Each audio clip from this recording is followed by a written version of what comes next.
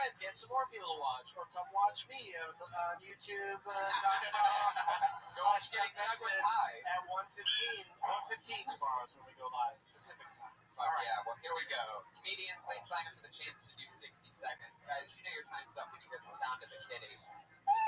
That's what it sounds like. Isn't that adorable? That means wrap it up then, or else you're going to bring out the angry West Hollywood bear. There it is. Yet another. It's much more involved than it needs to be. Yeah. So many animals. A lot of mixed messages like, oh, crickets, so it's boring, but so stop. There's a horse too. I think so, yeah.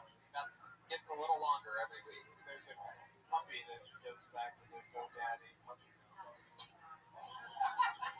I don't get it. GoDaddy, what does that mean? GoDaddy had a commercial where the punchline was that the puppy that ran off to Clydesdales comes back home and they're happy to see that puppy, and then they put it in a truck because they're selling the puppy.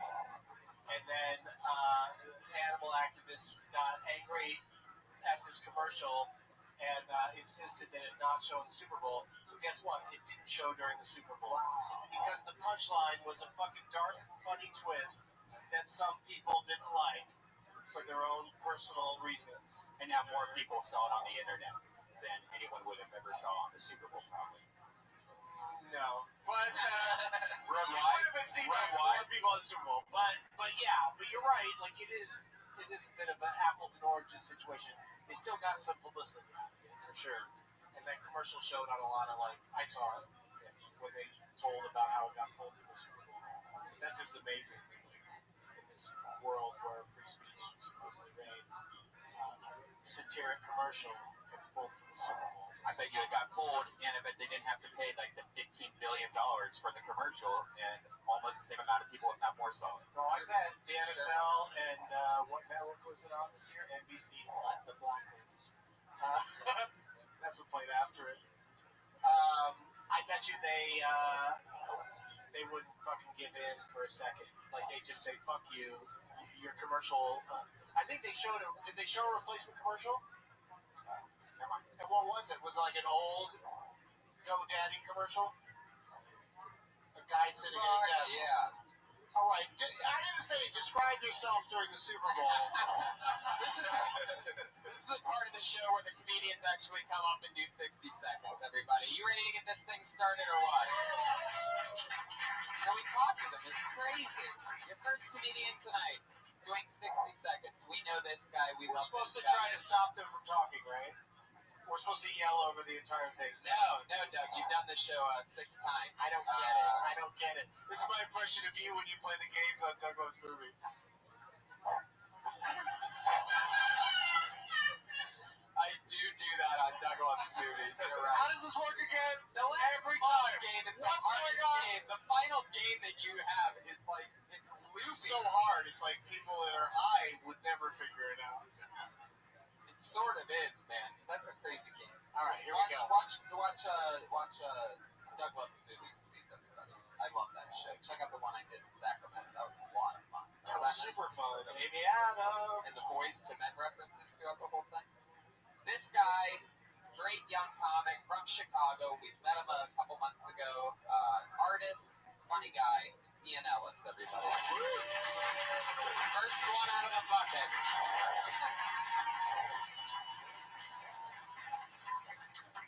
Stop fucking shit up, man. Sorry, I was just trying to move it over to cable part. There are people out there that are trying to find themselves. How the fuck do you lose you? Seriously, I've tried drugs, tried alcohol, I can't get rid of me. If you don't know who you are, I'll tell you, I'll save you the trouble. You're the person, you just decide how you react to all of your own thoughts and emotions. That's it. That's as special as you are. Lucky to choose it. My philosophy is this.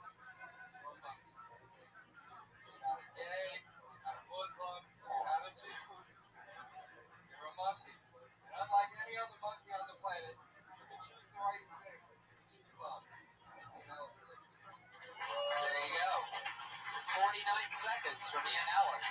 There's love. Giving time back to the room. Are you running for president or? I think I just started my period. I got a question for you, buddy. That's part of why I like the mics are acting weird, so that's why I tried to move it like just a little bit over that way more. There you go. It's not a question, it's a direction. That's so great the way you just said that. That's not a question, that's just direction. Are you familiar with a comedian named Mitch Hedberg? Such a dirty mouth, filthy whore. That must be one of Mitch's Hedberg punchlines.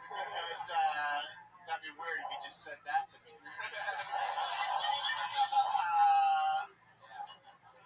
So that's the first thing, is stop sounding like Mitch Hedberg in your delivery, which might be hard to do because you love him and you may already have a similar way of speaking as he. Also, you're really high. Yeah. There is a detective. Why would anyone need a receipt for a donut? That kind of thing. Like, don't mimic his delivery. But that being said, you're clearly professional and said some things that even though the audience wasn't laughing, I pointed at you guys a couple times when I thought you shouldn't be laughing because there's some clever turn of phrase there. What do you think, Andy Hayes? I think there was a good premise there, but you didn't turn it for me at all. It was just also for a while it sounded like you were gonna go on a racist rant. You're like, you're all monkeys. I was like, all right, I want to get off this stage while this is happening. But I mean, obviously you got some good stoner vibes coming out. You're you want to, but there was no turn. We're monkeys that make choices, but what surprised me was how that revelation is made. Yeah, as high as you are right now, I'm guessing you were a lot higher when you wrote that. I'm trying to picture how high you must have been then, to where you're just like, you're not a gay, you're not a Jew. I bet it all looked really clear then, huh? Yeah, you did gay, which is sexuality, right? Two religions. Yeah, it should have been you're not a paraplegic or whatever. I like how you're reacting to this part because it's been pretty insulting. And you seem to be having a good time, so you should definitely, hopefully you can sign up for Last Comic Standing where they do this sort of thing to you, and if you can handle it, it seems to be a virtue. What is that? What are these weird attacks on Kill Tony? It's some weird sexual What's thing. going on? No, I was just comparing it to how on Last Comic Standing they when they're doing their critiques, if you get offended, then you're out of luck because you have to hope that they'll change their minds because you're agreeable and are willing to take their notes. Yeah. Their bullshit notes. Like nothing we say tonight is really any little thing we say isn't going to make them a stand-up comedian. Right. It's just all little building blocks. But you can pick or choose which criticisms to. You can definitely roll with the punches. Yeah, that's what I'm saying. You ever do a He's roast agreeable. before?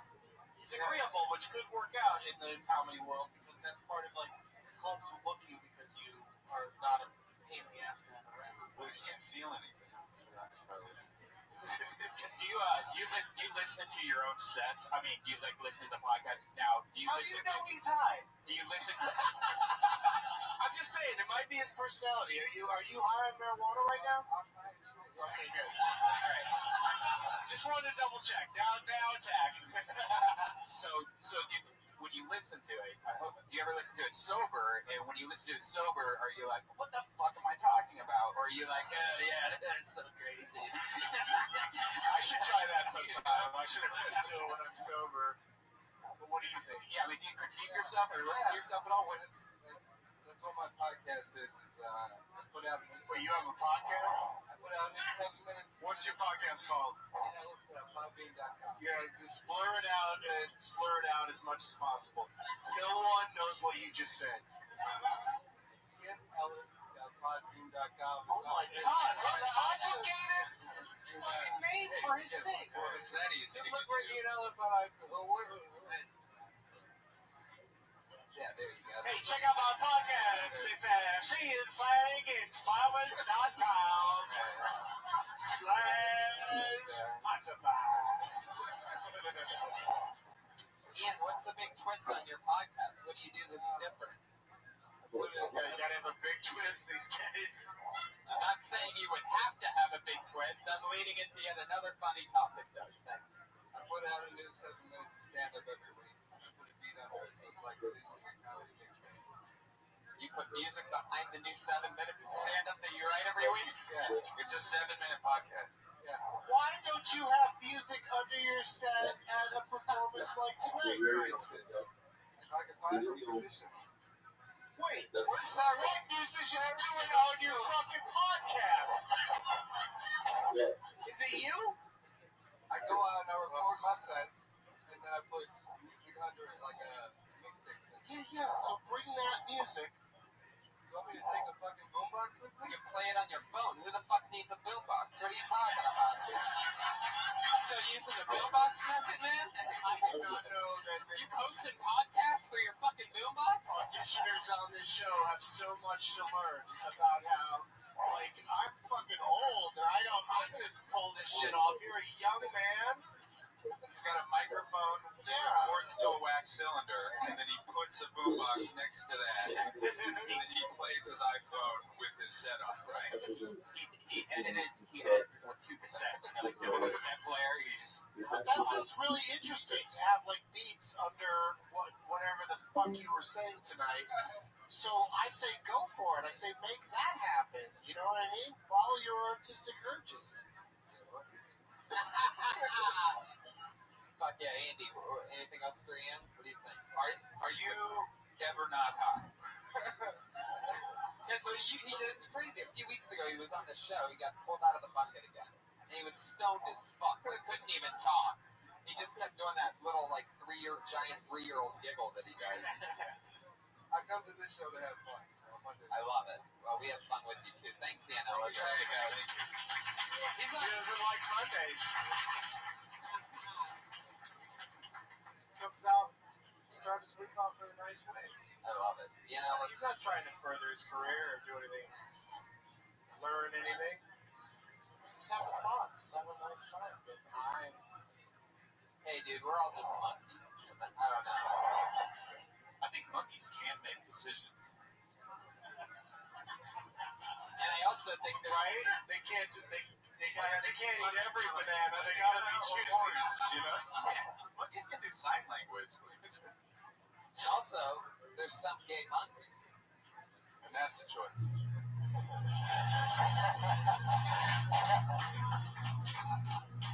I pulled another name out of the bucket. Put your hands together for Darren Chase, everyone.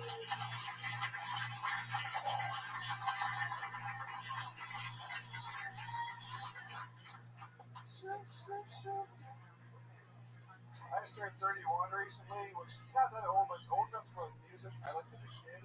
I don't really relate to it other any older. I'm now older than the artist was when they wrote the song. You know Coolio's Gangsta's Paradise?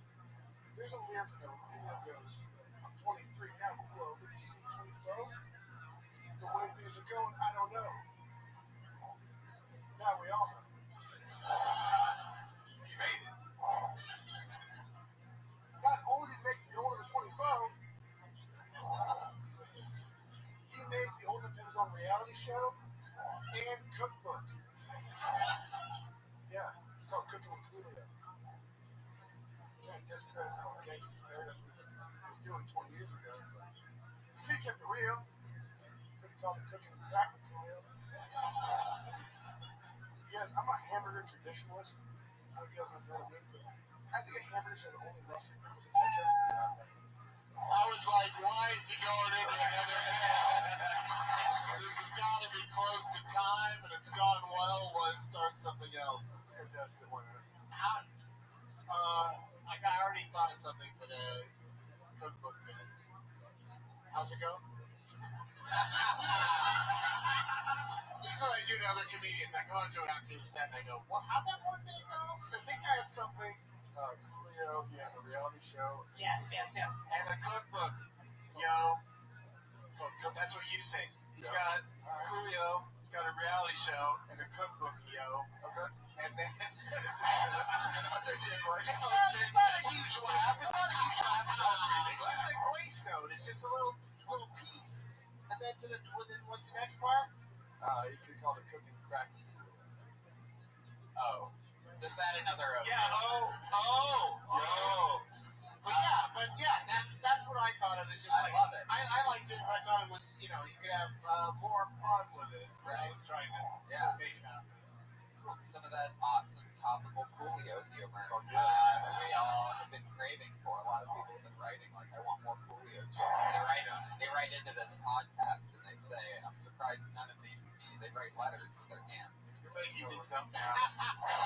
But that's part of what, to me, that's part of the charm of the Coolio reference. Yeah, Is that it's not, right. You're not hearing too much of it. Right. You're not overridden with Coolio references. Have you read the cookbook? I haven't. But he really does have a cookbook? I think he has a cooking show. Cooking with Coolio. Really? Yeah. He has a reality show and a cookbook. It's called Cooking with Coolio. Wow. I see him like cracking eggs in like ice trays and putting them in microwaves and shit like that. The best thing is That sounds like a perfect bachelor solution. I told Coolio that joke. He said it was cool. He said it was I was hosting the event he was on. He had no reason. What was Coolio? Yeah. What was I tell you what, though, when you just go up to somebody and say, "Here's what I'm saying," and then say it, he's probably thinking it's easier to not have an argument right now. I was thinking he's on I'm just gonna say, cool. he's not going to debate you on it. What was the event that you were hosting that Coolio was on? It was a car show and a biker rally in Tacoma, Washington. And he went out at 3 p.m. in front of 30 people. He didn't perform a single hit. Did he perform any songs? Yeah, it was this new group called Space Ghost that no one knows. Wow. And he did a 30-minute Space Ghost? Here's how he finished. He was like, he went out to the rant about, like, Obama say he's trying to help. It went weird. It went weird. He said, He I think it started turning dark. Space Ghost, check out my new band, Robot Chicken. He's like, I have a band called the Eric Andre Show. Yeah, he went the whole thing on rant about school and kids and education. It was dark. So, yeah. He's got a shaved head now, tattooed in the middle of his head, two little things. Ew, Coolio. Wow. That's amazing. How many comics are on this show each time? It's always different. It's what you support them, though. I really liked it. We've done a lot of talking with only 2 people. That's a joke that you use a lot, right? Because it seemed very well perfected. How long have you been doing comedy again? It's been a while. 3 years? Yeah, you have great stage presence. That was a great, how you wrote it was really well written. Good job. George Perez, anything on this guy, Darren Chase? What are your thoughts on him? You're standing close. I thought it was good. Like how he said, the joke was there, stayed in it, and it was about a gangster. I like it. Yeah. Okay, finish the hamburger joke, and then we're going to send you on your way. I'm a hamburger traditionalist. If I get a hamburger with cheese, I'll send it back because I didn't order a cheeseburger. My friends are like, just eat the cheeseburger. So I'm fine. It's an allergic. I said to the hamburger election time when my friends asked why I don't vote. I had to lie and said no. There you go. Seriously though, the I don't want cheese thing is the weirdest thing I've ever heard. Yeah. It's fun. Yeah. Very big. It's good that I asked you to go into that joke so that we can all tell you to never do it again. Oh no, he can do it if he really prefaces it with, "I'm a weirdo." Yeah, I send it out 4 or 5 more times. Yeah. Absolutely. Good job. Darren Chase, everybody. There you go. Darren Chase. He's on Twitter at Darren Chase. Ian Ellis, under his Twitter, just left another promo for that podcast he was talking about earlier. It's ianellis.podbean.com. No, you pull it. But before you do, I just want to say something. Yeah. I'm going to try to say something positive to every person. Okay. Even if I have to lie. I love it. Absolutely. But just one positive thing per person, right? At least. Yeah, at least one. Right. At least one thing that's encouraging. Okay. No matter how much they fucking blow. Okay. Pull the next asshole out of that bucket. There you go. No matter how they do.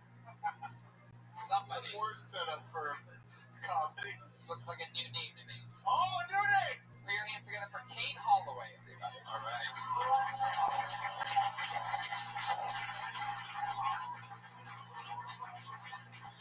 What's going on, guys? For like the last couple of months, I've been trying to figure out if I want to marry my girl. And this last holiday weekend, my mom talked me out of it.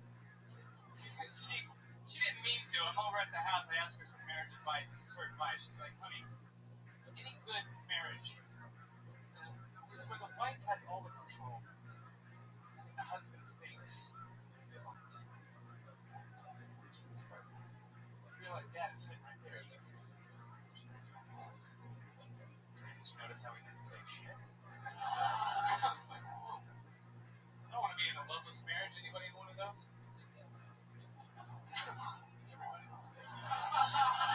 Dude, I don't know. I've seen pictures of my dad. I've heard the stories of before he met my mom. Dude, he's a grizzly bear. Walking through the forest, he didn't give a shit. Started fistfights with bees, getting all the free honey and salmon that he wants. He has no idea where my mom is because she's this camouflage hunter in the brush, just waiting for him to find a spot to hibernate.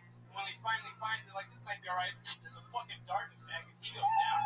Then he wakes up, and all of a sudden he's in a cave. Shit. Whoa, the bear came out in a minute. You got close. You got close. And, for my money, you're the winner of the Bill Burr, like. Yeah, no doubt about it. Yeah. By the way, you're more Bill Burr than Ian Ellis was Mitch Hedberg. Like, that was super cool. It's very Bill Burr, but You're a huge Bill got Burr the fan, look, right? and then there's some similarities there. But that aside, you can lose that over time. Yeah. Watch some Hedberg. Absolutely. I'd say in the early going, use like that, because the audience will sort of accept it at like open mics and stuff.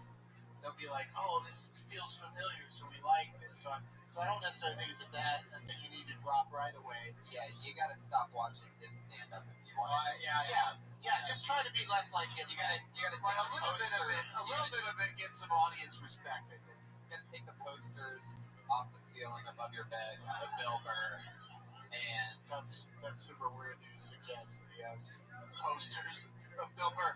But I know it's super weird and wacky to say something like that on this comedy show, Doug, but it almost seems like we're in the middle of it. Is your normal conversation voice blurry?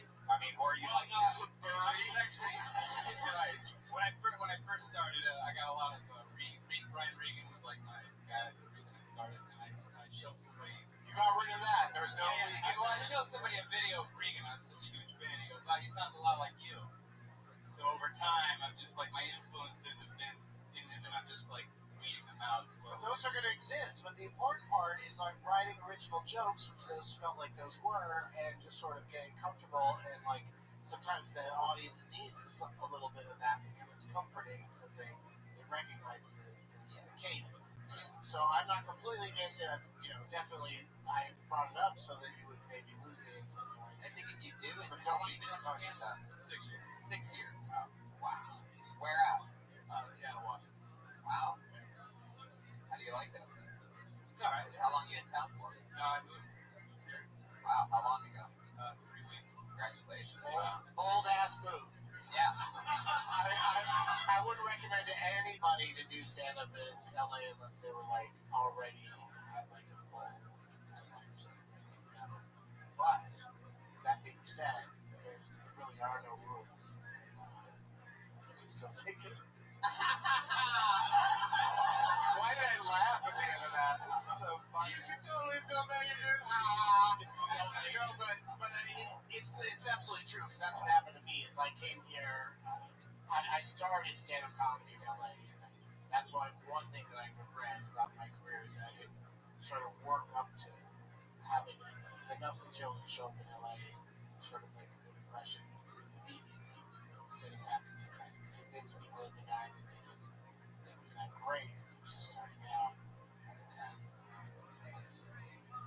but I thought it was a good set. I mean, a good minute. Yeah. The bird thing, though, is something I would really try to work on. I would really like to hear your no more voice. It might be hard to change. Put some rubber bands around your balls really tight. I don't know what you would do, but yeah. I think you're using your voice. It's more of a cadence issue. And similarity hand of thing. topics. It was like a hand thing where you went like that at one point. Yeah, no, I heard that back home.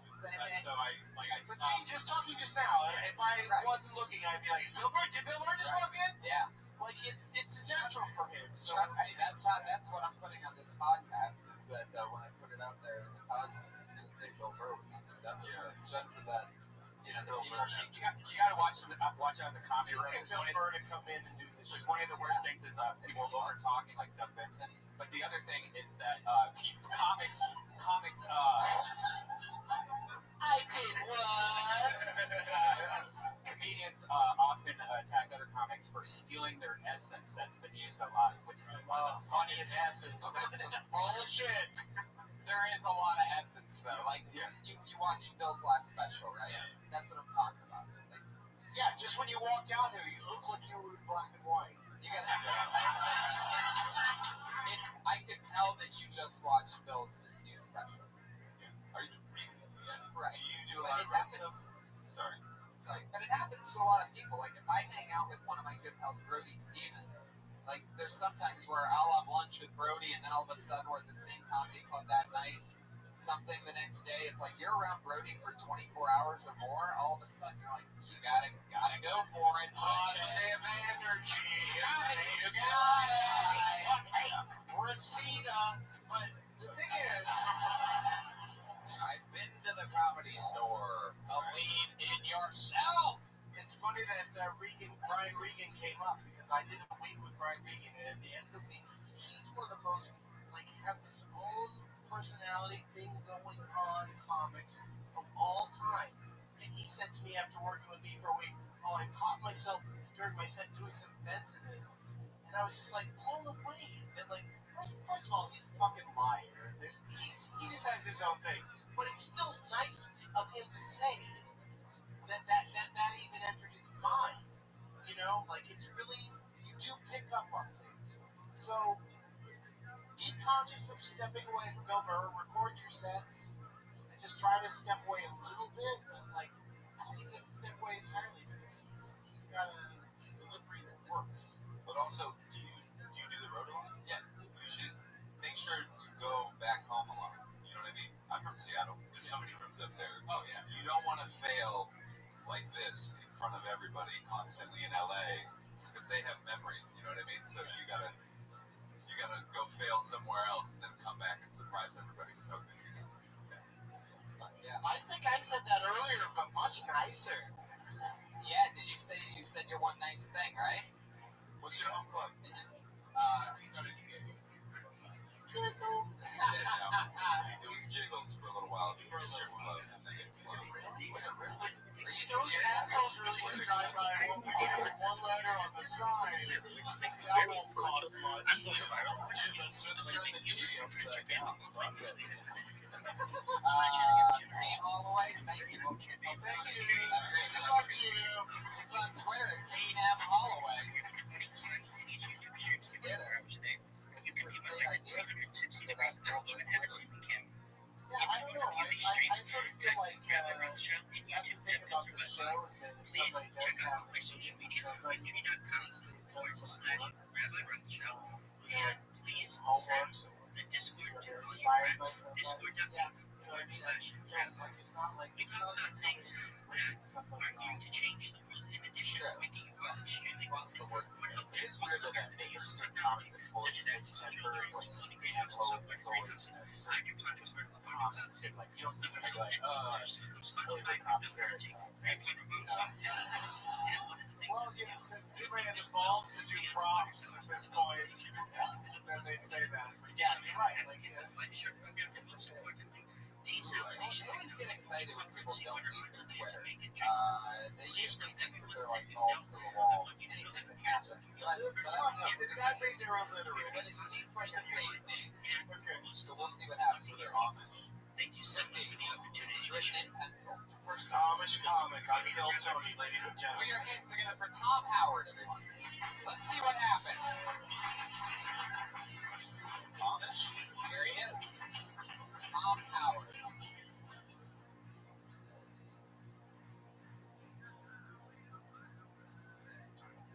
A buddy of mine once asked Tom, what's it like to be a strong, independent Latino woman in modern day America?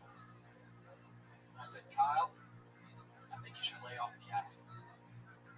Because your wings are turning gray. And then he flew away. I started sobering up and realized I was alone in my apartment. And I don't know anyone named Kyle. So I once had a girlfriend, a very long time ago, and a thief broke into her apartment. And the way she decided to wake me up was she punched me in the chest as hard as she could. And I weigh 140 pounds of wet. So I was driving. As I was dry heaving on the ground, she's like, Tom, you have to go out there and defend my stuff. I'm like, I'm not going out there. I'm a coward, okay? Were you not paying attention an hour ago when I turned off the lights and took a run and leaped into bed? That way monsters. Whoa, shit, the bear is out tonight. Yeah.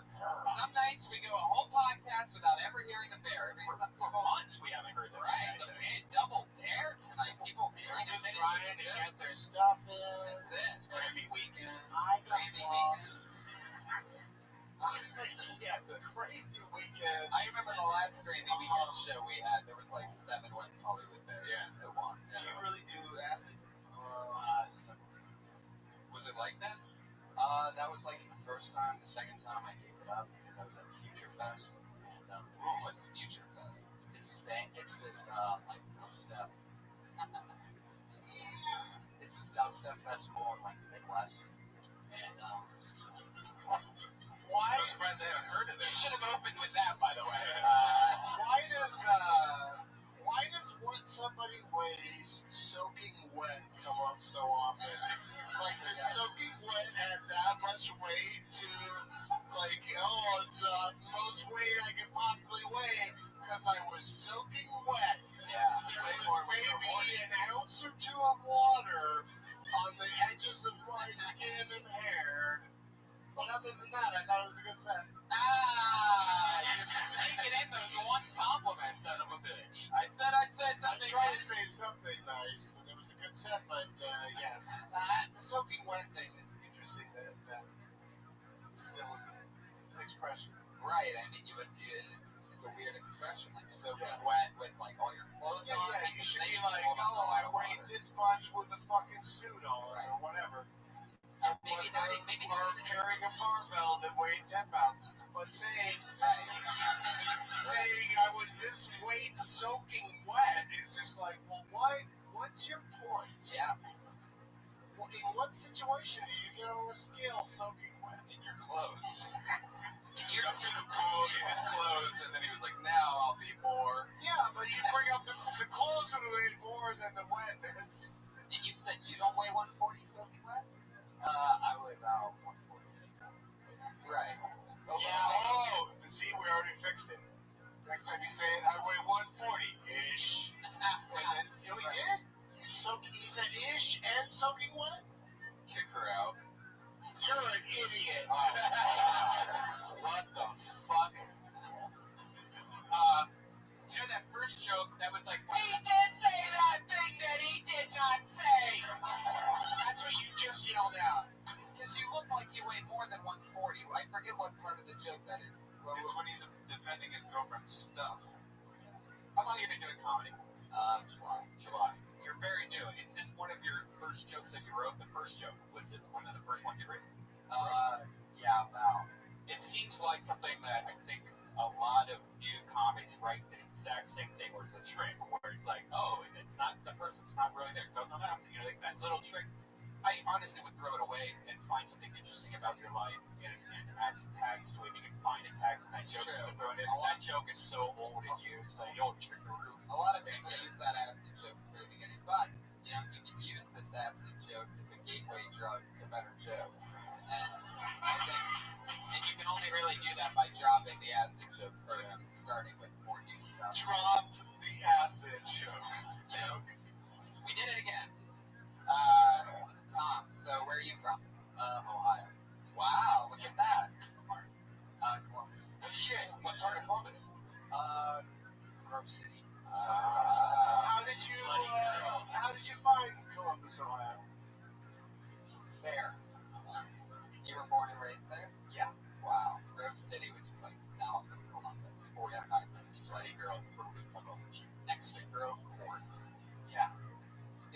20 minutes due south of the airport. Huge dubstep. Yeah, that's the only way I know about it. That's how I know about Grove City. Yeah, Grove City is where you go when you want to hear the, that's where Skrillex records. Yeah, no doubt about it. Where was the Future Fest? It was in the Hills of Virginia.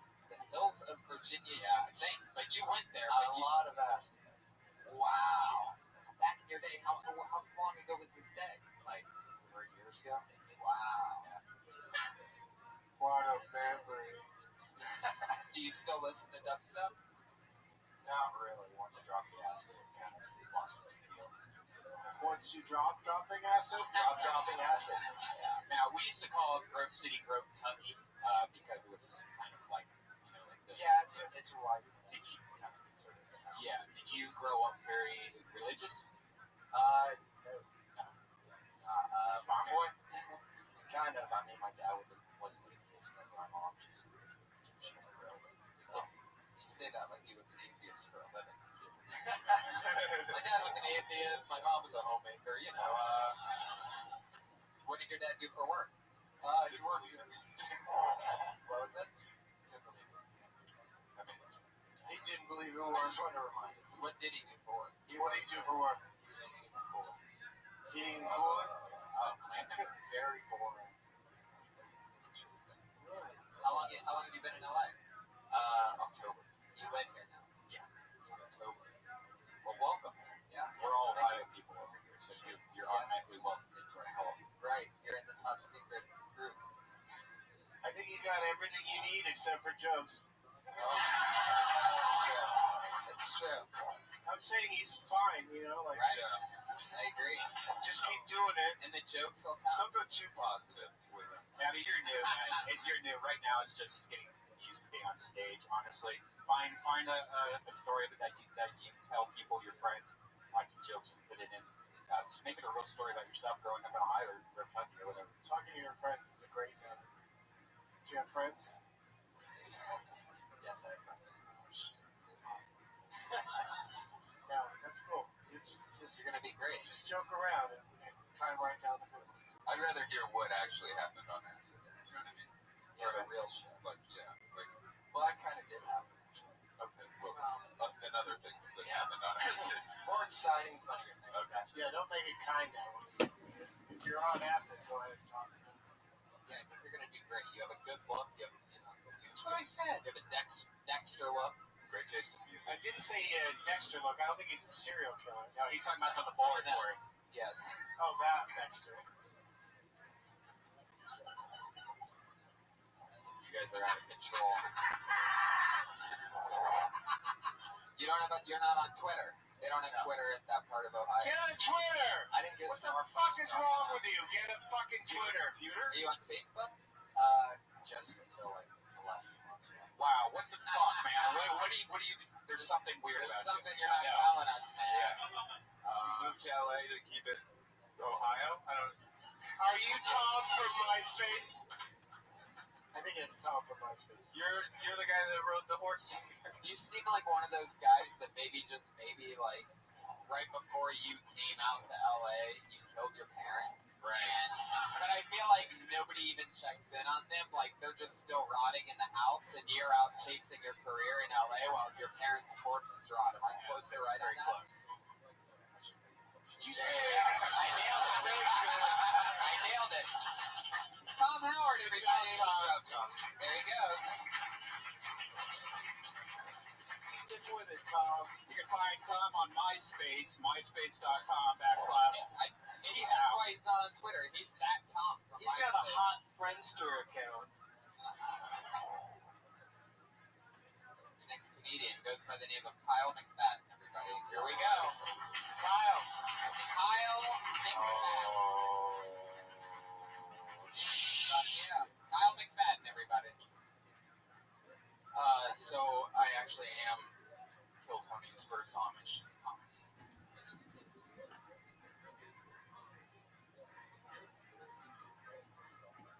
Has anyone in here heard of a depression beard before? At all? Okay, I'll explain it. A depression beard comes in a few steps. Step one is you get depression. That's the first step. And then step 2 is you don't shave, and then you have a depression period. You're there. You nailed it. Thank you very much. The depression period, it's a real thing, and there's a psychological effect. It's a natural mask that shields your face, covers your face from the world. However, there's nothing more depressing on this planet than a depression beard that doesn't cover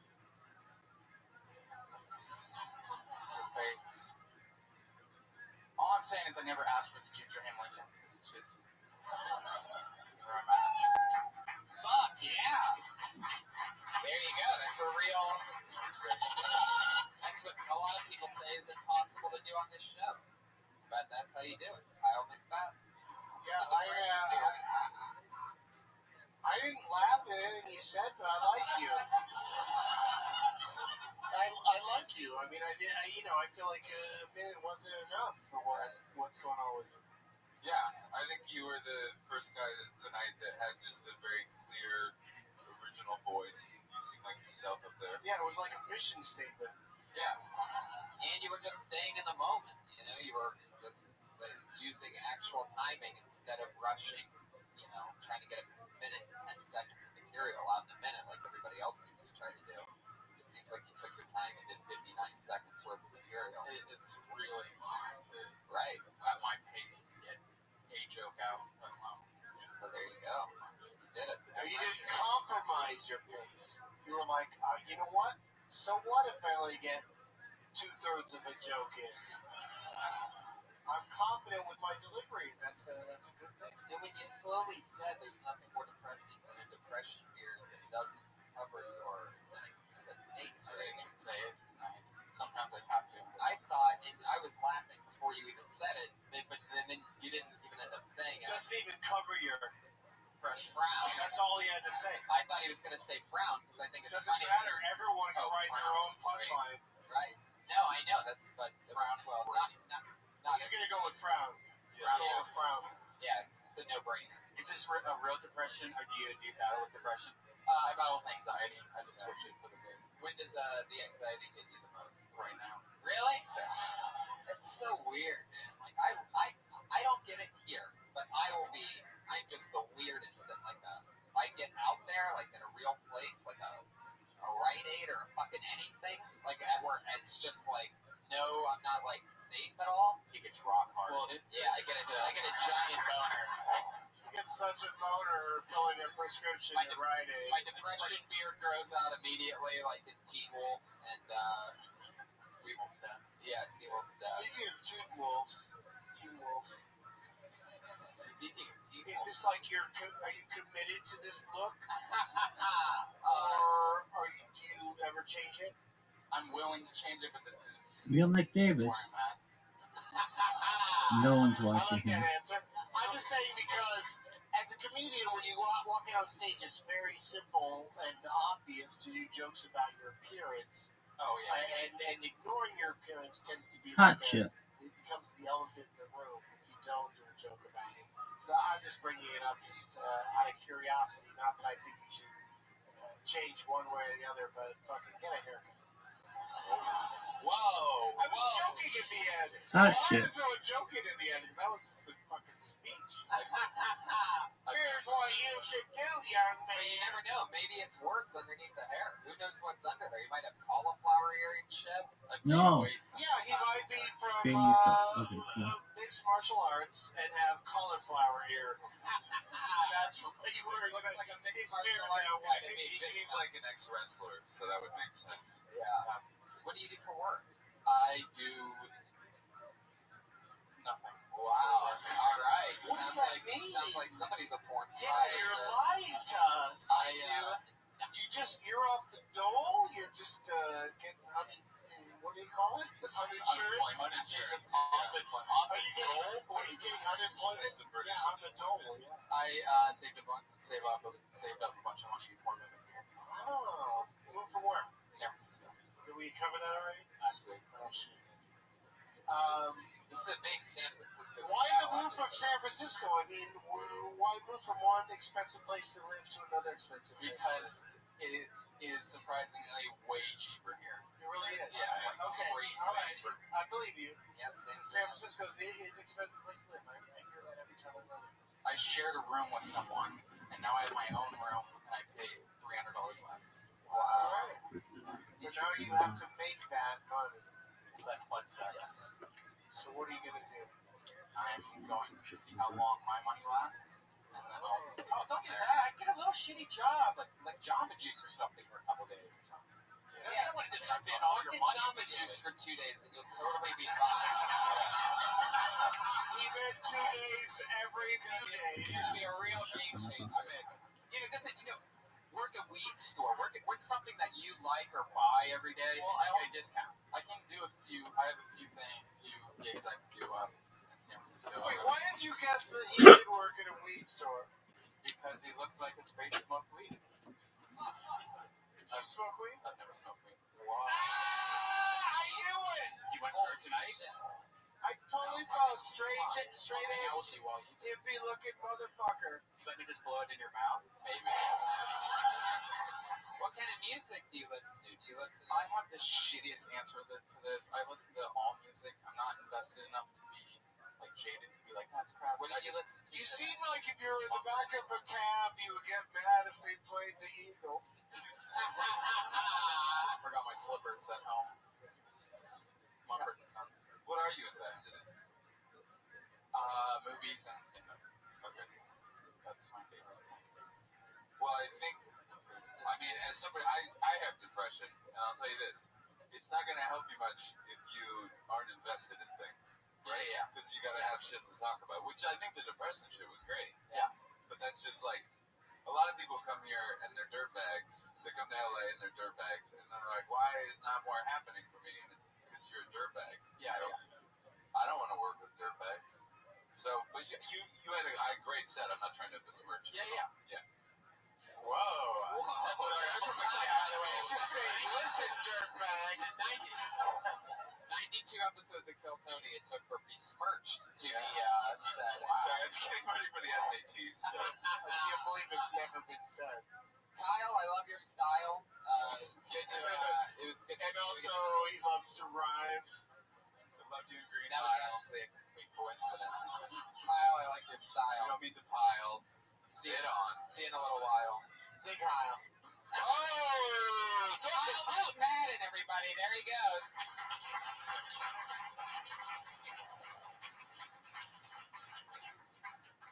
I love that guy. He's got a funny look, right? I mean, if he did work in a pot store, that'd be good because people would think they were wasted, like walking into the pot store. Also, if his Yeah. beard hair fell on the weed, they would just think it was better weed.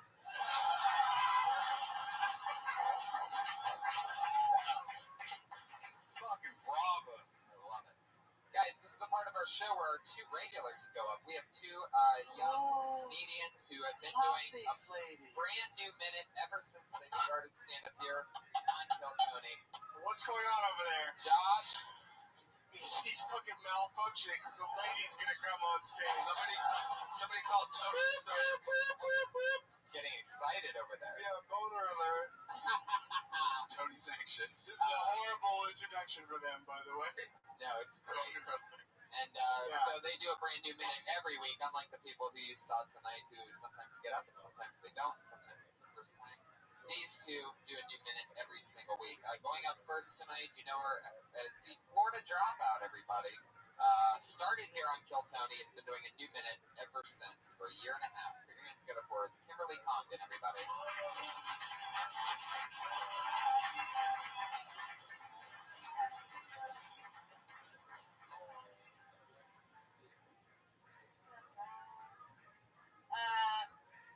Yeah, I'm kind of having a weird night because I came here and I just had to buy my own drink, like an ugly girl.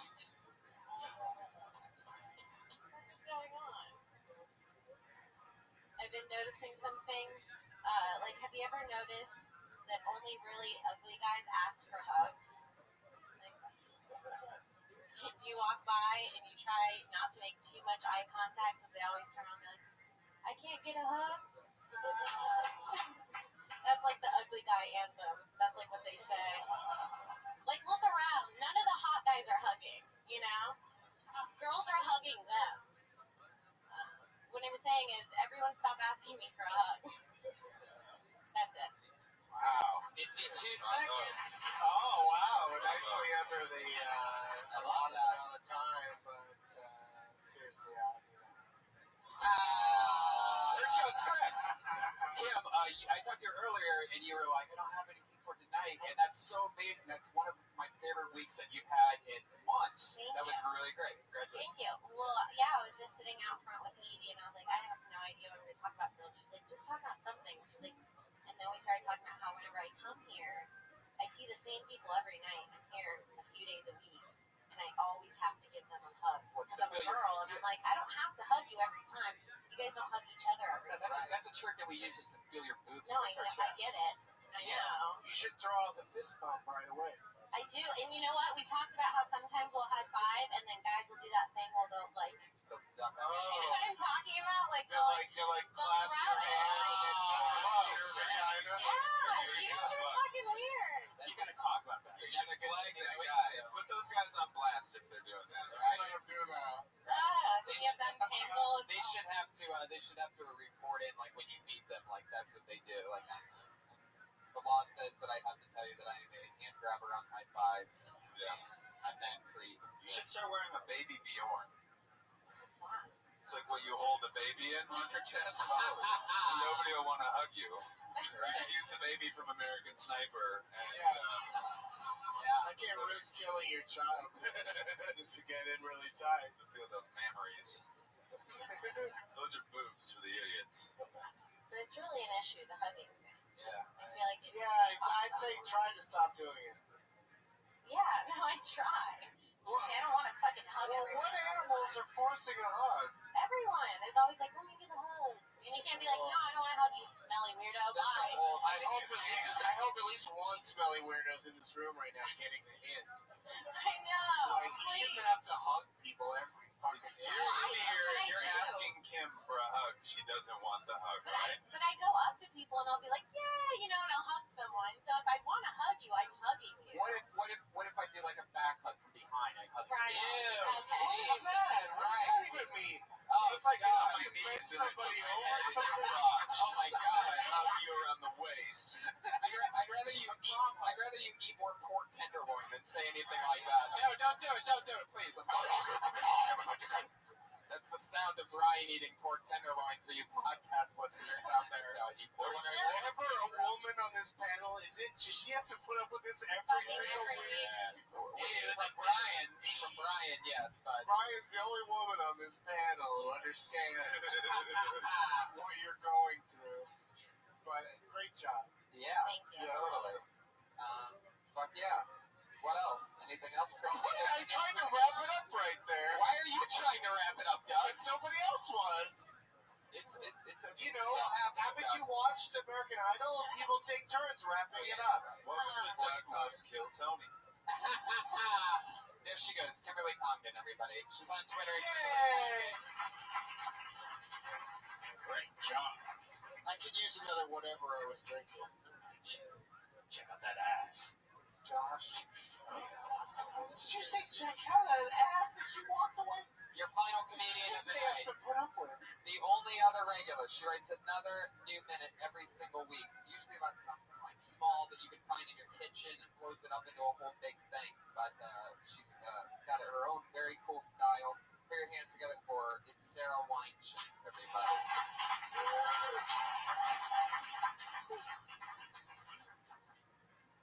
Door stoppers. It was like, fuck, man, those doors. We gotta stop them. Fuck the fires. There's already the extinguisher. Fuck rapists, criminals. It's the doors. We gotta stop them.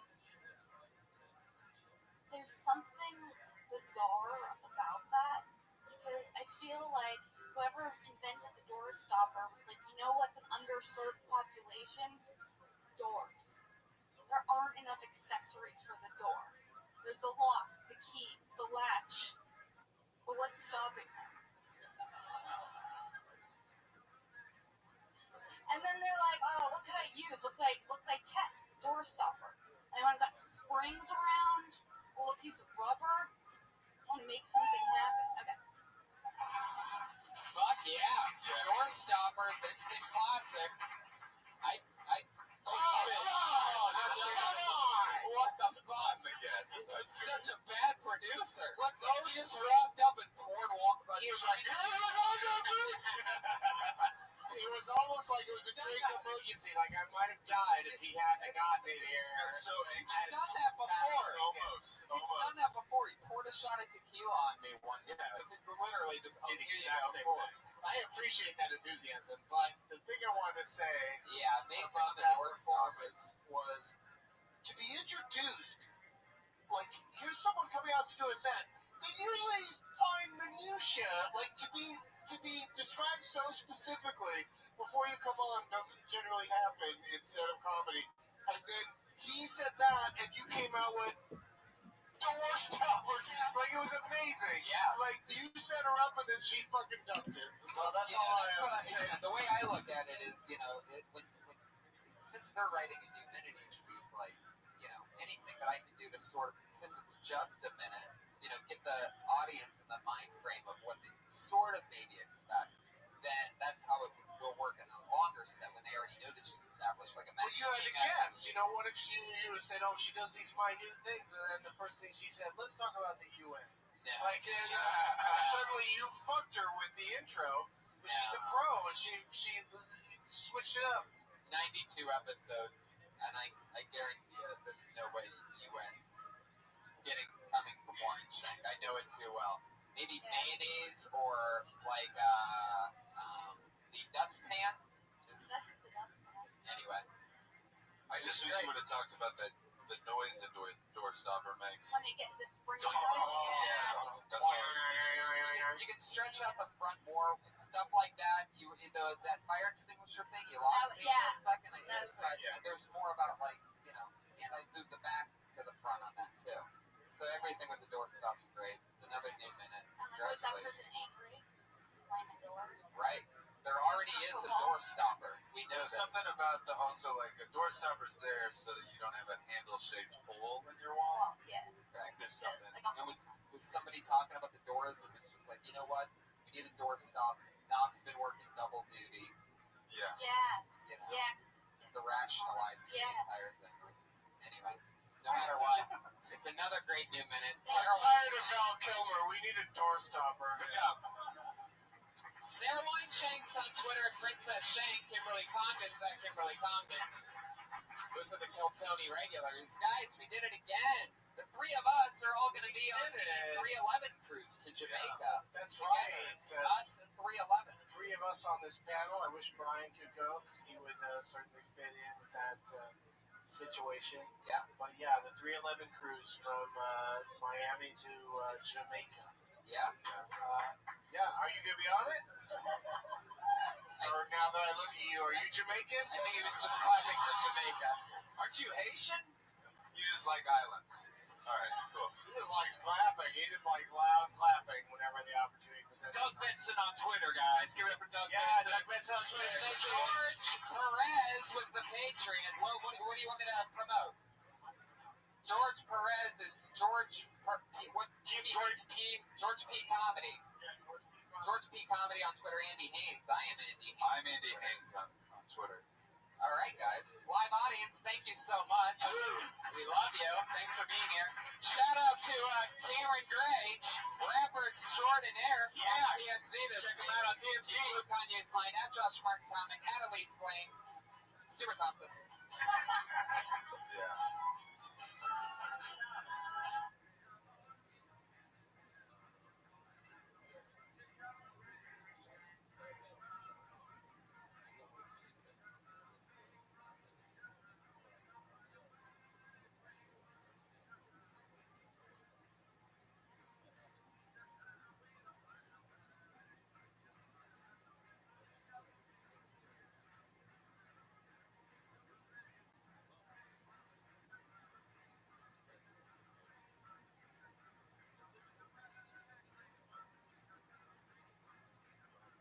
is Redman coming to you live from the world famous comedy store for a brand new episode of Kill Tony Volume 2. Give it up for Tony Hitchcraft! Oh shit. Here we are. We're doing it again. Ladies and gentlemen, Ryan Redman is here, everybody. Hi, guys. Right to my left, my buddy Old Pal. We're so close. We'd like to say hello to both you, the live audience, and the hundreds and hundreds watching live on Ustream right now. We are the only streaming podcast live at the Comedy Store. Welcome, everybody. That's a first in history. It's true. Yeah. They've never done that before. Yeah.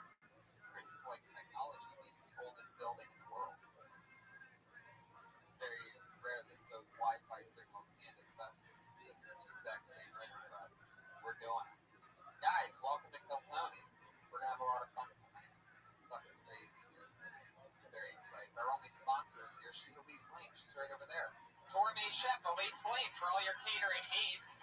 She cooks us a meal every week, and it's always delicious. Brian always makes sure that I smell it really good. Tonight it's pork belly banh with pickled carrot, cucumbers, jalapenos, basil, cilantro, and Hassan aioli. Delicious. Stop that, Brian. Never again. Never again. I'll put you in a fucking boot like Robin Quivers. You hear me? Stop breathing on me. Want to end up in a fucking glass boot? She's at the girl with the pan at Elise Lane on Twitter and Facebook and Instagram, all that great stuff.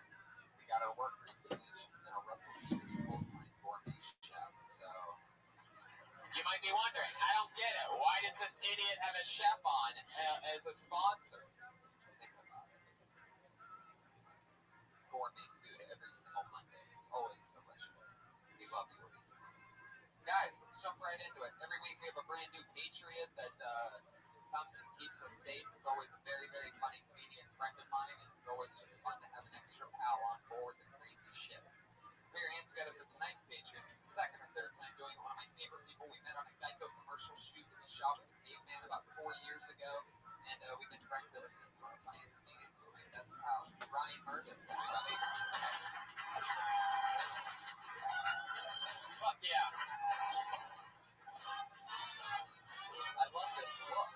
It's like a lazy Sons of Anarchy. Oh, yeah. It's beautiful. How you doing, Merv? I feel great. You live? What have you been up to lately? I've been snowboarding. Oh, yeah. Trying to find California. You snowboarding, huh? Yeah? Does anybody get on that lift with you? Are they willing to go on that diagonal ride of shame where they're just hanging onto a pole? Yeah. It's like a slingshot. Right. It flips right out. Yeah, I'd imagine that when you got off the ski lift, everybody would feel that. It would be something, right? It's an island effect fly. Oh, yeah. What's your second favorite thing about snowboarding? My second favorite thing is the beautiful pristine. Yeah. It's a real answer. A lot of people would have tried to say something funny right then, but not you. No? You went right with it. Answered really honestly, straight from your gut. It's not the big play for choose. A lot of honesty. Oh, yeah. Merv, I'm happy to have you. This is the kind of guy that we go on to do our desert excursions. We've had a lot of fun together. We've been to music festivals. But we met on a Geico commercial shoot. We shot landed a commercial. We shot it with the Geico Caveman. And Merv and I got a little too high before the shoot. We thought we were all alone, and then like nobody was up right before we got out of the car to go shoot the shit. And we thought we had time. We smoked pot. It was really, really good pot. Next thing you know, we were stoned in the hills. Like 2 seconds, they were like, we got tons of time. Right. We're like, this is gonna be forever until we start, have to go to hair and makeup or whatever. We smoked the blitzed. And then all of a sudden we're in hair and makeup. I remember the lady at one point going, are you guys okay? Because we were just like staring at each other, cracking up. By the way, the Geico Caveman, if you're wondering what that was like, he pulled up to the shoot. He showed up in full makeup. Left in makeup. The Geico Caveman doesn't even go to hair and makeup. Alright, fuck you guys. You don't give a shit? Think about that. That means that guy's out there driving that car. That's the Geico Caveman. I guess some of this audience is too young to remember the Geico Caveman, or so excited about tonight's show. We have two of our favorite guests on the show where we watch comedy and talk comedy comedians. These two guests are two of my most used guests, two of our favorite guests, two of the funniest people at it. I'm so excited to have them both here. What's that? What, Josh? What are you saying? What? Oh, yeah, that's right. Thank you. Perfect. That's why you're there, Josh. Beautiful. Every week we have a musical guest that comes and debuts a brand new song every single week. Put your hands together for him. It's Pat Reagan. With special guests tonight, Death Squad super regular, creator of Thunder Pussy, Jeremiah Watkins. It's Pat Reagan and Jeremiah Watkins. Two of my favorite talents, another two of my funniest friends. Set back for more. This song, we're Reagan and Watkins, guys. This song. This is a song that we know how to play. And it is entitled Sad.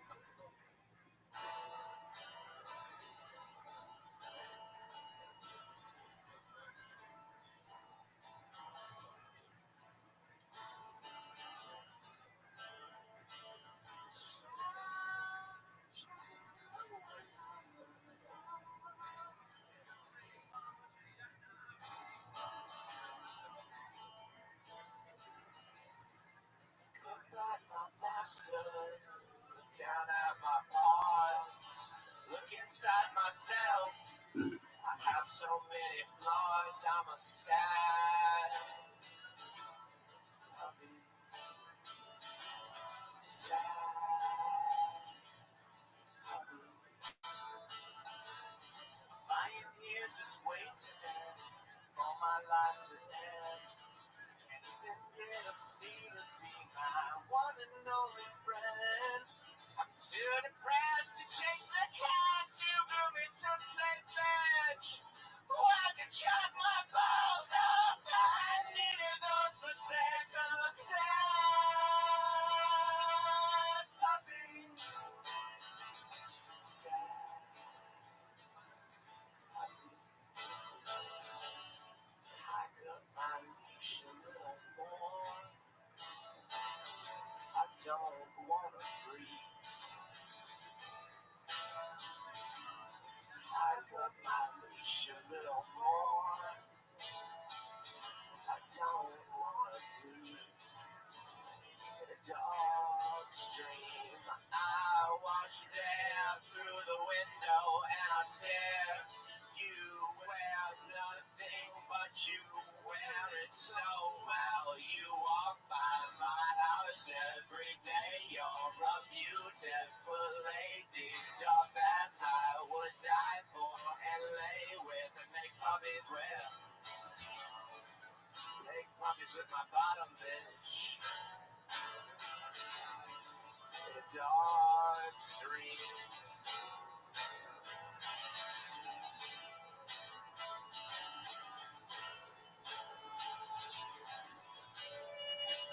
Jeremiah Watkins, ladies and gentlemen.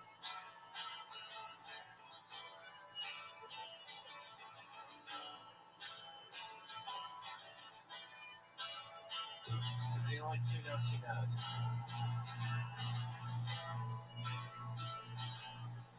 Had some taste of chocolate, but it just made me sick. Why'd you chop my balls off and just leave me a dick? I'm a sad puppy. The same two notes again. Don't applaud. Sad puppy. Sad puppy. Hello. Tuesday. Wow!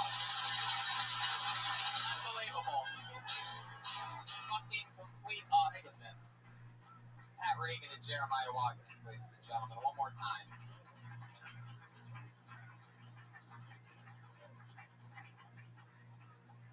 Every week I have two of my funniest friends on as guests. This week is no different. As I mentioned earlier, here they are, everybody. Two of the best. It's Kirk Fox and Tiffany Haddish. I could give the credits, but it would take absolutely forever. It would take forever. Tiffany from BET, Tyler Perry movies, Kirk Fox, host of The Test, coming in late like a pro. Look at this guy, I love it. Kirk Fox, everybody. Woo! Tiffany Haddish, Kirk Fox. So Tony, I said I was in the green room, man. I told you I was there, and I love it. then suddenly Josh is there. Like, where are you? I'm like, I'm right here, man. There I am. Good to see everyone. Nice to see you, sir. Tiffany, how are you?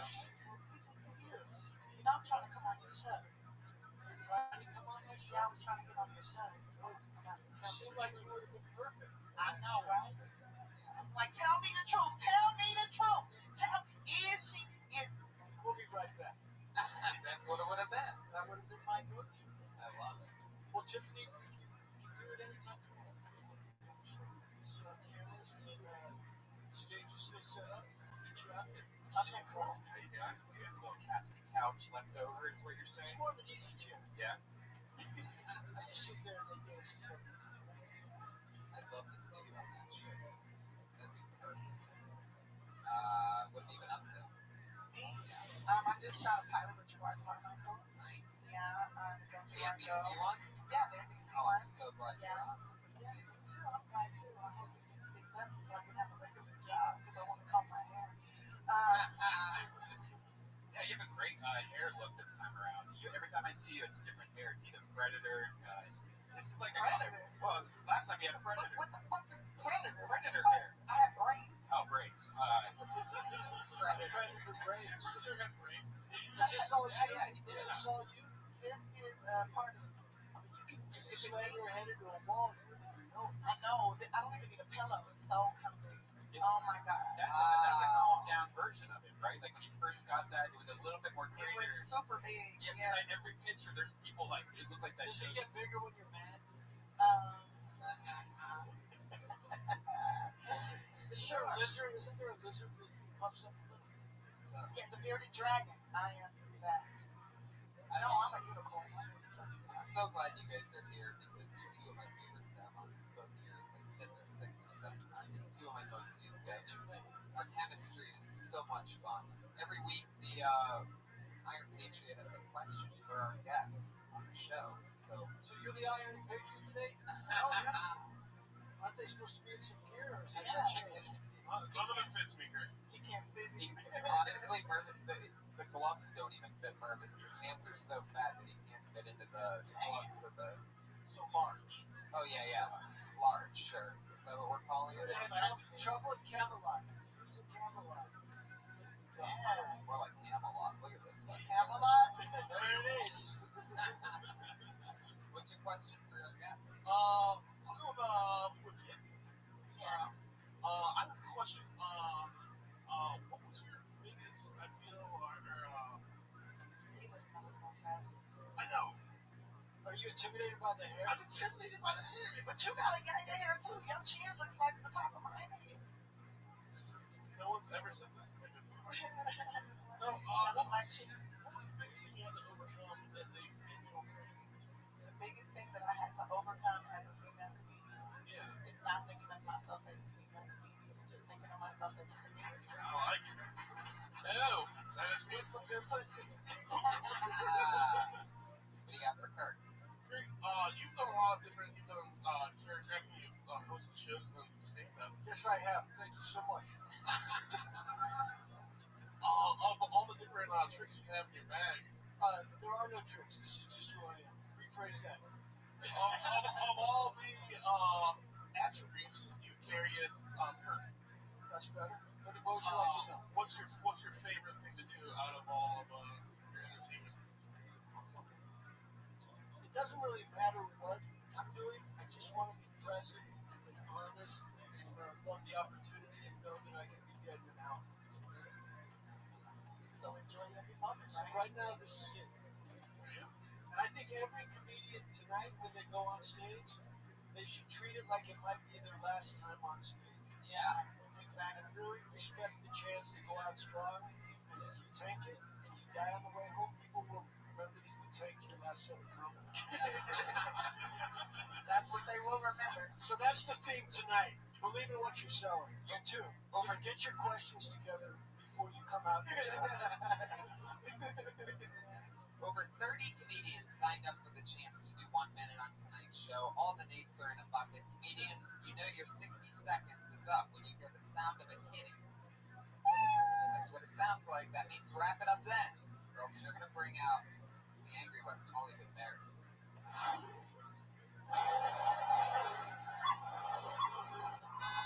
Oh shit! Oh, traffic! Look out there! All right, there's a whole thing going there's a on. lot going on here. Now, can I ask you one thing, Tony? So this is streaming, so this is, people are seeing this right now? Anything can happen. If there's a streaker that comes on at some point, right? But that would never happen. Female streaker, Asian female streaker. So then that would look like a little girl running around naked. That's not cool. Depends on what you're looking for. Holding her driver's license in the air. What's cool is that Tiffany actually made friends with a 14-year-old who does stand up. And I did that once. Dangerous. And I did.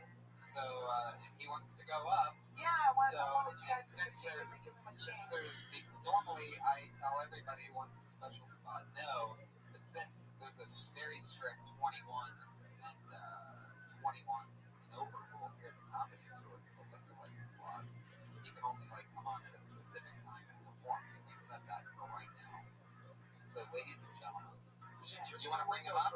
Yes. You bring him up. Please make a whole lot of noise for my little buddy, all the way from Seattle, Washington. Give it up for Deshay, ladies and gentlemen. Give it up for Deshay. Deshay with the first minute of the night. This little kitty had fun. How you guys doing out here? This little kitty frustrated. Man, I'm a little frustrated, but I'm happy to be here. Like, other day I got a whooping. But have you ever gotten a whooping and during the whooping you feel like the whooping wasn't about you? Like, let me explain. My mom grabs me. Yeah. She throws me in the bed. Ah! That's how I feel. Ah!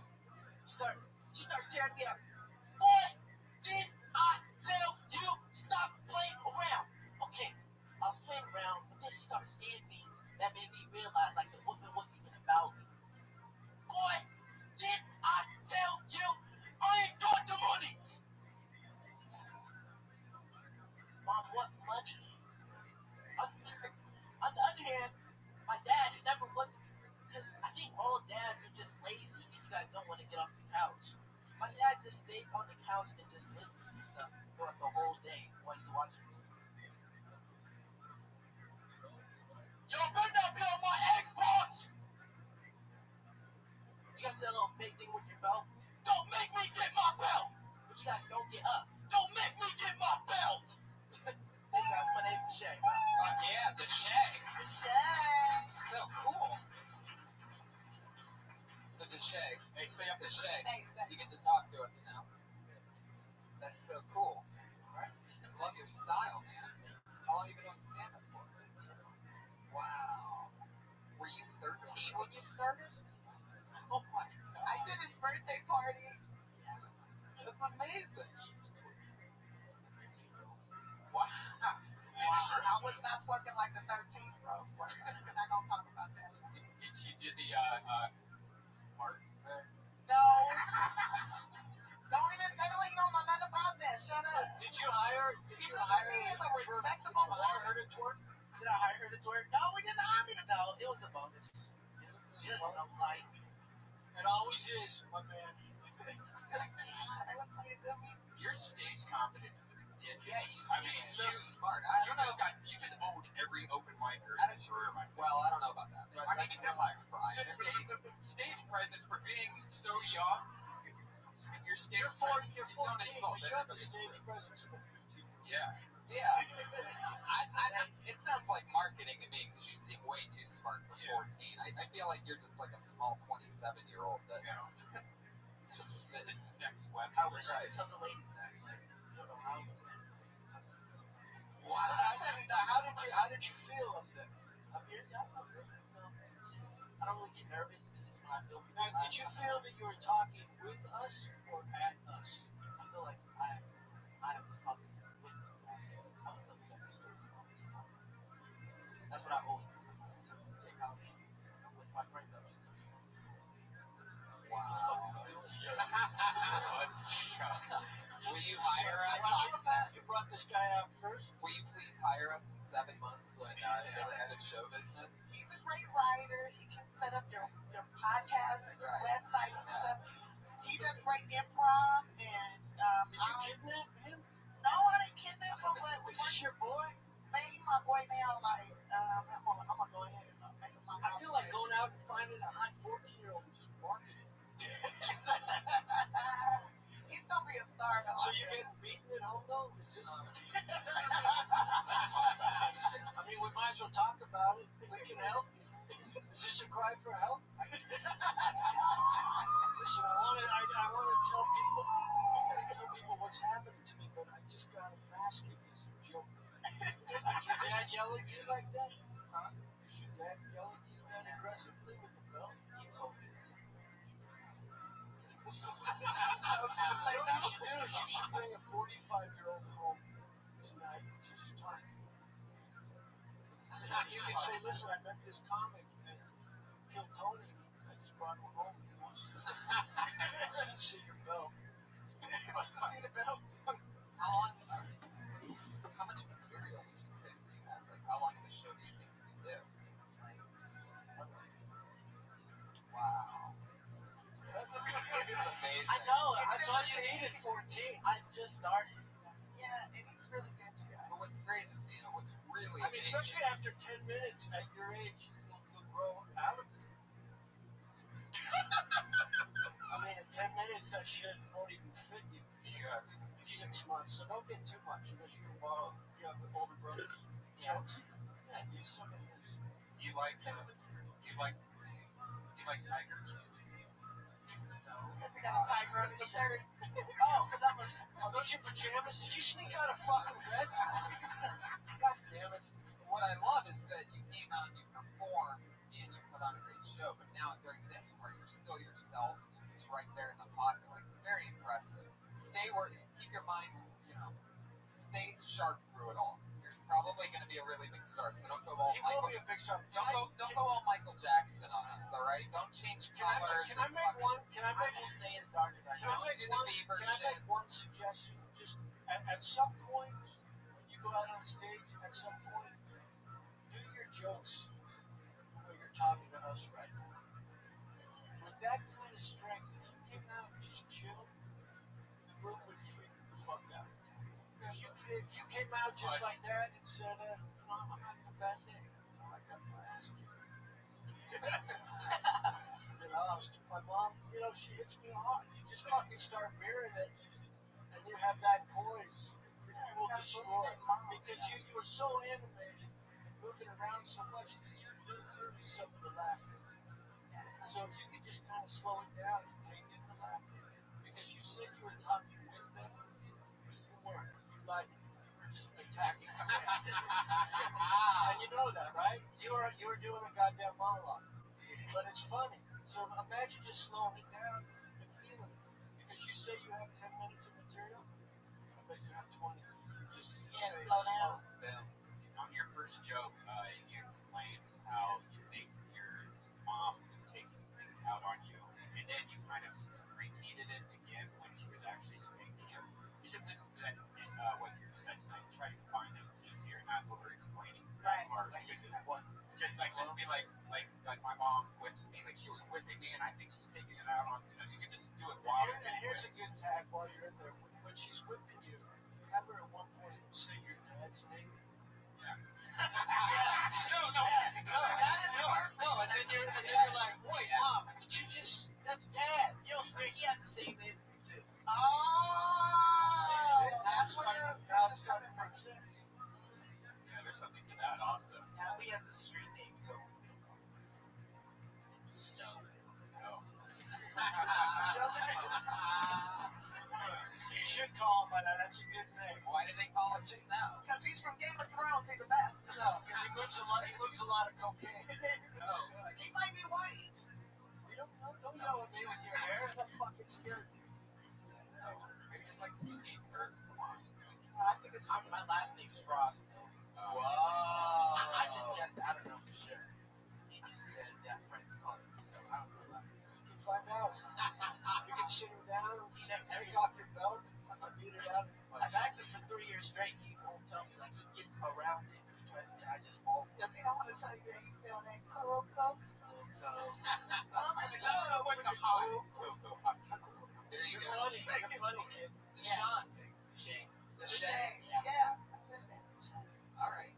Don't correct us when we mess up your name. Just be happy we're talking to you, kid. You're still 14. Anything you want people to go check out or see or do? Follow on Twitter or something? What do you want? Yeah, you guys can check me out on mine. Yeah, Shane Frost. DESHAE. Oh, shit. Frost. You already know. And then Instagram. DESHAE_Frost.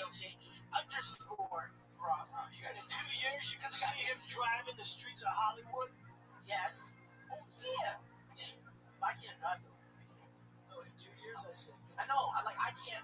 My mom's trying to teach me now, but like she don't want. We should have a cop show. We should have a cop show, just you and me. Yeah, I'm gonna be Instead of Turner and Hooch, it's just like Kirk and Shane. CBS this fall. That's actually, that could be picked up probably. I wouldn't be. I wouldn't catch it. Well, you need his like. Stick to your material. You're losing us. Deshay, it was nice meeting you, man. Have a great night. There you go. I'm so Deshay, proud of everybody. you. The future. The future. All bow down to the future. I'm so proud of you. One day you'll all be saying, I think that I'm not proud of you yet, kid, but I got plans for you. You saw my belt. I'm proud of Just you. wanted to feel comfortable. That's why I was a little aggressive, abrasive. I wanted him to feel like he was still at home. Well, to the bucket we go, everybody. Well, I just want to let you guys know that every one of us on stage is going to get a big fat blessing because you let the young man get up on stage and do this thing. And I remember when I was that age, nobody was 5%. Less 5% of that future. That's a blessing. Talk about it. But I'm just saying, nobody would give me a chance when I was his age. I'm just so happy you guys were good way. I like how you made it about race. That was awesome. Because it is always. I pulled the name out of the bucket. The next comedian doing 60 seconds here tonight goes by the name of Daniel White. He's been on before. Woo! Think so? He's 13 years old out of Kentucky. Oh, whoa, he's got a guitar. Look out! Pat Reagan. Somebody's coming for your job. Daniel White, everybody. How you doing tonight? Just wanted to clear something out for you. They say that playing guitar helps to get you laid. I've been for 15 years. I'm here to tell you that that's complete bullshit. You have to. You gotta have a couple other things, okay? You gotta be able to sing. That helps. You gotta be able to play songs that you like. You gotta be attractive. Being attractive helps a lot. But if anything, it's just affirmative action. You know, like those music. You got two guys. One plays guitar. Okay, we'll go with that. But anyway, so I want to just do one more real quick.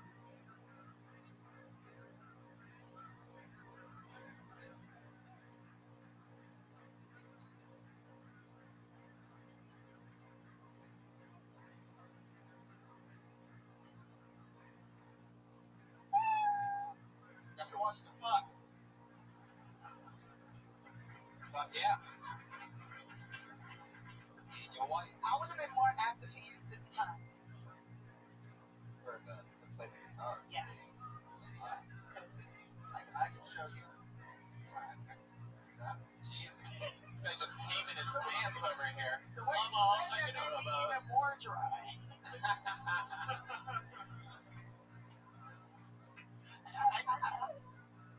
The one thing that really stood out to me was the mic stand thing. What happened there? I mean, you were so focused on that, and then the next thing you did, as soon as you had it where you wanted it, you pulled the fucking mic right out of the mic stand. Where I wanted it. You drew everybody into that mic stand, and the second you finally tightened it the way you had it, you stood there for a second immediately. You just grabbed the mic right out. You didn't even move the mic stand. Yeah, you just left it. That made my pussy way dry.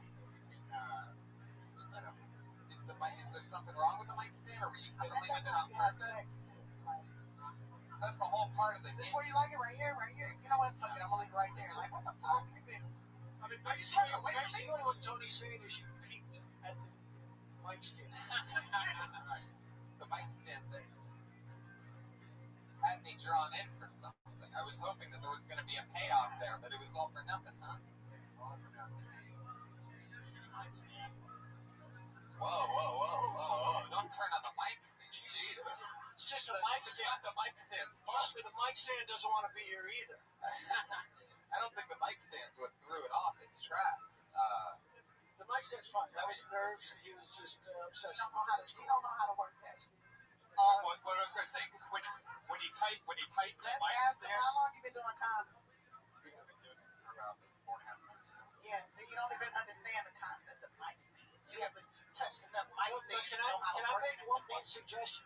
Now, if you're going to come out with that guitar, I wouldn't. You only have a minute up here. I would just hold on to it. Yeah. You know, that way it's with you at the time. Yeah, wear it up here. Wear it like a backpack. I mean, if you're bringing a guitar up, fucking live in it. Alright. Let us know that shit is a party. And really know how to And try and cut down the introduction of what you're going to do. The shorter your introduction, just get to it. Can you take that Basic. beanie off? What's up? Some messy hair. But you got hair, like, show that off. It don't match the jacket. Man, you just went from train engineer to accountant real quick. That was amazing. That was insane. Went from the Which cheap is even better. That's better. Now, do you have? Oh, that's not Now, so do you have- Superman, bro. I don't know. Do you do other I sounds? don't know what wet I mean, comic book you've been reading where the Is the Superman guitar looks like part that. of your act always? No, it's not. It's not. I was just kind of just trying out this music product. So, as a friend, I'm going to suggest you never do it again. But listen, we're all in this together. If I say something that doesn't work, I expect everyone to say, "Well, what a loser." I mean, if you're gonna have a problem, it shouldn't just be for one joke because it takes away from you.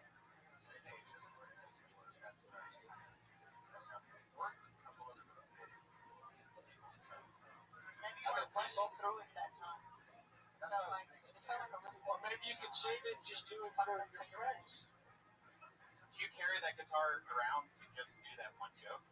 You know, I've been working on just this comedy stuff. So you play the guitar.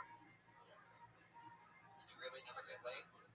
Oh, not guitar's never been factored. It won't So be. you get laid. Lots of alcohol, you know. What are you saying? Are you Bill Now all of a Cosby? sudden I think there's bodies in your basement. And I'm guessing you live in a basement. Am I right? Above ground basement. So, it's no windows. Feels like a basement. Whoa. So it's like a dungeon. You live in a garage? That's what you should be talking about. You should talk about what's made you this way. Video games? Like no one? Have you ever been with a black woman before? Half black woman. What was that? Which half? What was that like for you? Excellent. This, I don't discriminate. This doesn't. Do you think Tiffany would break you? He said his dick doesn't discriminate. I never met one that has. Are you mixed? Not a quarter Hispanic. A quarter Hispanic? You should talk about things like that. I thought you might have been a little bit like coming to the office of I was like, this anybody? You know, the office of What's your favorite joke? Do you have a 30-second joke you can tell me right now? Just tell me a joke right now because I know you feel that we're just bashing you, but give me one joke right now. All right. Are you familiar with the Ash? Hindu deity? Got his head chopped off, replaced with the head of an elephant. I just imagine the Ash looking in the mirror after that happened. You see my elephant head around his shoulders, blood drips on his side. Why could this happen to my dick instead? Full-time guitar from now on. Just all guitar. Get that Everything fucking you do. guitar in your hand. Everything you do has to have a guitar in it. And maybe a harmonica. Yeah. I think you need to just strap yourself up with instruments before you have one of those pedals where you step and there's a You little just gotta drum. get a little more confidence. Yeah. I mean, you just gotta Yeah, it's doubt all about yourself confidence. right now. And you should just believe in whatever you're selling. And the only way to get out of your head is by doing a ton of shows all the time in uncomfortable situations. Peers and good And comedians you've only been judging doing you. it 4.5 months, so Yeah. What do you do besides that? A lot of music stuff, Doing what? office stuff, and work for a video game company. And I work for I knew you fuck with video games. Talk about that shit. What do you do? Quality control? You just play games and stuff?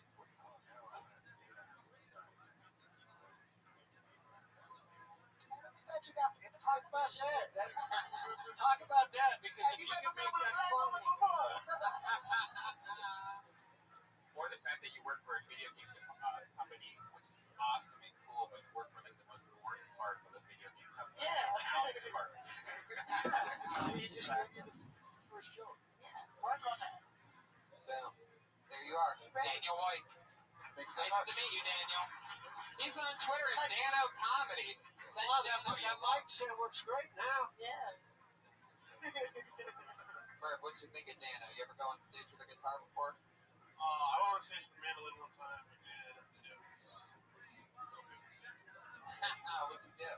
I tried to sing a funny song, and it was a bad song and not funny. And Tell us how not funny it was. This sounds great. How bad was it? What was the song And then about? tell us what a mandolin is. a mandolin is a string instrument, But it's tiny, right? it's tiny, and I have giant hands. So the wrong instrument for me to play. Do you know how to play it? Should have brought a cello up. A big cello and then fuck with if things were going wrong. Just start fucking it. What was the name of the song that you played? It had no name. It was about sex, and it was just no one wanted to hear about it. Oh, jeez, I can't imagine It was how about- terrible this Yeah. must have Oh, been. yeah, Like, it was I'm trying to like dig anything up, and you just keep trying to bury it. Like, no, please don't make me say a line. Oh, yeah, Do you they still have the mandolin?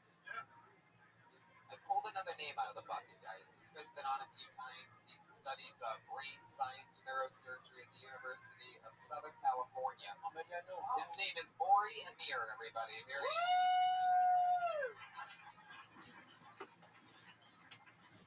I'm from Israel, thank you. The one thing I don't like about my country, besides the types of people like Jews,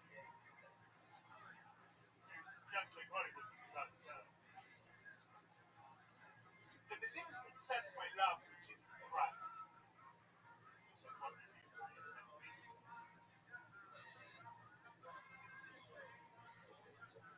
He told me it wasn't kosher. It wasn't the true Messiah. If it wasn't the true Messiah, how come he tastes so bad? Don't worry, it's okay for me to tell this joke because I'm Jewish and I'm not black.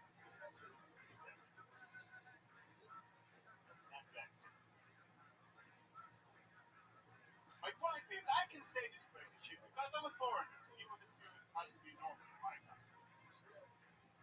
You say quickly, I say tomato. Wow, nailed it on that. He Got did. it right on the lap. And by the way, yes, that's how Ori actually sounds and talks. I know I probably should have said that in the short intro. My favorite thing about you is you preach peace. And show them the back of your shirt. What's your thing say? I actually don't know. It says war. Really? Do you not know that you're just wearing a sweatshirt that encourages war? It would make sense, but I didn't know that. He's just a natural Bond villain. I did not know there was a swastika tattoo on my back. I'm from Israel. Everyone thinks I want to fight. What am I? Is it something I'm wearing? There's something adorable about you too at the same time. Yeah. You're such a great villain. Can you say I'm gonna fucking chop your goddamn head off? I'm gonna fucking choke your fucking dead. Why do you say it with a smile? Yeah, that's what makes it even more fucking scary. Jesus, he's I such a didn't good think villain that he's like, I'm Tony, gonna I do didn't this think we'd with a have smile. a Joker. I didn't think we'd have to, but we're gonna have to dub his voice. He's the Joker, man. Say it calm. Don't overthink it. Relax. Oh, fuck it. I'm gonna Jesus chop your Christ. fucking head off. I'm gonna choke your fucking head. Very creepy. I remember you from last time. Scared the fuck out of me. Yeah. It doesn't creep me out. It's not my kind of guy. Wow. First time ever. You Really? Jesus. didn't you say you was studying to be a It's not the first time neurosurgeon or Tiffany's something? been the first girl ever. How close are you to graduating at USC? And what, Couple of months. a couple of months away. What's your study? What am I studying right now? I used to scan videos, see what goes on with the brain. Wait, that's how you would take their material? Yes, yes. They got brain Trying scans to to the steal job technology. So you're a brain, you could possibly be a brain surgeon. No, just science. So you study brain, He looks at brain. and you show people what could happen to their brain if they fuck up? By just talking to them. Something like this. Yeah. Wait, so what? This is what I need to know. Do you have an MRI machine? We have an MRI machine at my disposal. You have one to your disposal. Have you Now ever? that's how- Now shut up. Wait, I need to know. Have you ever put a? Always asking questions. Yeah, have you ever put a black girl in an MRI machine? Oh, shit. You want to? Oh. I know people who are still doing experiments and that's like, I don't want to be an experiment. I just want to see if I got cancer. Oh. By the way, imagine that. You go to USC to get scanned, and this scary fuck is on the other end. The only guy that you can hear when you're going into a little tube. It's doing all your jokes. I know he's got all my Just material. relax. Everything's going to completely be fine. And then he's on stage like, you ever sucked a black dick before? Because you're doing all my jokes and shit. What the fuck? I'm sorry. Maybe you do need an MRI.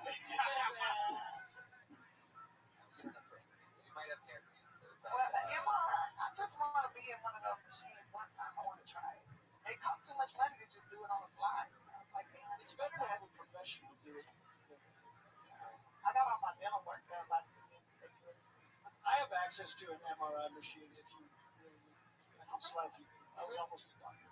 Really? For real? Yeah, You would have been a great doctor. I still can. Really? You did what do you mean you're almost a doctor? You were up for a role in Scrubs or something? Like, what are we talking about here? Med school, my friend. Really? For real?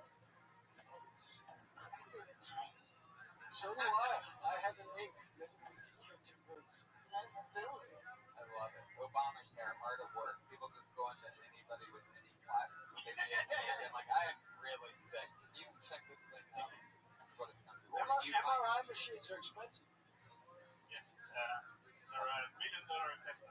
Yeah, I want to be in one. I want A to. Tesla or an MRI machine? I test drove Tesla.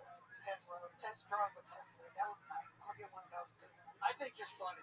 You definitely believe in what you're talking about. If no one knows what it is, You're very kind to me. Would Mervis fit into an MRI machine, or would you just have to, like, scan the top of his forehead? he'd fit in, but he'd be shot out like a torpedo. You can get him in, and they can't get him out. It'd be constipated. Yeah. Oh well.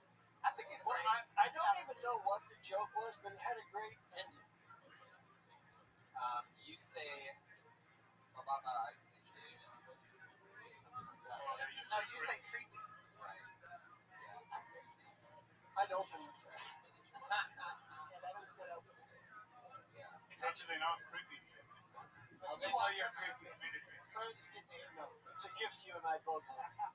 It's interesting because every time you come on the show, you have this really big story. Like one time he brought a dildo on stage or something like that. Right. He had his Daniel White experiment with the guitar, except this was the dildo. You Yeah. had the dildo in your pocket, right? Not now, Today. but you did that one time. Have you ever done that since that night? Once. But staying in the chamber, now you kept it around just one more time and stuff. How did it go that night? That means terrible in stand-up terms. What I was asking is, do you ever just do like a set that's like you? You know, it's not like because you always have like this weird kind of almost character when you're on stage. You almost have like a, like, you're not really just talking about normal shit. You're not just like, today I woke up with a star on something. But it's always like, my country and dildos and, it's very, yeah. Yeah. I just wonder if you ever not done an exaggerated version of just on a set like you. Yeah, I think so. Did it feel better? But I think you would benefit from just being this guy. I mean, I think once you become a character, you're gonna lose something. I guess because of my experience with boxing and stuff, I'm getting attention to things that are right there. Let the material get the attention. It doesn't have to be the time. They're here to listen. So if you get up there and just talk, they're gonna give you the moment. But you're just gonna have to get their attention. I'm a master of nothing. I'm just telling you what I've been through. I used to be a bit of a character. It's a lot of work. I find I have more fun if I'm just talking. And if they're not laughing, it's okay because I'm being truthful. I'm just being myself. I like mine more. See that? You see that? That was you. That was honest. You were a little animated because you really were. You were excited. And as opposed to, hey, yeah, I'd love to be with one word. I see what you're saying. When you were with when you had this night with this No shit, I'm not here for my looks, fucker. when you had this night with this black woman, what stood out to you? What was different?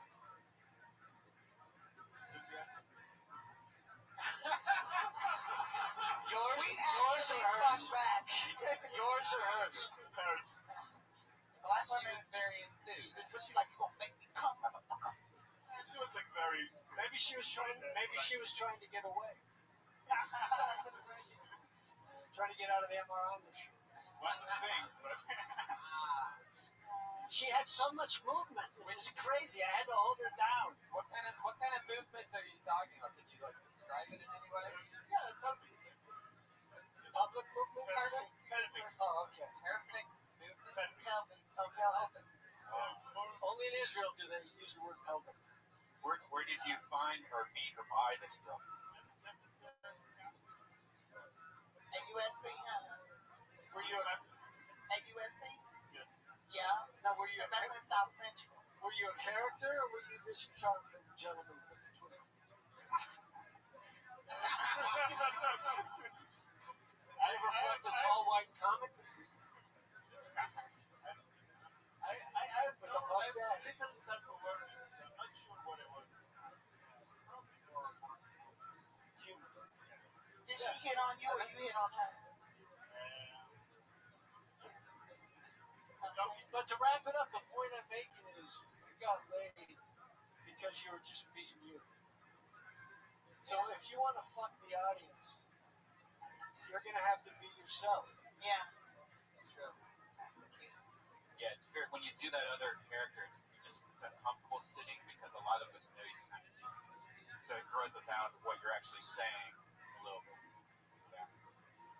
Yeah, and then they're laughing at you and not the tomato powerful tag. Yeah. Yeah. Great job, though, Thank you, Ori. guys. Very fun stuff. Ori Amir. Woo! He's on Twitter at Ori Amir. ORIAMIR. That easy. What's the jack? She says a War. You didn't even know that it says war. But it's in a stop sign. It says war inside of what would be a stop sign. So it's like, stop the war. Oh. No, I think it says stop.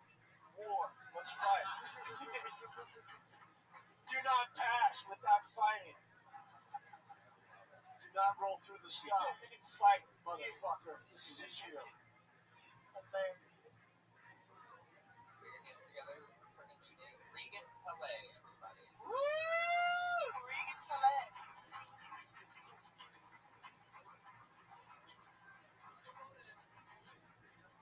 Regan Talley, everyone. Come on. Yay!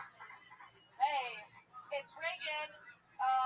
It's spelled like Regan because my mom named me after what she's spelled it wrong. She's Republican. I deleted my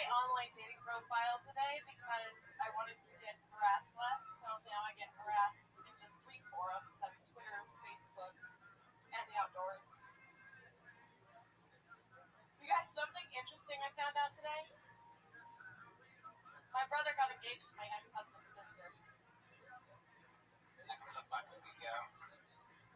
Anything but that. Talk. Ooh, this looks interesting. Forest Rock. Are people still watching out in the world? People are Yeah. still watching in the They're world? watching. Oh shit! Forest Rock? Oh, you know what that means, Tony? It's not here, so he was Forest not Rock? blacklisted. Make noises. Oh, blacklisted? Yeah, Yeah, dude, make noises. sound like a mandolin if you can. Act like you're shooting lasers at the person that just got blacklisted.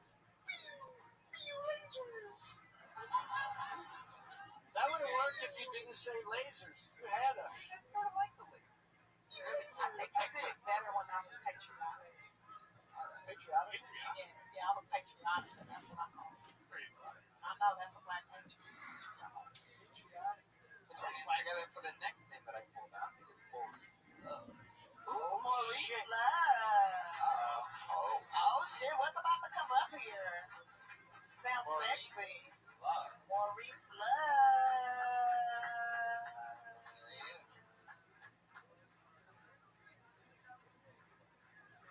How's everybody doing? Yeah, so, I was living on the street for about 5 or 10 years, and I found out that there was a bird that was my best friend. When the bird died, the bird laughed. What are you laughing so hard for, bird? Because I fell off from that bird's back. You know what? When I told my mom, I told her just like this.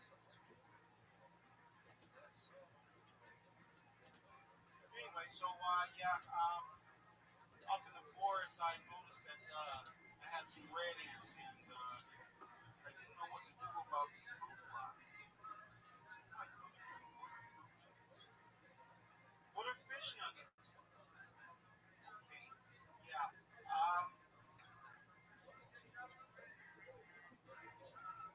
I'm kind of like up here just, doing my thing, but I'm shaking. Oh! Wow, you got dolphins for some reason on that one. How you doing, Maurice? Talking to the microphone. How do you feel about what just happened? Good. What did you think was going to happen?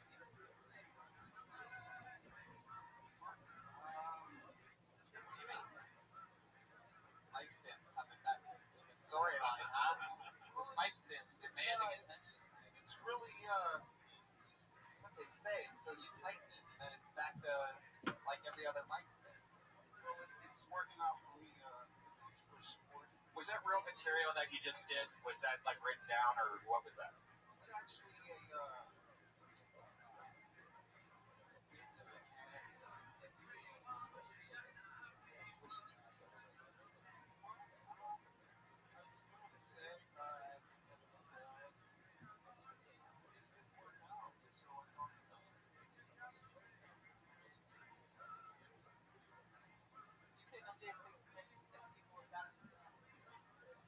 People left during your 60 seconds, so I mean, gotcha on that one. So were you homeless for 5 or 10 years? well, yeah, I was on the street until I got shot. There was a liquor store on the Kardashian show. Okay. And I guess they drove by and showed me the store. And so, interesting.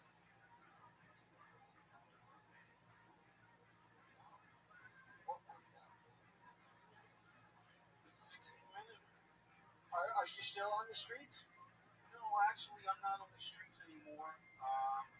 Things are really looking up for me. But I do know that being in a bum life just What do you do for work? up and down the streets. Pretty sure you're still homeless. This is the shit you should have been talking It's about. not necessarily, it's bummy. It's not homeless. It's bummy. At the end of the His day, nails when are clean, you're so he's done not bumming, at the end of the day, do you go to a home? I'm just asking you. I did actually. It's for 2 weeks I had went home. And So where'd just asking you a simple question. Are you still homeless?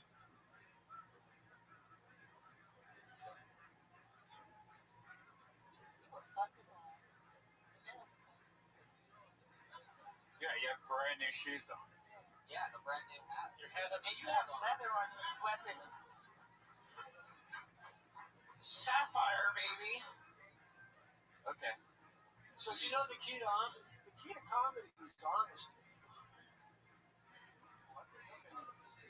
What? You look like you work at Bank of Heritage. I think you do work at Bank of America over there in Inglewood. I've never worked at Bank of America. You work at somewhere where I remember you giving me some money. You look like you're playing a character. Yeah. Well, Hey, this is really funny that you guys are saying. No, it's not really funny. But we're just talking to you. Yeah. And if you can't talk to us back, we'll just bring someone else up on stage that can utilize the What time. do you do for work? How do you make money?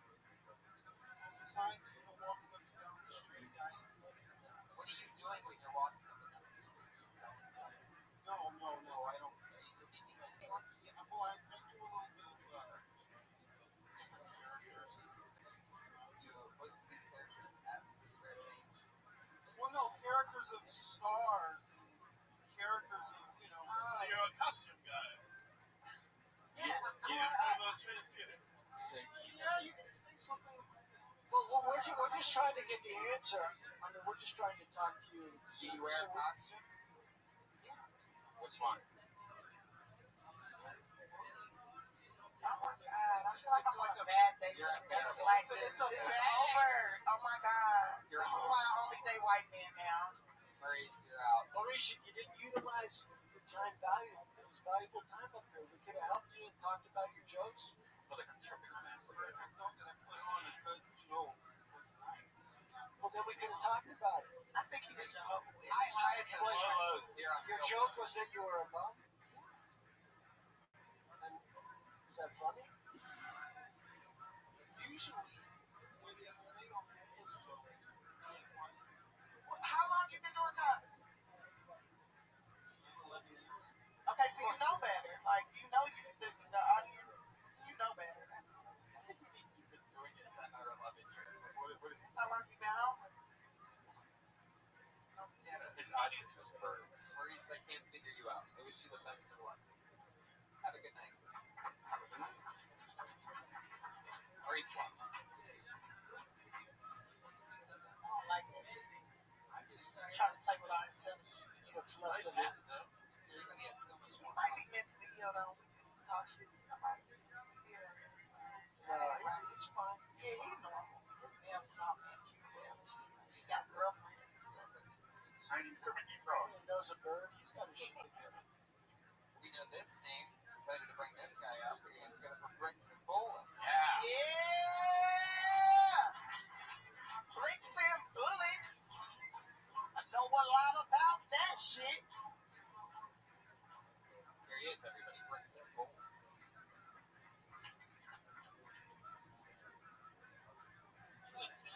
Suicide is there.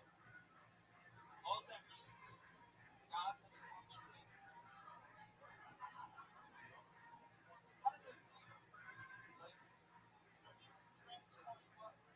Not being words being heard? At least you can die knowing that you took a shot.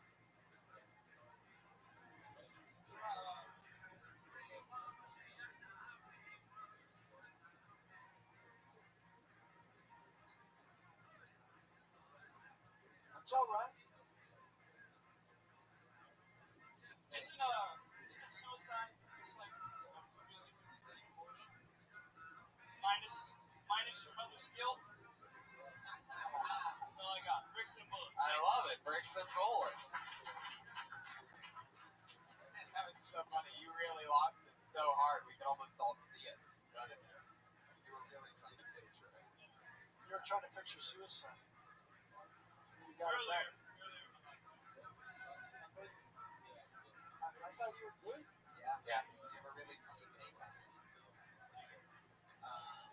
You've been doing, how long have you been doing stand-up?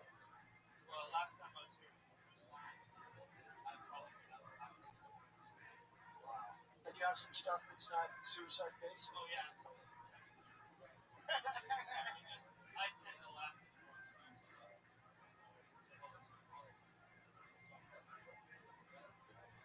I have a suicide is against the law. What's the sentence? Life. I'm working in. Good. Yeah. Yeah, your writing's great. It's all just time, stage time. Thanks. Thank you so much. Her. Oh, And, sorry. I thought we were talking about that joke. Chill. No, really. I mean, you were great last time. You're great this time. You know, of course, that always happens. You forget it. But, you know, I have that happen. You should have something to go to, like real quick. That might be a little silly. That you can use while you're thinking of what it is. But that's just like something that you'll get in your tool chest eventually. Why are you dressed like a landscaper? I like his outfit. Last time I was here, I looked like Well, it's good that now you're a late 90s battle rapper. Really stepped up your game. And I'll say this, one thing that you can kind of work on is having the feeling of the joke that you're talking about. That way you're not locking in the words. Because that's funny stuff. You're funny. So if you talk about that stuff, the feelings, it's going to sound more like a joke. I mean, start more like a longer joke, more like a story, as opposed to a knock-knock joke.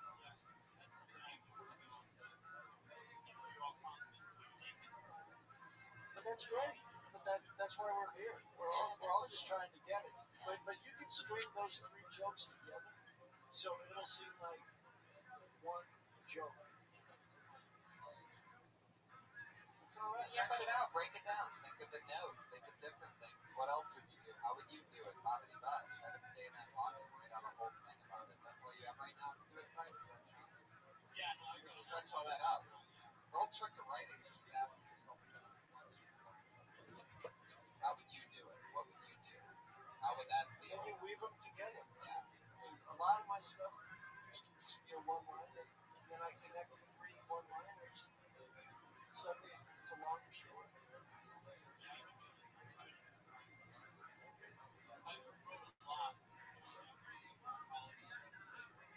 I've never experienced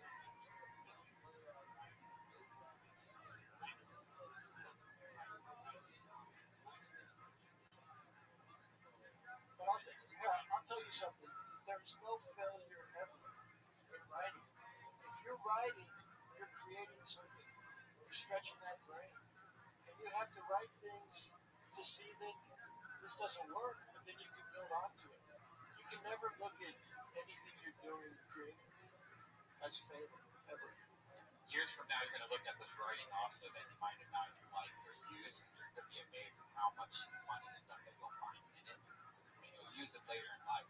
I looked at my stuff the other day and found two things that I threw away, thought it was dumb, but there was parts of it that now work at a different time in my life, a different joke that I was thinking of. So keep all that stuff and keep it, safe because you'll use it in the future. The 2 pages of writing that get you to one chapter. How can those two pages be? Why do you go by the name Rick's School? it's something that I want to do, a project that I started years ago. So I got it not having any views at all. I just got on there.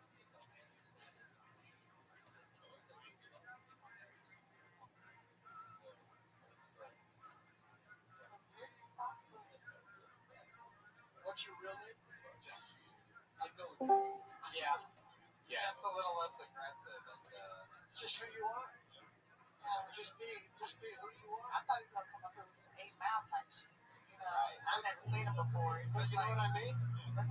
So maybe it's time that you just Jeff telling some jokes, working on the writing, and just sometimes forgetting jokes and not beating yourself up about it. I wouldn't tell you should get the acting game, but they already made Breaking Bad, so that was your shot, pretty much. And I really like what you said, Kurt, about the emotion thing. Like for me, when I do my jokes, I try to definitely connect with the memory of it, or like, cause I like to use a lot of stuff that really happened to me. So I try to connect with the memory, and that way I never forget the joke. If I have the feeling, then all the joke always comes. And if I don't have that feeling, then whatever the feeling is, that's what comes out most of the time. And you might also find that your new words are funnier than what you thought the joke was going to be. So don't lock yourself in anything.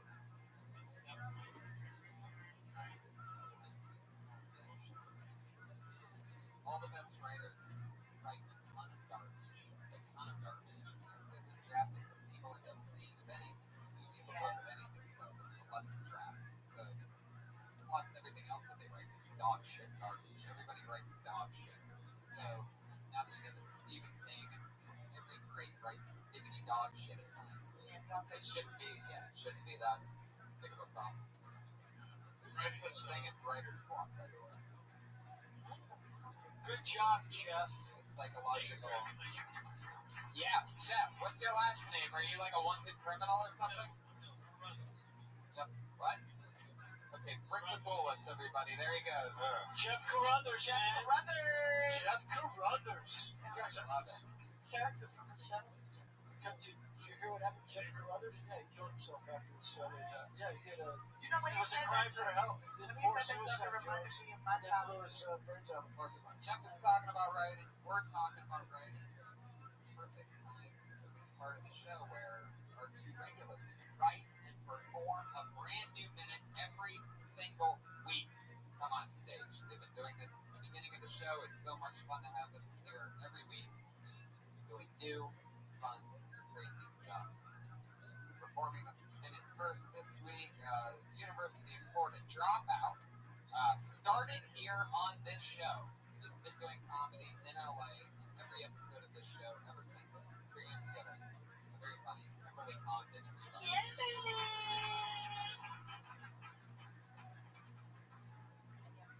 50 Shades of Grey came out on Valentine's Day.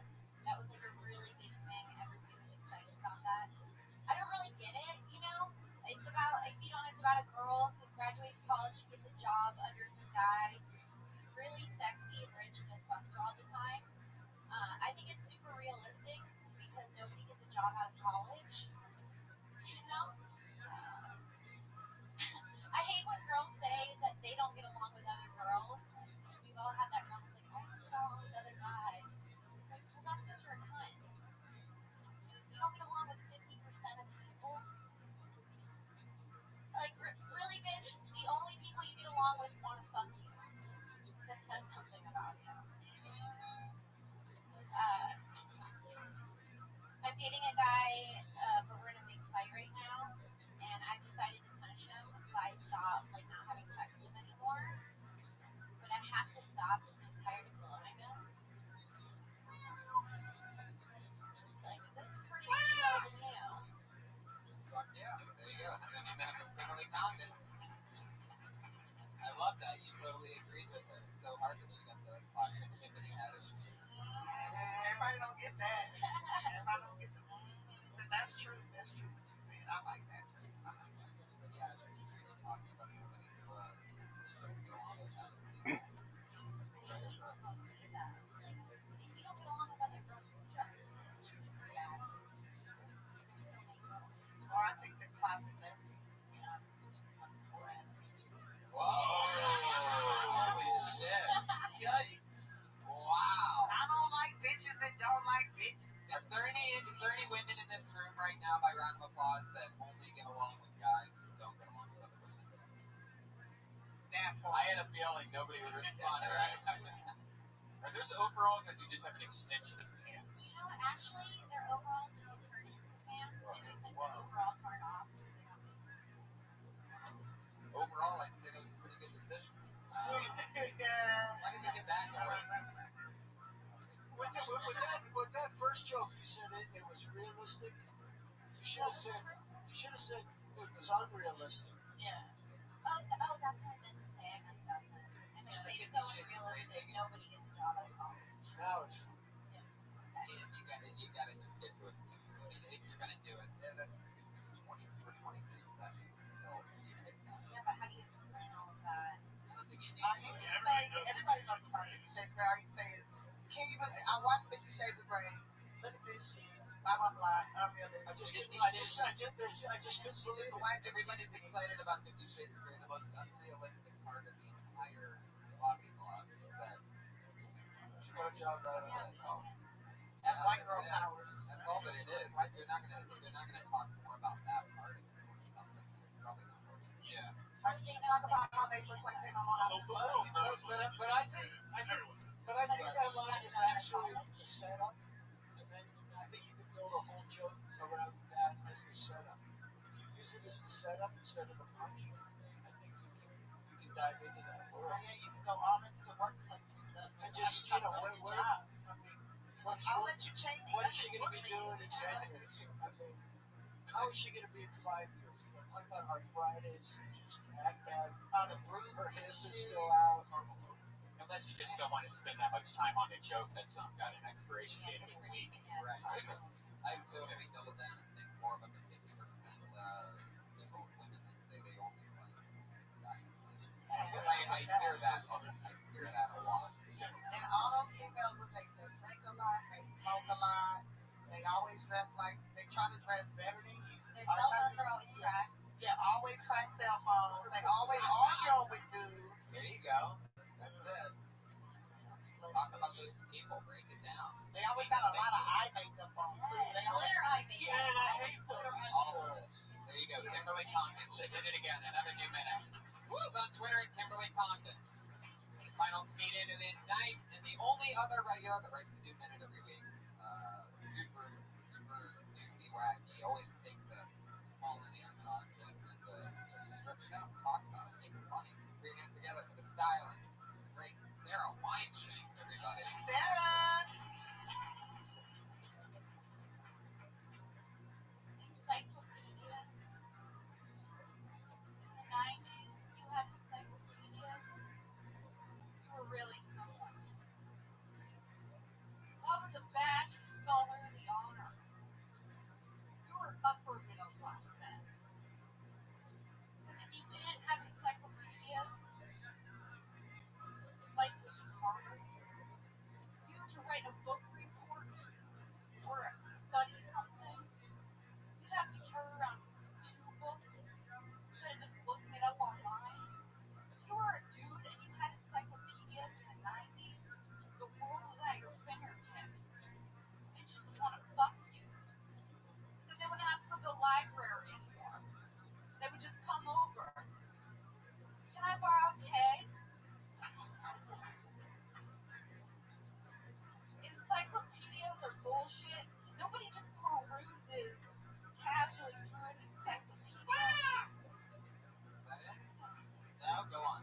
You always have to have an agenda. You're looking for something. You don't just take out letter P and say, today I'm going to study persimmons and then penguins. Alright. Right. It would have to be penguins and persimmons because then it's 4 R's. Yes. But, I mean, that's just math. Did you ever do an encyclopedia joke in the past? No. Actually, I love that, but the interesting part is like when you said in the 90s you didn't have encyclopedias. So you said, no matter what you said, it doesn't matter. You couldn't say that it's just you didn't know anything. Or you didn't really nail it. Like, there's no internet, there's no phone. Here it is. They could find it. If you didn't have encyclopedias, you wouldn't even know what an encyclopedia was. yeah. Yeah. Yeah, just punch that. My grandma That thought was- she made me feel like we was rich because we had like 3 or 4 different brands of encyclopedias. Like you got the Britannica, you know what I'm saying? You get it. Oh, but then you had some friends that were poor that were missing letters. Right. But they It's knew like, wait, this isn't a complete set. But Where's MN? Which, by the way, I remember that being a lot of my childhood. And those- They're always missing one. and those people were just really smart at like aardvarks and apples, but they had no like knowledge about like spiders and Yeah, they retracts. mentioned it only started being used in And then eventually they just started being used for door stops and just coffee table. put shit on. Eventually they were just My grandma used to talk shit about people that had old encyclopedias. The encyclopedia was more than 10 years old. She's like, they don't even know how to stay up with the times. Not relevant.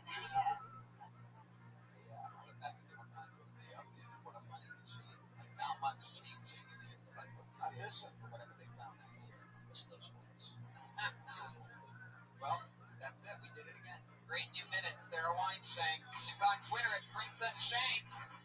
Sarah Weinstein. And Sarah, I noticed that you were so surprised that that K joke got that big of a laugh. That was hilarious. It's great. The laugh was so big it scared you. The girl came over when you to not get paid in the library. Okay, You said she got K. You got K? Yeah. And the laugh was so big that it threw you. It's cute. Yeah. And you got that penis coloring book? Something Oh, like dang. All right. This is Yeah. terrible. There you go. Sarah Weinstein. I got a coloring book coming to me. We got another Ryan Mervis, we did it again. Thank you, Ryan. You were great.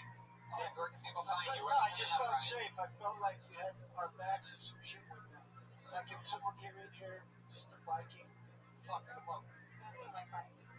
Super safe. Thank you. What's coming up, Marv? Anything you want to promote? I'm doing La Jolla then. Okay. Check them out in La Jolla. Elise Lane is Elise Lane on Twitter. The girl with the pan on Facebook and Instagram. Follow her. Order her food. If you have a party, she's her caterer. Nice. Her thoughts. I will actually be in Vegas next week for a week. I have a job. Oh. You like that? Whoa.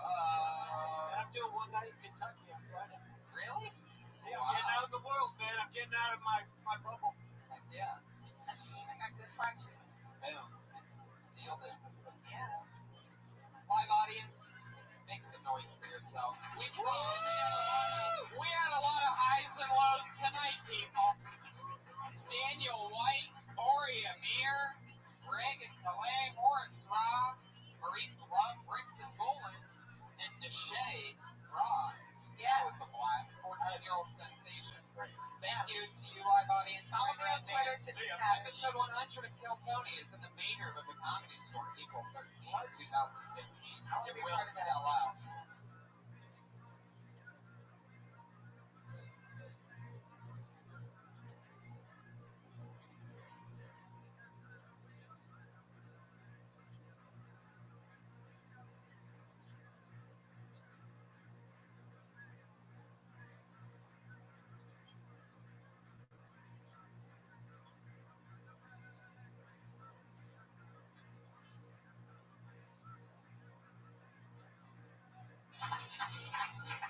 Yay, everybody. It's another episode of Kill Tony. How you guys doing tonight? How crazy is this? Episode 94 of Kill Tony, live from the Comedy Store, streaming right now. The livest show in the world. So we're here. Hi, everybody. It's a real live audience here. People watching this stream, I promise you. It's all happening. Lainey and Jerry are coming in now. Fuck yeah, welcome, guys. Hey, just turn off your cell phone right now. How about this? Because every show your cell phone goes off. Yeah, when you guys order drinks tonight, try to just whisper to the waitress. You guys are so loud. I know you don't hear it, but it's a live podcast, and you guys have become the accidental fucking room tones. Just settle it down. There's two guys from the Muppets that sit in the little side now. It's true. You guys are loud as fuck. You need to settle down over there. But we love you. They're here every week. Put your hands together for Jerry and Lainey. Basically, Kill Tony's grandparents. So good to... Alright, settle down, Jerry. You fucking animal. Jesus Christ. You're that guy. I got it. From now on, they have to wear ball caps. Like S&M ball caps. Wouldn't that be awesome? No, it wouldn't be. That would be so creepy. Those two with ball gags in their mouths to be great. Especially in the middle. Alright. Here we are, everybody. Let's do it again. The only show where comedians watch comedians, and we goof around the entire time. Every single week, we have a sponsor. She makes us a meal every single week, and it's always delicious. That's Elise Lane sitting right over there. Super comedy chef. She's a personal chef for Russell Peters, and she cooks us and the guests a brand new meal every single week. Tonight, it's oven roasted garlic herb chicken breast with Greek style pearl couscous, hummus, vegan homemade falafel, meat, and motion picture. Because we're vegans, we're healthy as fuck. Settle down, Brian. This is such a horrible part of the show where you grab food and fucking breathe it on me. It's so weird. It's a joke that will never catch on. It's the most random fucking thing. You really don't have to commit to it, I promise you. It's chicken. Guys, every single week we have a patriot that keeps us safe. It used to be a man in a $5,000 Iron Man suit, and then he left the show telling us that he was irreplaceable. So to show him how irreplaceable he is, we replaced him every single week with a brand new person basically doing the same thing. This week it's no different. One of our, yeah, always. Now we have comedians doing it. This week is a return comedian, one of my favorite friends, one of the coolest people, just wrote on Gerard Carmichael's NBC pilot, Go Gerard Go. One of the right-hand man to some of the best comedians in the game. It's the one and only Willie Hunter, everybody. Here he is. Wow! Fully committed. Just with the shoulder pads tonight. I love it, Willie. This is a good look for you. You gonna commit to the mask the whole time? You have such a likable face. There he is, Willie Hunter, everybody. Look at him, isn't he cute? Keeping us safe. He's fully prepared. You've done this a few times. You excited about tonight's show? There's something going on. Is it his mask? Is it the mic? Something like that. You don't have to speaker box on. There it is. We're all over it, guys. This is podcasting gold right now. What happened to the speaker box, Josh? Speaker box? It broke. How do we? This is my second speaker box. You know it's not.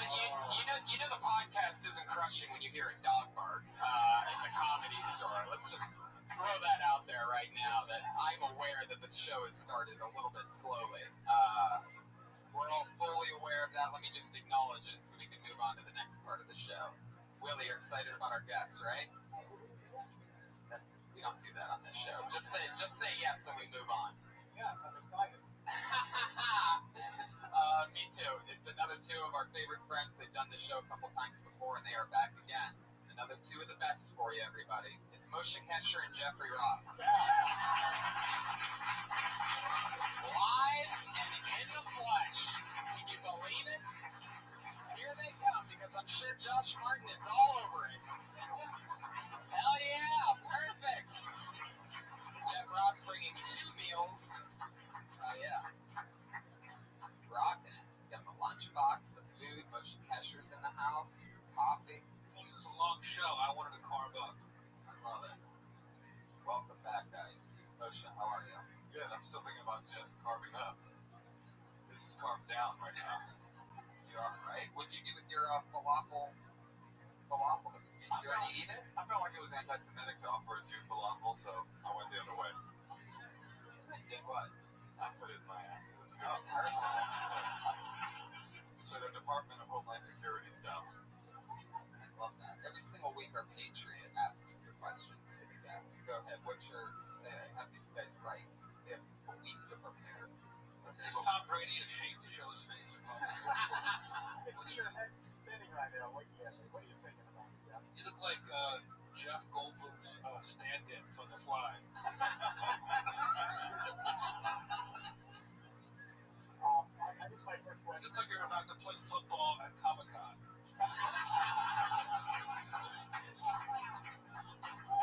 You know what? I'm going to ask Jeff the first question. You've roasted a lot of people. You have a beaver roast that we have pretty soon. For that, everyone. My question to you is, besides roasting people, what has been the weirdest person you've roasted? Maybe famous or not famous? Weirdest person? Yeah. Wow. Well, I roasted Richard Branson without him knowing it. And that didn't end well. It was a prank. He's probably the only person ever to get mad at me. It was a prank. I've told Tony the story before, but you should never roast somebody unless they volunteer, because his friends put me up to it. He was in Canada, and he kind of laughed. They were laughing so hard, and he wasn't really laughing. And he got up at the end, and he pretended to give me a hug, and he poured his drink on my head. Serious? Yeah, so fuck him where he lives, which is in $1 billion mansion. What was your reaction? What did you do? Like, you just... I mean, we both kind of had to be a good sport. Who am I, of all people, to try to get this off about something? But it hurt me. Don't get me realize you have to roast people, volunteer, and also no one over 85. Because Jerry Lewis had a heart attack once on the flight. Did Do you think there was a specific joke that probably upset him? Richard Branson. That he would. I can't remember. Do you think he I blocked it out like it was a real. Do you think he thought he was being funny? Yeah. And then afterwards, his buddy says, "Oh, he does that all the time." He's been into a lot of people. Wow. You can't prank powerful people. My first piece of advice for these young up-and-comers. By the way, Up-and-Comers is also one of my favorite porno series. What's your question for Moshe? For Moshe is... Somebody remembers that one? I have a question for you, actually, Willie. Oh, sure, go ahead. When you were putting the weird, like, Jason future pedophile thing on, did you make the choice to tuck your t-shirt in?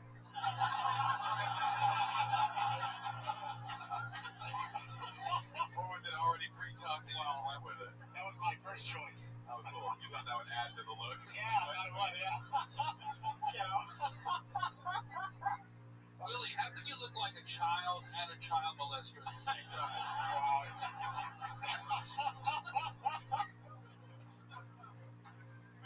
My question First is... Terrence Howard gets fired, then Don Cheadle. They're really fucking going low in the bucket. Oh, right.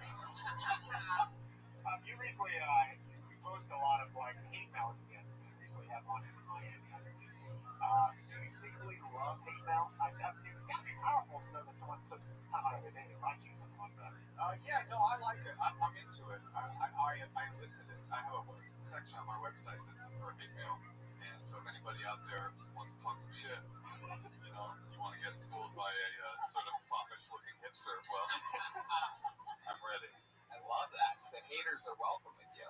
Haters always welcome. I love that. Just bite them right in. And then blast them. Just fucking straight up blast them, dude. Did you ever get offended off any hate mail? Like, you're like, oh, this is... I get offended off every single piece of hate mail. It hurts every single time. But then I think about you in that costume and it makes me feel really good. Okay, all right. I think it's time for the show to start. Willie, have you ever gotten hate mail? No. All right. Willie, have you ever gotten email? Have you gotten any mail whatsoever in your life? Has anyone really confirmed your existence, Willie? No. Okay. Well, Good luck with the game, whatever you're doing. Thank you, Jeff. keep that shirt tucked in. Everything's going to take off. Let's get this party started, guys. We're going to do it again. You guys know the drill. Comedians signed up with a chance to come up and do 1 minute of stage time and then talk to comedians. And that's how we do it. Comedians, you know your 60 seconds is up when you hear the sound of a kitty. You better wrap it up then, or else you're going to bring out the angry West Hollywood bear. Well, wait a minute. That's it. That's the West Hollywood PD, I think. There you go. For tonight. I just had an American Sniper moment. I guess that's the bear tonight. We're going to rock with it. You guys excited? It's Kill Tony 94. To the bucket we go. Doing your first minute tonight. The comedian that goes by the name of, oh, we know this guy. It's Fang Chow, everybody.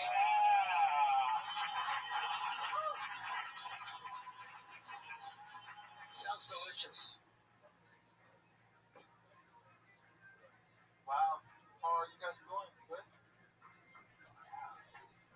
You guys look like an okay crowd. I think. We'll see. My Chinese name is Feng Chao. I got 700 points on my SAT test. Just for the name. Should happen everybody laughing. It's a smart joke. The other day, my buddy Jake asked me for a favor. He said, dude, I need you to leave a message on this Chinese girl's phone that I'm really into. I said, sure, look at me. I'm a gentleman. Here is the message that I left on the phone. To whoever this is, Jake is a douchebag. My name is Feng Chao. My phone number is 414 bobbity bobbity bob. There it is. Fang Chow. You did it again. What's your initial thoughts on Feng Chow? We've seen him a few times here on Philtown. That was funny, man. That was fun. It was fun how you went into real Chinese at the end and you said bobbity bobbity bob. I didn't see that coming. Well, I tried to learn English, trying, but I thought like I didn't want to give out my phone number. Of course, no. No, I got what you were doing. I was doing a racist joke. Now, Feng, you actually are from China, right? Yes, Beijing, China. How long have you been in America? 6 years. What have you been doing in these 6 years? I went to school, but I quit school and moved up. I moved here last I want to say May. Does China know that you quit school and you're just doing stand-up comedy in America? They know. They kicked me out because I'm not really good at math. They were like, we're going to report you. Like, fuck you guys, I'm out. Too many people there. Like, I love it. Where was the school? Milwaukee, Wisconsin. Oh, God. I know. You went straight from China to Wisconsin? Right. Finally, a cold, gray netherworld that's worse than China. Yeah. Wow. Was there a direct flight? I'd be curious. No, there's no direct flight. To Chicago, though. How do you say the flight to Milwaukee is leaving in 10 minutes in Chinese? 航班要飞到米尔沃基，将在10分钟后。 Wait a second. What part of that was Wisconsin? Did you say Milwaukee? It made me hungry. I don't know what it was. Oh, Milwaukee, that's right. Did you learn English in China? Yes, I did. Oh, okay, because you're pretty good for. Yeah, you're pretty good. Thanks. Wow, I feel like a I piece get of it. It's shit. a compliment for my English. Yeah, I mean it's a bad compliment. I'm not good at that. I took it back to insulting you. I felt like you stole Margaret Cho's thing that she does about her mom with your accent. It was a little joke. I forget it. You know, That's one joke that I didn't get, but I'll get it. They all got it. You know, in America, sometimes when a crowd really likes a joke, they'll be completely silent. Did you start in Wisconsin, or did you come to LA to start? I started in Milwaukee, Wisconsin. Wow. Did you ever do the Comedy Cafe? Yes. You know about that place? It's like owned by the mafia, and they'll kill you. They'll like pay you with a gun on a stack of cash when they go this time to pay you. Wow. It's a really scary place. It is pretty scary. A lot of white people. Yeah. I guess in that way, every place in America is scary for you. Anyway, Feng Shui. I hope you're not offended by the decor at all. Yeah, that's like Japanese, isn't it? Japs. The Japs? Different? You thought I was being racist. I thought we were in a safe place to talk about shit.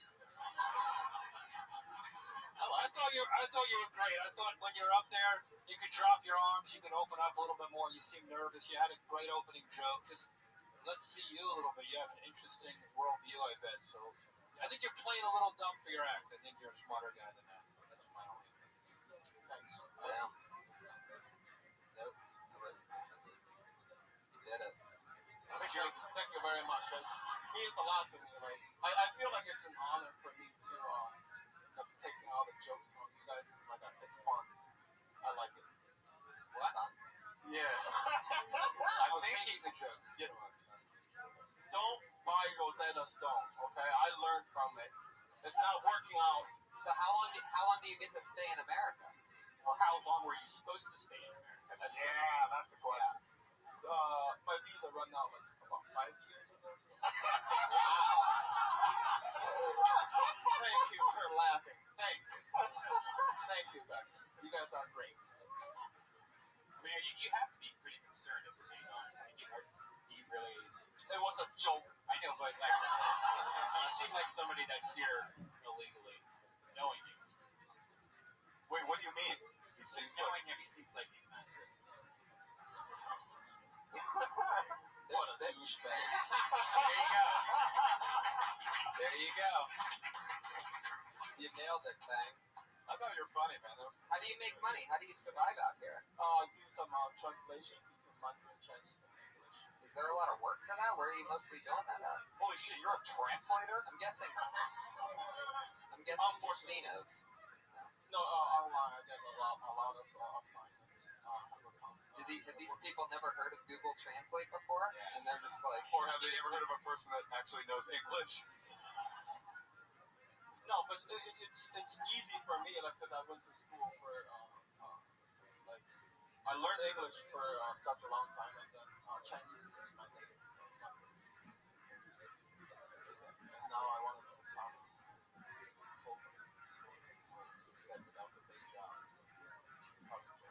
Billy, what do you think about Fang? What's your plan for him?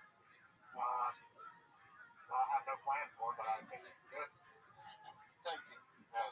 My homeboys made the costume. Are there a lot of black people in China? In China? Yeah. From Africa. What? From Africa. But they come straight from Africa? Like, there's not like... They were like, oh, we teach you English here. I'm like, nah, bullshit. Wow. Holy They shit. will have said, like, I teach ebonics. And we're like, all right. So, I get it. But, Oh my god. Fang, I love your style, man. Thanks for coming on the show. have a good night, guys. Funny. I like it. Roll with it. He calls him Japs, but I just noticed he has Bruce Lee on his t-shirt, so it's sort of contradictory. Oh, I thought that was his merchandise. Follow Fang Chow on Twitter. He's the only guy with the name Fang Chow 8080. So if you're wondering who that was all this time, that's that guy. This is fun, Tony. When do we start? Do you remember something that you guys did when you very first started comedy that you can't believe that you did? Yeah, I spoke in an extremely thick Chinese accent. Brother dropped that. You know, I did speak in a very heavy New Jersey accent when I first started doing stand-up in New York, and it stuck out. So you work through it. I mean, it's endearing at first, but everybody sort of loses it after a while. I did too, actually. Not a New Jersey accent, but I had when I growing up, I was like super into hip hop. So Oakland music, thought I was black style, and that went away as I got older. And then I started comedy, and it came back when I first got on stage. It was like some kind of weird sort of defensive wall that I was building between me and the audience. And then eventually, when I got comfortable doing comedy, that went away again, which is good. It doesn't match my current look. Yeah. Does it ever come out like when you guys are drinking or having sex? It comes out when I'm fucking, yeah, for sure. I'll be like, take that big black dick, and nobody knows what I'm talking about. I have another friend who's white that sounds blacker than he sounds black on stage. It's Willie. Oh no. Come on. The whitest black guy in the world. And if you don't believe me, look how deeply that shirt is tucked into his head. I think tucks are coming back, man. You know this guy that I just pulled out of the bucket? The last couple times he's been on the show, he's been so stoned, like to the gills, that a lot of it hasn't even been, even Fang Chow couldn't translate what was going on. But here he is, ladies and gentlemen, it's Ian Ellis, everybody, from Chicago.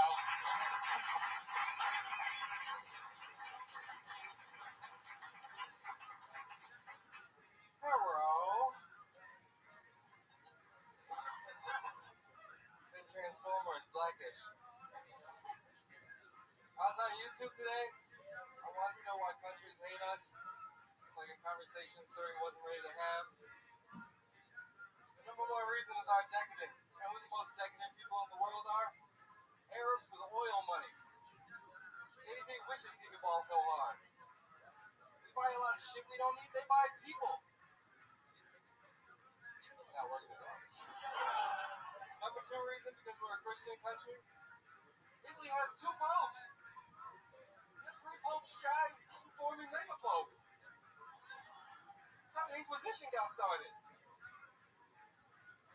Another reason they hate us for our freedom. We're 7th in freedom. Ireland has more freedom than us. Nobody hates those potato monkeys. They're trying to blow up those torch gingers. Wow. You need some weed, man? I guess.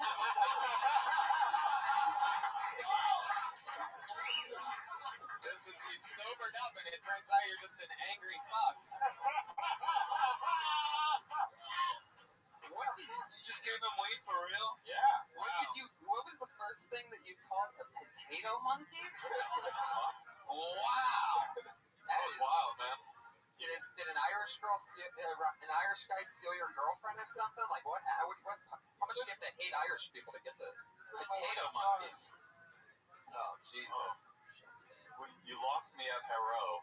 Yeah. You say hello, we say goodbye. You know what I'm saying? It was interesting. Your whole act seemed to be, I mean, just this minute of it seemed to be based on like facts that were not in any way public information. You know, we're seventh in freedom. Arabs buy humans. What was the second thing? You said something else though. We're seventh in freedom. They hate us for our decadence. Yeah, I didn't know any of the facts that you were. So that was interesting. I mean, comedy in some ways about relatability. How long have you been a black Israelite? How did you find out that we were seventh in freedom? What did you rank that yourself or? Noam Chomsky, man. He looks like he should also Noam Chomsky books. I mean, I know who Noam Chomsky is. I don't try to incorporate him into my stand-up comedy act, though. You should work on that. No, Chomsky is some funny shit. Halfway through, you commented how bad you were doing. That's probably not a good idea because the rest of the stuff we were all noticing was really how bad. Oh, I remember two popes in Italy. What? Yeah, he's right. There's two popes. There are? One's still alive who retired. It's ridiculous. Oh, that's what you meant? Everything you said made sense on a certain level, and a lot of it is honestly. Some of your jokes were brilliant. The ideas behind them I thought were brilliant, but you have the timing of a suicide bomber.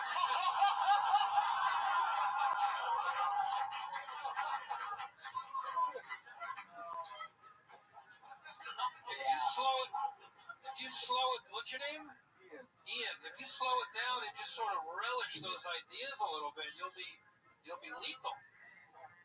Not just look lethal. You're great, like American double files. You gotta stop trying, Ian. Stop trying. Or else you're gonna bring out the angry West Hollywood bear. You don't want to do that tonight. It sounded like gunfire. Whoa, he's ready. Don't do it. All right. Well, I kind of like that you have like that stoner laugh, but then you cited Noam Chomsky. I think that's kind of Noam Chomsky. Yeah, I feel like at some point you got high between your set and right now. that pod is seeping through his hand right now. Yeah, you get the flop sweats plus a bud in your palm, and you'll get high as fuck. Fuck yeah, Ian. What are you doing to? What's happening in your life? You moved here from Chicago how long ago? Came out here in August.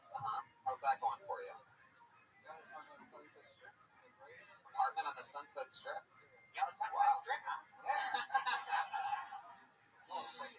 You know, Sunset Strip's one of the best places to buy cattle in Los Angeles. You might want to do a bit about that. And as far as, areas in LA, it's got like the 18th most freedom. Absolutely. Yeah. It's like really awesome in the freedom category. Well, the one thing I will say about if you're going to do the Irish thing again, which I don't recommend, but if you are going to do it, they actually, you can't get an abortion legally in Ireland, so they're not super free. I would choose another.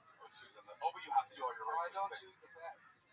Well, that's not a fact that we're the 7th most free country. That's not. You can Google. You can also Google me getting ass fucked by Jeff Ross, and it's on there. Well, that's a fact. But anyway, no, I'm saying like that's subjective. Which actually happened in Ireland. Yeah, that was a good. Yeah, that was good. It was the most Jews that had ever been to Ireland, actually. The coolest thing I've got to do here is do a lot of Irish Tony and episode 100 coming out. Thanks, man. Thanks for promoting the show that we're already doing. Thank you. They know. Hell yeah. Good job. Way to really save it. Ian, so what else is happening in life? You moved here in August. You have an apartment. You have a job? Yeah, I just got a job in mess hall. What's that? Look at it. You think most of you don't know the place that hired you?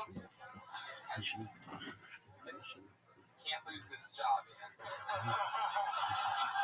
That cooking at mess hall might just be your real calling. It's a good restaurant. I can vouch for that Really? restaurant. Yeah. Oh yeah, you said Los Feliz. That's like your fucking That's my homeland. planet Krypton. Yeah, that's right. No, it's a good restaurant. Congratulations. What's your favorite thing to get there?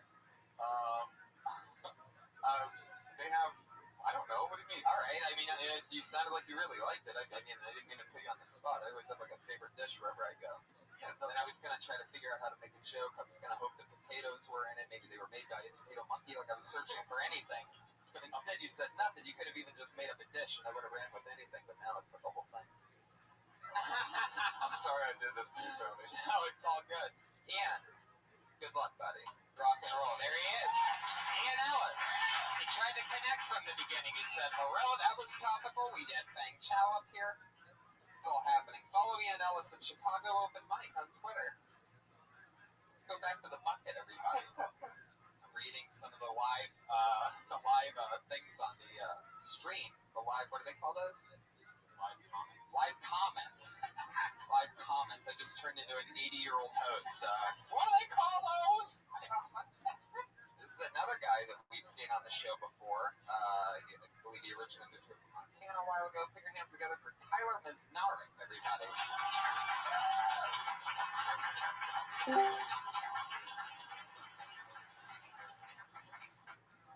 Hey, I was watching Beyonce music video on TV, and my grandfather just starts staring intently at Beyonce.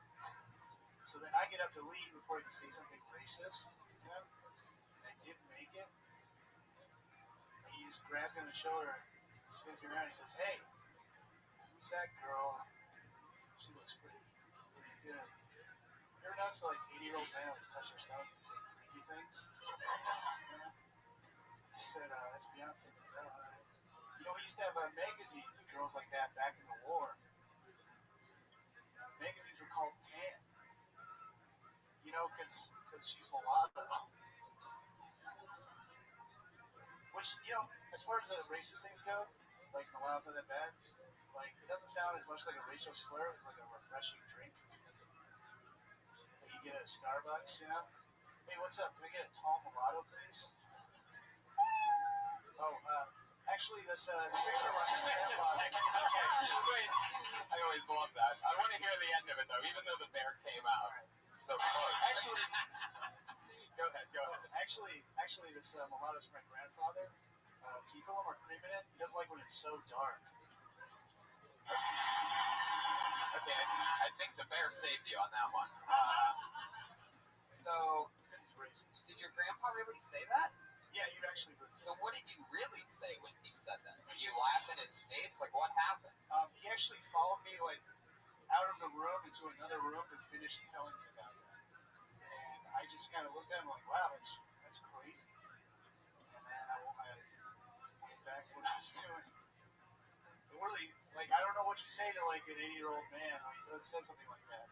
I don't know what you say to do. I think you say, bust out that dick and let's jerk it together, Grandpa. Probably should have said. That's true. Yeah, you're not Jewish, huh? No. That's how we do it in Jewish families. Phrase dirty Jew. That's right. Yeah, your grandfather invented the phrase dirty Jew. I like the rubbing the stomach part. I don't know, the mulatto thing, I reword it or make it a little bit more. I just don't see where you're like, instead of making it, like, that's really where you want to go. You could always do that, but I just think there's more to the genuine, him actually saying that, and I want to know more. Like, what happened then? What did he follow you to tell you about the black magazines? This sounds so entertaining. Like, there's no show where there's just some crazy 80-year-old man that it's actually just saying whatever comes to his mind. Well, like, he lives at my uncle's cabin. He's retired there, so... He lives in your uncle's cabin? Yeah. It's the most Montana story of all time. It's like weird porn and racism and cabins.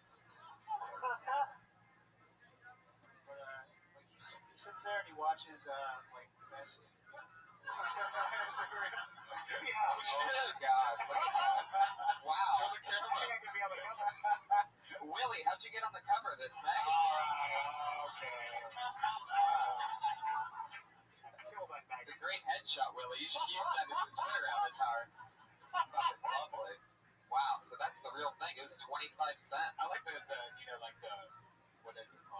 captions. headlines. Yeah. What a fool I was. How I was a fool. Love across the color line.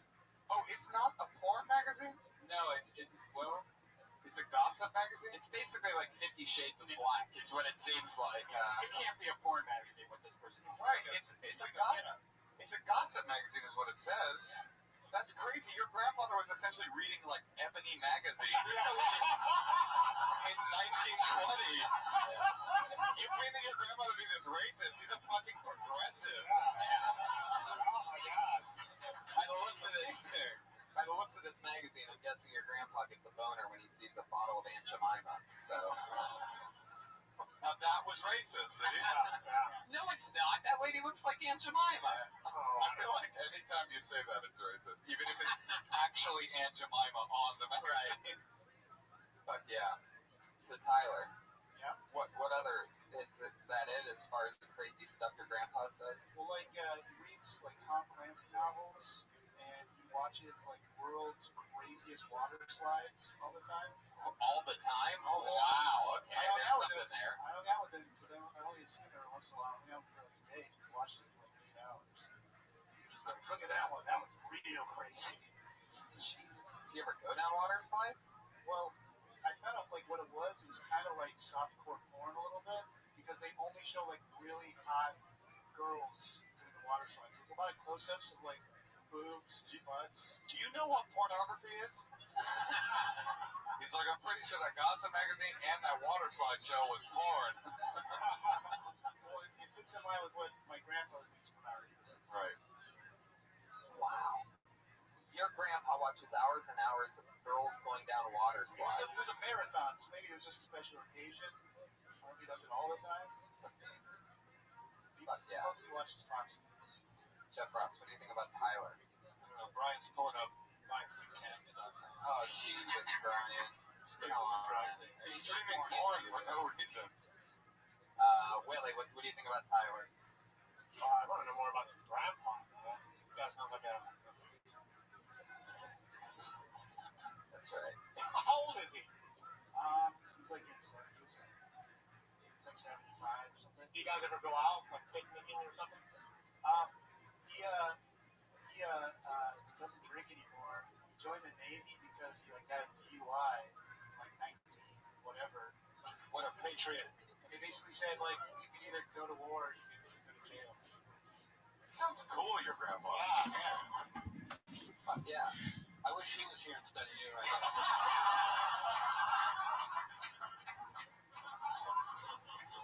Tyler, we had a blast with you.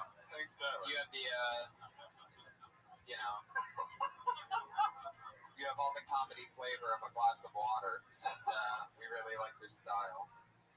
It's great. Did you get that shirt here or in Montana? Got it here. Really? Yikes. I love it. Tyler, have a good night. Thank you. He's on Twitter at Tyler Mez. He's got a lot of pockets on that shirt. None of those pockets containing a better shirt, unfortunately. Well, good shirt roast joke that gets nothing in a wide brim. This is good. I know you guys got distracted by fucking, damn, what's that idiot's name about the thrift stores? This moron looks like this guy right here that just walked out. Macklemore's here, guys. Guys, give it up for Macklemore. Macklemore's everybody. Or Chris Elliott. This is an interesting one. This looks like a new name, which is a relief. Put your hands together for Brian Blank. Oh, Here he comes, Brian Blank. This has to be Brian Blank, right? No. Wow, it's not. You know what that means, Willie Hunter? He just got blacklisted. That's what happens when you miss your spot on a live show. Yeah. That guy over there makes a bunch of sounds. I pull another name out of the bucket. And that name is Sean Bigley. Yeah, I'm so shocked. A human being just stood up in the back of the room. I believe this has to be Sean Bigley. He's making a right turn, and he's approaching the stage. Ladies and gentlemen, it's Sean Bigley, everybody. I have to put my dog down soon. I have to kill him. He's really good at that.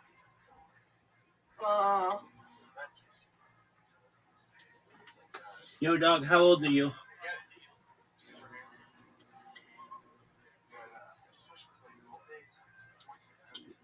Yo, dog, how old are you?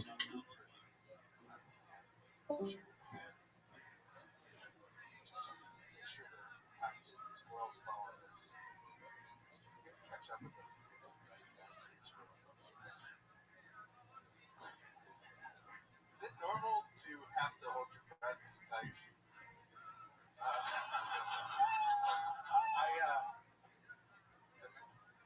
There you go. He did it.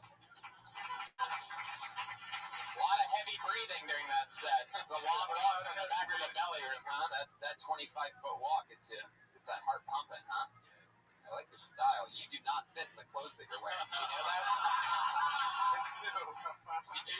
Did you just gain 40 pounds in the past week? You just haven't gone shopping yet? Wait, did you say it's new? Yeah, I just gained a lot of weight.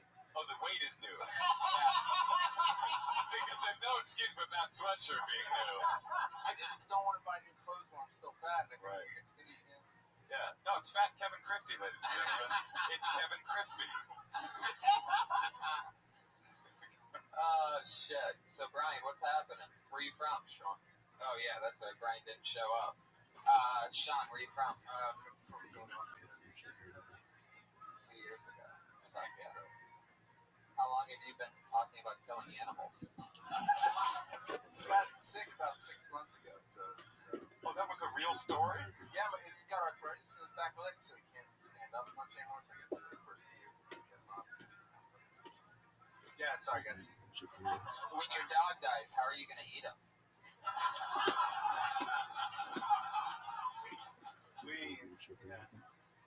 Their carbs. So was the tying your shoe joke, was that like a tested joke that you knew would work? I have no tested jokes. Well, how long have you been doing stand-up? This is my first week. Wow! Look at that! Incredible. Incredible.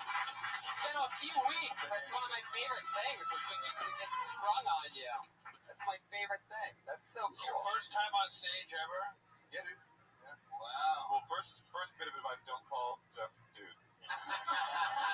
It's overly familiar. But I would start, one bit of advice would be to start with the short joke at the beginning. So do the tie, it's like an establishing joke. They're like, here's who I am. I mean, and no offense on the fat jokes or whatever. But like you say like, it's like you acknowledge it. Okay, I know what you're thinking or whatever, but don't ever say that. But you know what I mean? That little joke up front about tying your shoes, then they go, oh, he's that guy, and then you can go into your weird story about murdering animals. Did you ever see Advice of Men? You know, Yeah. takes him out really gently on a nice day. He doesn't know what's coming. Yeah, we all know what happens in that book. So, Sean, how long have you wanted to do stand-up? Like, what's the deal? Did you know what you were walking into tonight? Yeah. Just, What do you mean? How do you... You guys, I don't know. It's a pretty general way. It seems like you did it. Gentle. I don't know.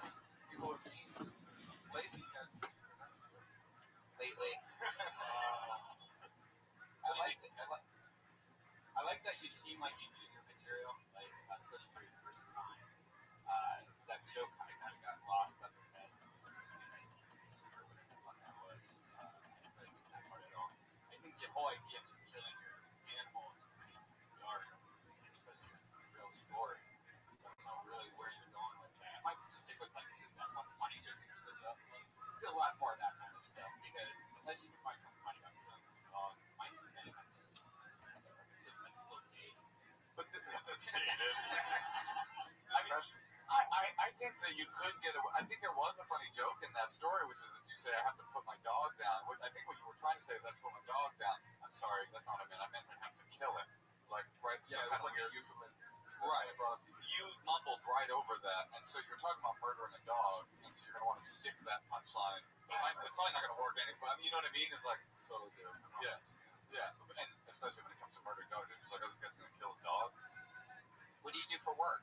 I'm an attorney. Oh, you're awesome. I have a new bit of advice. Just don't bother. This is not, you don't want this. Do you actually get work? Like, are you a realtor? Are you some kind of like paralegal or something? Yeah, I'm actually a huge fan of Jeff Ross. I represent. Oh, well, then you're definitely an attorney. Everybody knows that every attorney loves Jeff Ross. Jeff Ross and Greg Are Jones. you a real attorney? Yeah, I'm a Jeff Ross fan, of course. No, I represent military veterans in eviction lawsuits. So, Whoa. logical news. You're awesome. So you much cash. Thank you. You're great. I mean, I like this guy. I think he's the best guy we've ever had. Thank you, Brad. I don't know if I believe it. This sounds like every shady attorney ever, right? Just like, oh yeah, I only represent military guys that have been kicked out of their houses and whatnot. What do you really do? Where do you make the fucking big bucks, dude? Tell us the truth. How do you get those fancy, extra small clothes? Where's the money? Let's talk about the fucking money. I make $38,000 a year. That I actually works for veterans. Why? Why not? Well, you're like, you're a hero. Why did you choose that sort of law? I want to do military guy. Why claim other people's pictures? They're mine. Why? Why not? They're mine now. Why? Because I put that text over it. It's unique. Yeah. I feel like a jerk. I think you should start it. You should do it. Really? Again. Yeah. You should start with that Why? shoes joke. Why not? And, maybe work out the real dark king, because I don't think of Mice and Men as a dated reference. I mean, that's the point of Mice and Men. Is that I think it's safe to talk about Mice and Men on stage. I was wrong. Clear. I'm sorry. You should probably get some laces on your shit. Yeah, right? I didn't think of that until tonight. Copyright. Yeah, and I copyrighted it. It's like declaring bankruptcy. Well, hell yeah. I Sean. declare bankruptcy. Yeah. That's all you gotta do. Yeah. Really? I heard you mention Maybe. Greg Giraldo real quick. He was a lawyer. He's an incredible comedian, right? That's pretty close. You know, to work. I don't know. Yeah, I used to go to open mics. It was like 2 years in the law, 2 years in the law. Lots smarter. Yeah, you're going to be able to really connect with those vets that you work with, because if you keep going stand-up, you're going to bomb a lot. So prepare for that. By the way, you doing stand-up once, I mean, even if you just never do it again, you should be proud of yourself for even trying it. And you definitely dressed for a podcast, so that's But it's actually, there's something really interesting about you, which is that you're this like hipster-looking dude that is a military attorney. I think that's really, to me, that's very intriguing. And I would like to hear, if you're going to do stand-up again, I want to hear you talk about that. Like, how do they treat you when you walk in? Like, you're obviously, there's something intriguing and interesting about you. It's not usually this small. It's just, it happened this morning. No, I'm not talking about, It happened this morning? You ate a 70-pound sub or something for breakfast? Like, what happened? What are we talking about here? If you get your owner do you sneeze? Like, what happens? No, you're right, though. I mean, you're cool people. No, Well, filter. that is so fucking awesome. Congratulations on having your first time on stage here with us. Thanks a lot. Sean Bigley, everybody. You saw it here. There you go. Getting the handshake from... I don't think he's going to bomb. I think he's going to murder. Oh, I see what you did there. Sean Bigley is at SF Bigley. SF Bigley on Twitter. So, go root on the newest comedian in the world, because he just started 7 minutes ago. Let's get another one up here, everybody. Maybe it'll be somebody else's. I like this part of the show because this is what I can eat. Eat the tweet part, right? Yeah, This guy's eating a pretzel. It made me hungry. you have 60 seconds to eat. You No, ready? not during the part when they do their jokes, but I mean when you pull that out. Oh, yeah. All right. Here we go.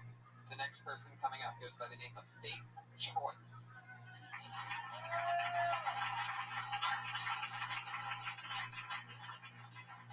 Here she comes. Faith Choice, ladies and gentlemen.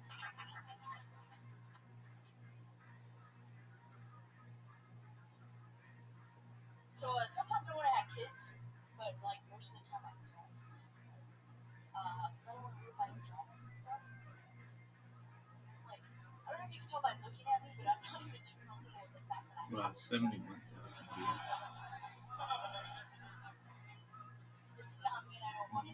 condition. I want to die with the bubble wrap on. Like, you would have Diane like death to be like, ooh, bubble wrap, pop, pop, pop, pop, pop, pop. I don't think real women necessarily have to have curves. I do think that they should have eyebrows. That's right. I see you on Tinder and it looks like you fell face first onto a dull pencil. That's right. And how many puppies you're holding.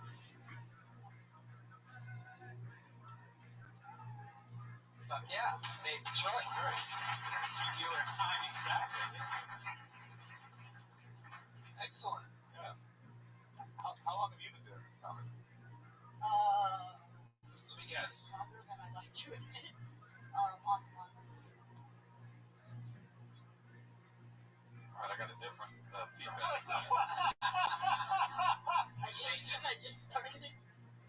Changes everything, right? I like the second joke a lot. The part about you not being comfortable having a gender. That was really fun. That was very cool. Yeah. I just want to say, Moses, you're so much funnier than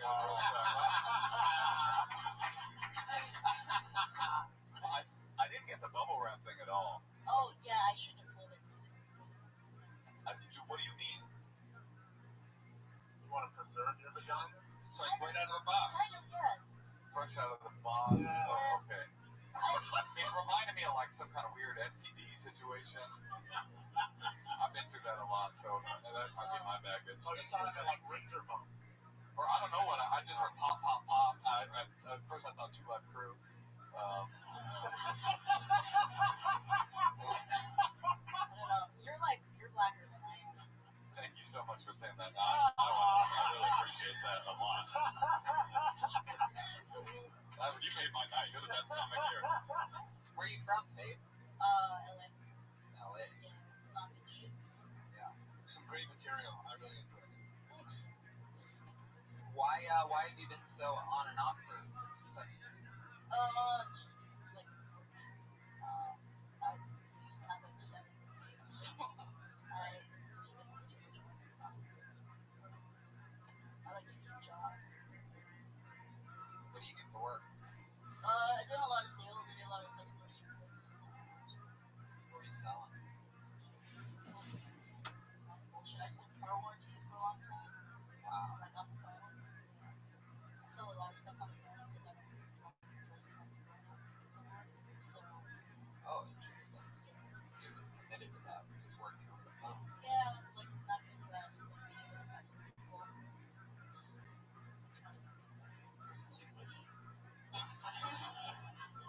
I'm actually not.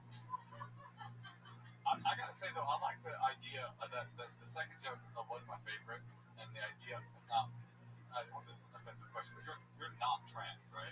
You don't consider yourself that. I'm just queerish. Yeah, so I like that. That's what I felt from that joke. I think that's a cool because I know there's trans comedians and there's obviously a lot of non-trans comedians. Most not. So the idea of something that's just sort of blasé about gender is something I feel like I've never seen anybody really talking about on stage. Who isn't like a politico talking about trans stuff. It's just like I don't care about I don't relate to gender. And I think that's a cool area for you. Yeah, I totally agree. And I think that in almost any set, like people are gonna want to hear something about that from you. You know what I mean? Like some good acknowledgement to that. And I think that even in 1 minute, just the one joke about I might not be comfortable having a vagina, I still don't think it's enough. You know what I mean? Right. I want to know more. Like somebody that's just ambivalent about gender is really an intriguing idea. Like I want to know more about that. Like what if you don't mind talking about it? Like what are you in? Like what's your thing? I mean, if I have to just, if I have to like write it out, someone asked me for that. I'm gay. Yeah.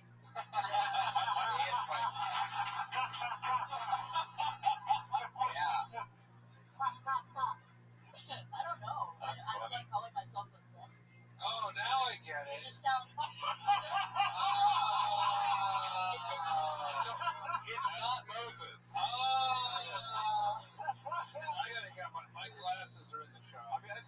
so cool because there's so much polarized politics over like gender and queer stuff that somebody that like what you're talking about, like not really caring about it, but being in the spectrum or whatever, I think is like such a weird, cool idea. Like something, you know what I mean? You know what I mean? Absolutely. Like that laugh that you heard when you said pretty gay is because that's the sound of all that tension being released from everybody's, life, sex, and what all what they're curious about. Tension being released like a pop air bubble on a pussy. So what else? I really like the stage presence. You have a really mellow vibe. You have really good jokes to back it up. Like, how do you get up on stage every week? I mean, how long of the 67 years are you comfortable with doing? It's where I'm at. I don't know. Okay. Because I felt a I'm little. terrified. You guys seem Why? really shy. I mean, like little eye contact. Are you a shy person in general? I'm kind of. I don't know. If you don't know me, then you might call me aloof. Like if you see me out and about, but I don't know. I don't like most people. But I mean, people grow on me, and I grow on people. So Fuck yeah. I'm terrible Just at chill. interviews. You're terrible at interviews. I'm terrible at talking about myself when I'm just not telling jokes. Like people are asking me real questions about my life. I think you're super cool. You're like Wanda Sykes on Sudafed. Yeah. And I love that. Faith Choice, everybody. Good job. She's on Twitter at Team Sexy Dork. Faith Choice. At Team Sexy Dork. That's fun. Back to the bucket we go. This looks like another new name. Put your hands together for Elon Woods. Wow, from deep in the back. This is the Price is Right entrance right here. Camera wasn't even on it. Here he comes, everybody. Elon Woods. Yeah. That's awesome.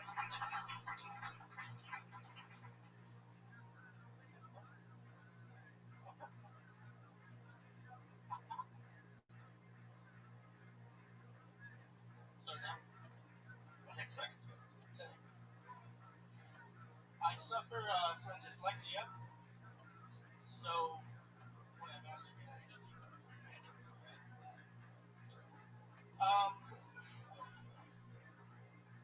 apparently healthcare is illegal. I didn't get healthcare this year because of our job. Like my friends fucking not even. I want to see the government try and stop me from fucking sneaking Butterfingers into my bedroom because I've been doing that for 27 fucking years. My mom hasn't seen that. So they can't make me help me. Apparently Hemingway, there was a limitation to how much time she could ejaculate. So I started it. Katy Perry's on top of the list. There's nothing worse than being homeless in this world. I can tell you this because I have been homeless. This is true fucking story. It sucks. And I will stop that story. Wow. You want to finish that one? Yeah.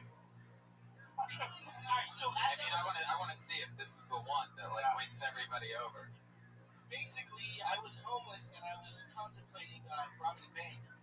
Basically, I decided that if I was in prison, I would at least have a roof over my head, food on my plate, and every now and then someone would fuck me.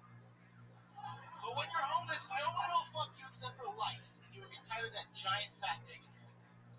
There you go. You can really connect with that crowd in a homeless shelter sometime with that joke.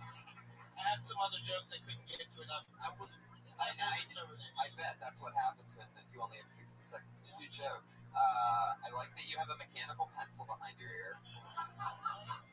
No, it was dope.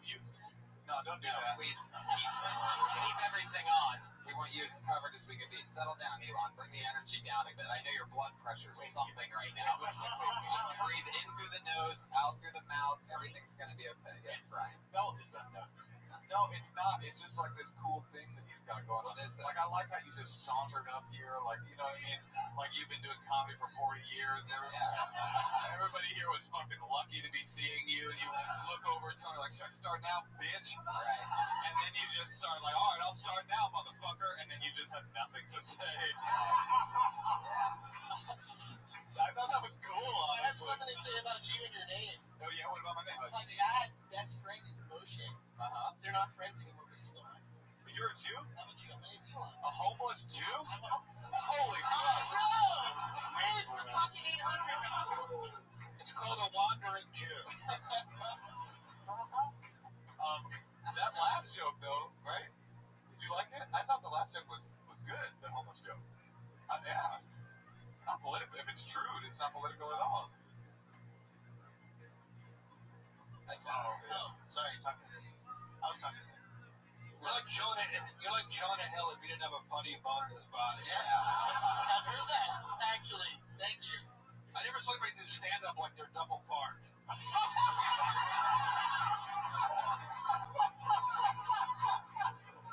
You looked at your notes 5 times in 60 seconds. So the first time I did stand-up, it was at McCabe's in Santa Monica, and the next, I did really good, actually. People laughed, I was the funniest person there, but they actually shut down the club the next week. Oh, you were that good, True huh? story. What? Was that on a Tuesday? It was on Tuesday, and I swear to God, it was on a fucking Tuesday. Got the club going up On a Tuesday. How long have you been doing stand-up? This is my second time on stage. Wow, so you did the place in Santa Monica and that closed down. Yep. And you just had your next spot at the world-famous Comedy Store. What if Paulie- Open since 1972. What if Paulie ran in the back and was like, we're closing the place down? Dude, everybody's gotta go. We just got word, right? So, like, I'm sorry, but, like, we have to do it right now, okay? I don't know, but, like, we gotta get everybody, because they're about to turn it into something else. I have a Pauly Shore joke. Nobody wants to hear more of your fucking jokes. Wait, what are you trying to tell us about? It's a great No, it's A not. great joke?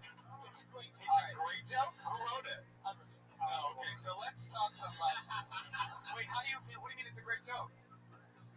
Well, wait, the other jokes, why didn't you do the great joke? Those are all serious jokes. Oh, everything you told tonight was a great joke? They're all good. Do you even remember this great Pauly Shore joke, or do you have to look at us? Very well. It's one of the first things I Yeah. He's cocky, I love this. I want to hear the joke. For a guy that writes his jokes on the fortunes inside of cookies, it's one of the best. What's your Pauly Shore joke? So I was walking down the Hollywood Boulevard and I saw Pauly Shore's star on the fucking sign. And it was right where the curb meets the street. And I wonder if the fucking mason worker knew that his career was going to go straight down to the street. Do you hear that silence? Yeah, it's a bad one. Well, hold on, I'm trying to look up great here. Do you know what great clips? That's the place where you get a good haircut. Great Big Bear. You have no right to be goofing on Pauly and Pauly's club. No. I actually love Pauly Shore. He met me once at Newsroom Cafe. I had long hair like the fat guy from Lost. Oh, wait, this is a great story. This is a true story. This is a joke. If I see Pauly, he'll remember this story. He pulled me to his fucking table and asked me how I was doing. Right, because he thought you were somebody else. Exactly. Yeah. The only thing great about you is your size. That is true. Yeah. That is very true, Jeff. Now, you're adorable. Thank you. You're adorable. Good luck with your 3rd time on stage. Take your jacket off next time. Memorize your shit. And you'll do And better. put your belt on. Your belt is literally off. Just You hang know it that? off in 2 sides. Why is it? I just took a piss before I came up here. Hey, can that Veterans Affairs lawyer come back and help this guy? Oh, Jesus. Don't ever do that again either. Where are you from originally? I am originally from Miami, Florida. How long have you been in LA? I've been back in 87 pounds.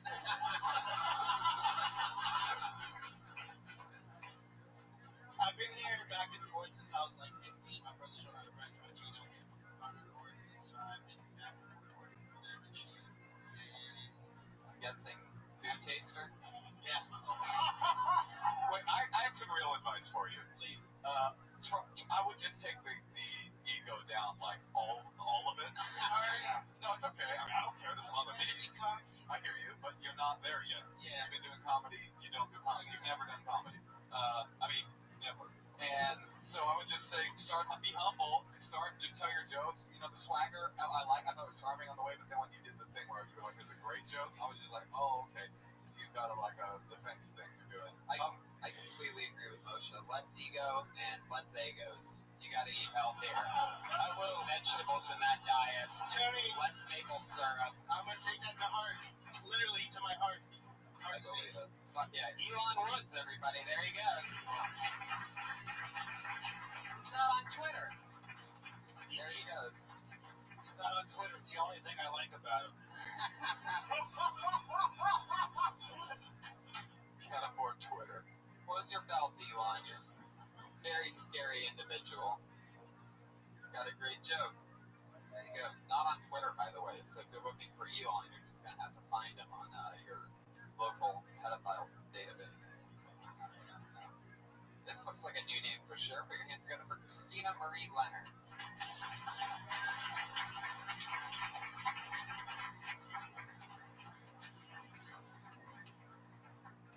Hey guys, so I've always had a lot of guy friends, and lately I'm trying to make more girlfriends in my life. And what I realized is why I don't have a lot of girlfriends, because I'm sure both genders know that we just talk a lot, and we talk about the worst things ever, like how to lose weight, diet plans, like paleo juicing. Can we just go back to losing weight in the traditional ways, like the flu? No, seriously, because we've all flu's been going around, and I had the flu recently, and you guys, you've got to try this shit. Like, you lose lots of weight, you lie in bed all day, and you don't have to shower. Mostly because you're afraid that you're going to shit in the shower. More than that, you're basically just sitting on the toilet shitting all day. And then you think to yourself, wow, I really should have tried that juice cleanse. But to any of those of you out there, I'm sure it's California, did you guys try the juice cleanse? Yeah? So then you know that you're still shitting all day. Alright, thank you guys. Yeah, Christina Marie Leonard. Where are you from, Christina? Microphone. Fuck yeah. I'm from Omaha, Nebraska. Oh, wow. You're whiter than Willie. Yeah. You're super new on stage, right? Yeah, well, Theater background. Yes. Big time. I can tell by the way that you just took the mic out of the mic stand and said, yeah, after you realized that you had to talk to the mic. It was a theater way that you did it. Yeah, and I trapped myself with a cord. Yeah. I once ended up on the rafters during Oklahoma when they got swept as the curtain was coming down. Wow. Yeah. I bet Oklahoma goes over huge in Nebraska, huh?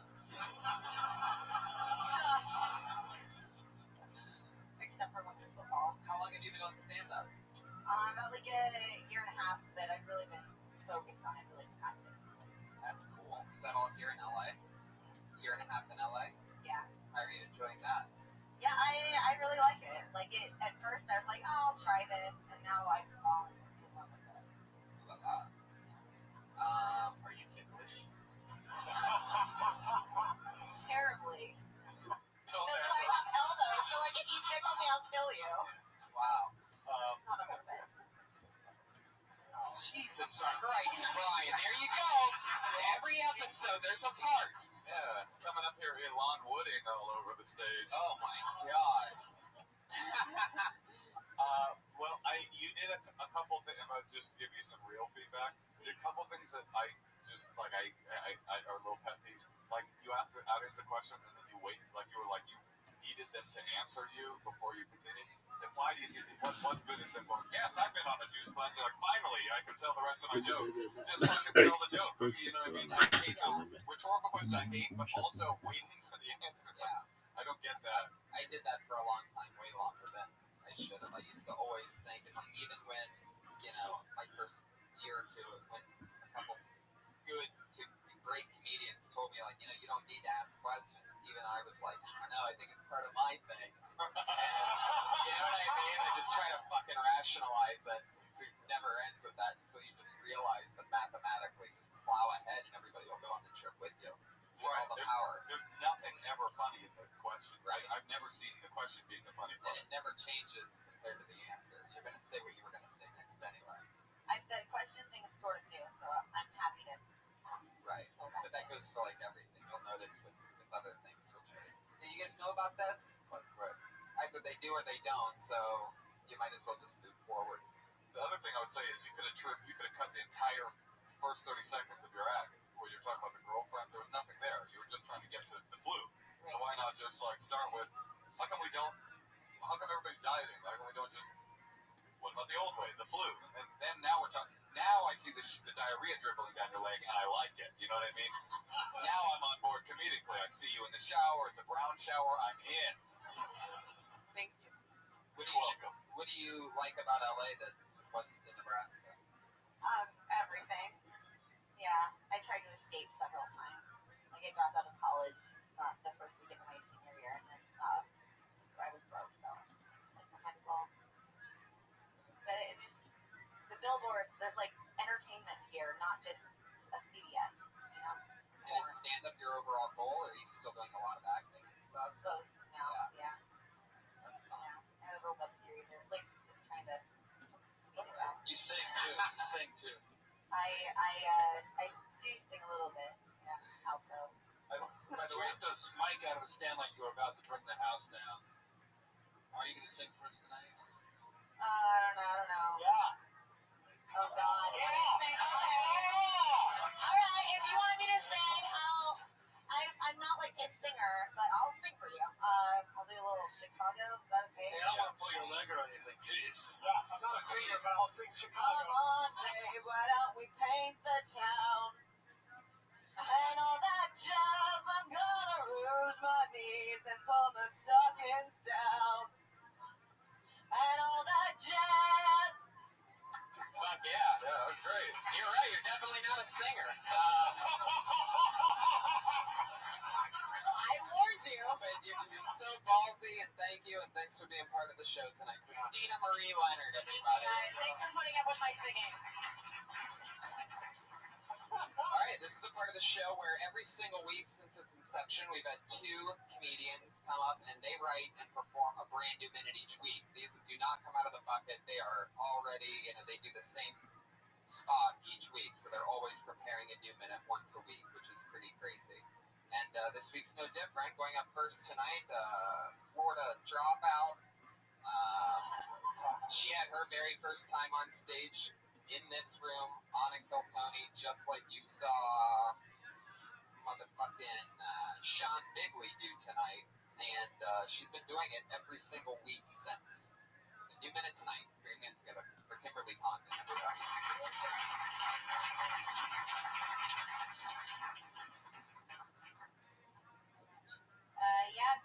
It's really hard being a college dropout and a struggling artist, because every time I get a phone call from an unknown number, I don't know if it's a callback or a bill collector.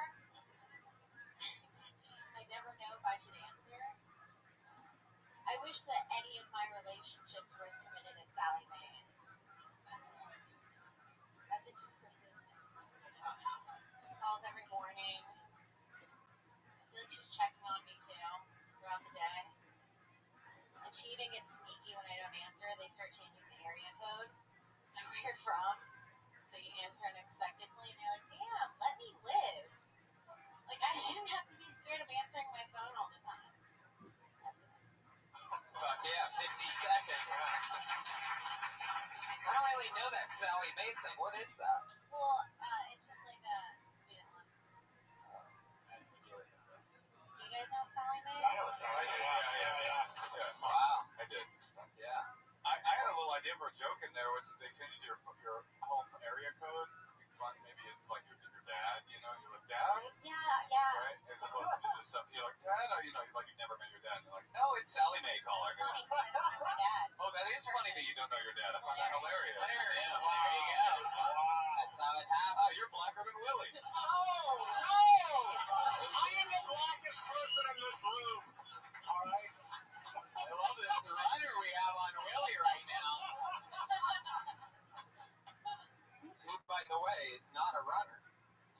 just one of the things that's not black about him. Willie is from Alabama. Willie's a perfect combination of like a beautiful blonde Alabama country girl and Bill Cosby doing a one-nighter.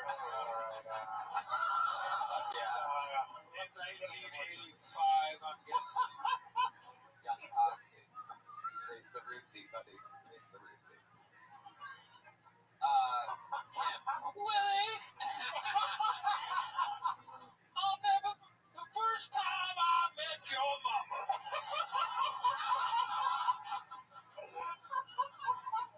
It was in the Knights of 50th Hall. Sold out show. She was in charge of my fruit bladder.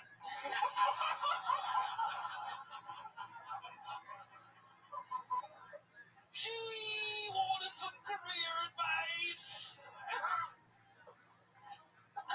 All right, well, We were just gonna let you go for as long as you would have gone for it. now, Camille and I are very disappointed that you turned out as the Iron Patriot. Kim, What's your advice for kids, I'd though, like to Cosby? see you in my dressing room. After the show, I got some decaffeinated coffee. The decaffeinated part is the creepiest part. I don't know why, but it is. Is the coffee making her sleepy? I put the roofie in the pudding. You're a great Cosby. Oh, thanks. Well, actually, Jeff, I think that is the proof to anybody that is new that wants to do impressions. I always think that an accurate impression is less funny than a funny impression. Like, it's not about accurate. Accuracy is like, wow, you're a talented juggler. Who made you the comedy expert? Isn't that why we're doing it? I've been doing comedy since the Jim Crow laws. Was in full effect. Oh, I love it. I love it. Kim, how's comedy been going for you? You do spots everywhere else. You started here. Everybody gets to watch your progress every week. Yeah, it's been going good. I was in Pasadena last week. Me and Wayne Shaker on San Diego. How fun. And I'm doing the roast battle tomorrow. Oh, yeah, that's right. Many have called her the Ronda Rousey of roast battle. Yeah. You are undefeated, correct? Yeah. 4-0? 3-0. Wow. 4-0 tomorrow. Whoa! Look at that. Where did she get that confidence from? Ladies and gentlemen, there she was again. Kimberly Congdon, everybody. She's on Twitter at Kimberly Congdon. So follow her, be a fan. For your Nancy Go for your final regular of the night, she also writes and performs a new minute every single week. The goofy, fun stylings of Sarah Wineshank, everybody. Here she is, Sarah Wineshank. Deli meat. It's a weird one. It's like, how do you know how much to order? Whenever I go to the deli counter and they ask me how much, I just say an 8.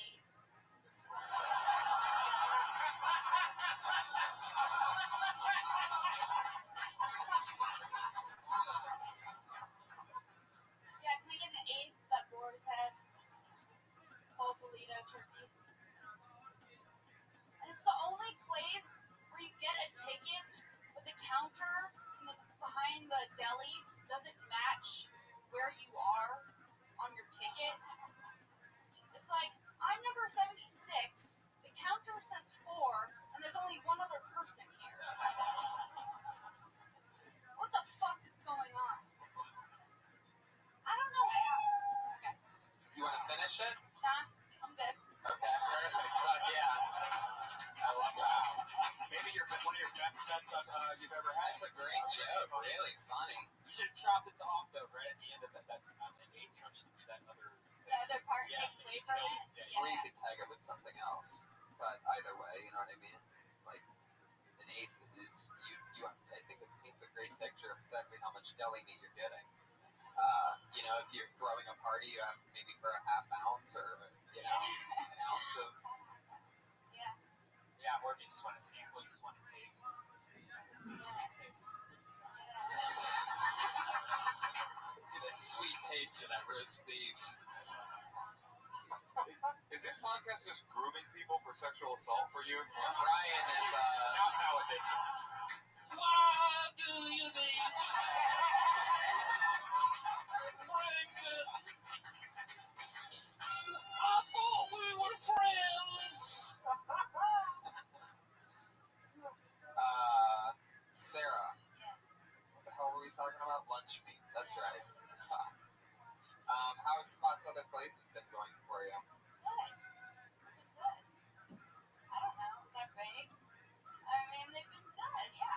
Okay. I'm excited about it.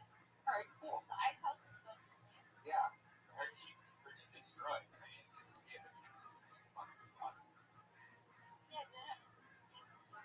Wow. Kim did great too. Phil Tony did well. The ice You guys have a hell of a work ethic. It's pretty crazy. Most comedians don't attempt to write a new minute each week. It's been paying off. Yeah, I bet. You can see, from the last time I was here, actually, you and Kim, your confidence level for both of you to close up the show like this is way improved since the last time I guessed. So congratulations. You can see the hard work paying off. Yeah. Super cool. Super fun. Sarah. That joke's just great. I mean, Yeah. that joke is so much information too. It's like I like that joke where there's backstory that is never told. Like Right. you're high at the deli. Like you don't have to say that, but we all see you with your half shut eyes buying deli. And, maybe you could even stretch out the end of that ticket joke longer too. Maybe there's more to that. Like, where are these 71 people that we the ticket? Maybe they're in the back lot smoking some of that ham or something like that. Yeah, Kobe hash, that's great. Maybe just a dab of the corned beef.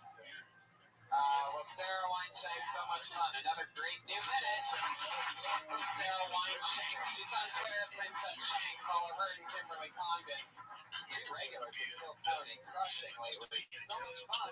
Guys, that's episode 94 of Phil Tony. It just happened, right? Friday. A painless needle. You didn't even feel it sting. It happened so quickly. Thanks for the food from the lovely Elise Lane. She's great. She's at the Girl Up with the Pan on Instagram and Facebook. She's at Elise Lane on Twitter. Willie Hunter is Willie Hunter at Will Hunter Show on Twitter. He's the best. What's coming up, Willie? Promote your new podcast. So Willie Talks this Wednesday. We're going to have Sovereign Sire, porn star, yeah? Fuck yeah. Hell yeah. Thank you for listening to the live stream here tonight. Yeah, hey, I'll be in Salt Lake City this very weekend. So come see me, a wise guy. Salt Lake Moshe. Yeah. Moshe Kasher. Follow him on Twitter. Catch all of his dates on his website. Jeffrey Ross, the Roast Master General, has the Roast of Justin Bieber coming up. 2 weeks. They launched the second generation Lightning in 1999. It went 0 to 60 in 5.8 seconds. Still thinking that's not fast? This was the fastest production truck ever made. So watch it out. To take it to another level, the Ford Lightning was showcased in the blockbuster hit Fast and Furious. And once it's all said and done, this old beast will rip and become fast and furious. Quick, what would be a better order for my Mustang, a Calio 12 or a Calio 24? Here's my other thing, but what year's your Mustang? I can use some more info. Fast and Furious, never heard of it? That's a piece of but they launched the second generation Lightning in 1999. Went 0 to 60 For a brand new episode of Kill Tony Volume 2. Give it up for Tony Hedgman! Fuck yeah. Hello, live audience. That's it. We're here. We're here again. Craziest thing you could possibly do on a Monday. Once it's all said and done, this old beast will rip and become fast. Hey guys, we are live right now via Ustream. So the hundreds and hundreds around the world. And thank you, live audience. Welcome, everybody. Episode 95. We are very close to episode 100, Brian. That's right. April 13th, I believe it is. Neighbors instead of history. We are plowing it together, 400 people in that room on a Monday night just like this. That's April 13th, episode 100. I don't want to give any secrets away, but Bruce Buffer is going to be there, everybody. Yeah, the voice of the UFC.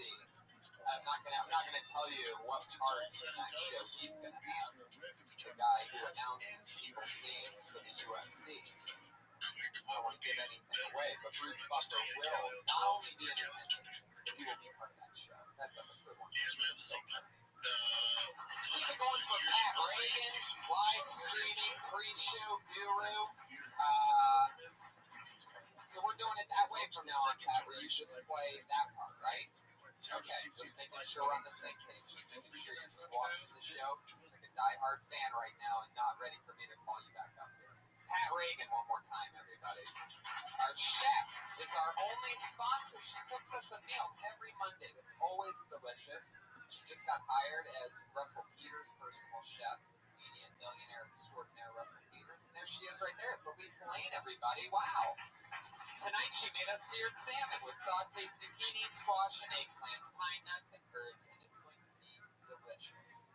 So, for all of you that didn't eat before listening to this podcast or watching it, go fuck yourself. I want to give a special shout out to my man Frank, who made it all the way here from Buffalo, New York. He's in the middle of the room. Guys, he gave me the WrestleMania anthology. No big deal. Oh, yeah. Just showing his appreciation for a free podcast that's streaming around the world. He knows I love professional wrestling, specifically older professional wrestling. And now I have all the years between 89 and 94. The years that I love the most, Brian. Man, it's like he knows me. My virginity was lost on disc number 1. Really? No, actually, disc number 2. Number 3, 1987. 1987. Wow, Yeah. I was 3. And I'm so happy about that. Oh, another thing which reminds me, guys, tonight, guess who's on Carson Daly? It's me, everybody. I'm on Carson Daly tonight. So for those of you watching the live stream right now, why not grab your remote control and set your DVR so that you can see me on Last Call with Carson Daly? You can set your DVR because I don't expect you to stay awake until 3:45 in the morning, which is when I will be on NBC. But it's just me on NBC for those few minutes. Is this where they record you and then they have a cut-in with you reflecting about life? Yeah. Where did you do that at? The Ice House? The show was at the Ice House, the home of many Death Squad great shows, one of my favorite clubs out in Pasadena. And, but I give a shout out to the Comedy Store in Youngstown, Ohio. And most importantly, the words "Kill Tony" will be heard on NBC tonight, everybody. The show you're at. You realize how cool you motherfuckers are? You're at that show. All right, let's get this thing going. Every week we have a head of security who comes out and keeps us safe. It's always somebody different because the original guy who did it the first 30-some episodes told us that he was irreplaceable and that if we didn't figure something big out for him, he was going to leave the show. And he did. He fucking did. But to show him how replaceable he is, we replaced him with literally a different Iron Patriot each week. This week's no different. Put your hands together for a repeat Patriot. This, full-blown autism. I mean, he really has autism. That's not a joke, but he owns it. He is Autistic Thunder, the Autistic Patriot. Fuck yes. One of our favorite Patriots. This is about the 4th or 5th time he's been keeping us safe. What's the exact number? I'm sure you know. 7. Wow. Talk right into the side of that microphone. You hear it? 7. There it is. Josh Meyerowitz, everybody. One of my favorite rising comedians through the ranks. How long have you done stand-up now, Josh? I just hit 6 years. 6 years, this motherfucker, with autism. That autism does not hold you back. Some people say you're the Rain Man of comedy. Is that the right disease? No, right? No, that's classic autism. I'm high functioning. Whoa, fuck yeah, I'm high functioning too right now. Do you look down on those people? I joined before this, guys. Do you look down on those kind of autistic people? No, in fact, I feel less secure. I have a have a bit of an inadequacy. I honestly, when it comes down to it, I tend to not like other autistic girls. Whoa, you hate on your own kind, huh? Not necessarily hate, just generally feel inadequate. Why is that? Because I feel inadequate. Like I said, it feels like the more autistic you are, the smarter they are, the more. I don't know. But from my experience, autistic girls are easier. Okie dokie, Brian Redman is here live streaming. Oh, shit. It's all happening. No editing that one out. Josh, have you ever hooked up with an autistic chick? Almost. First girlfriend.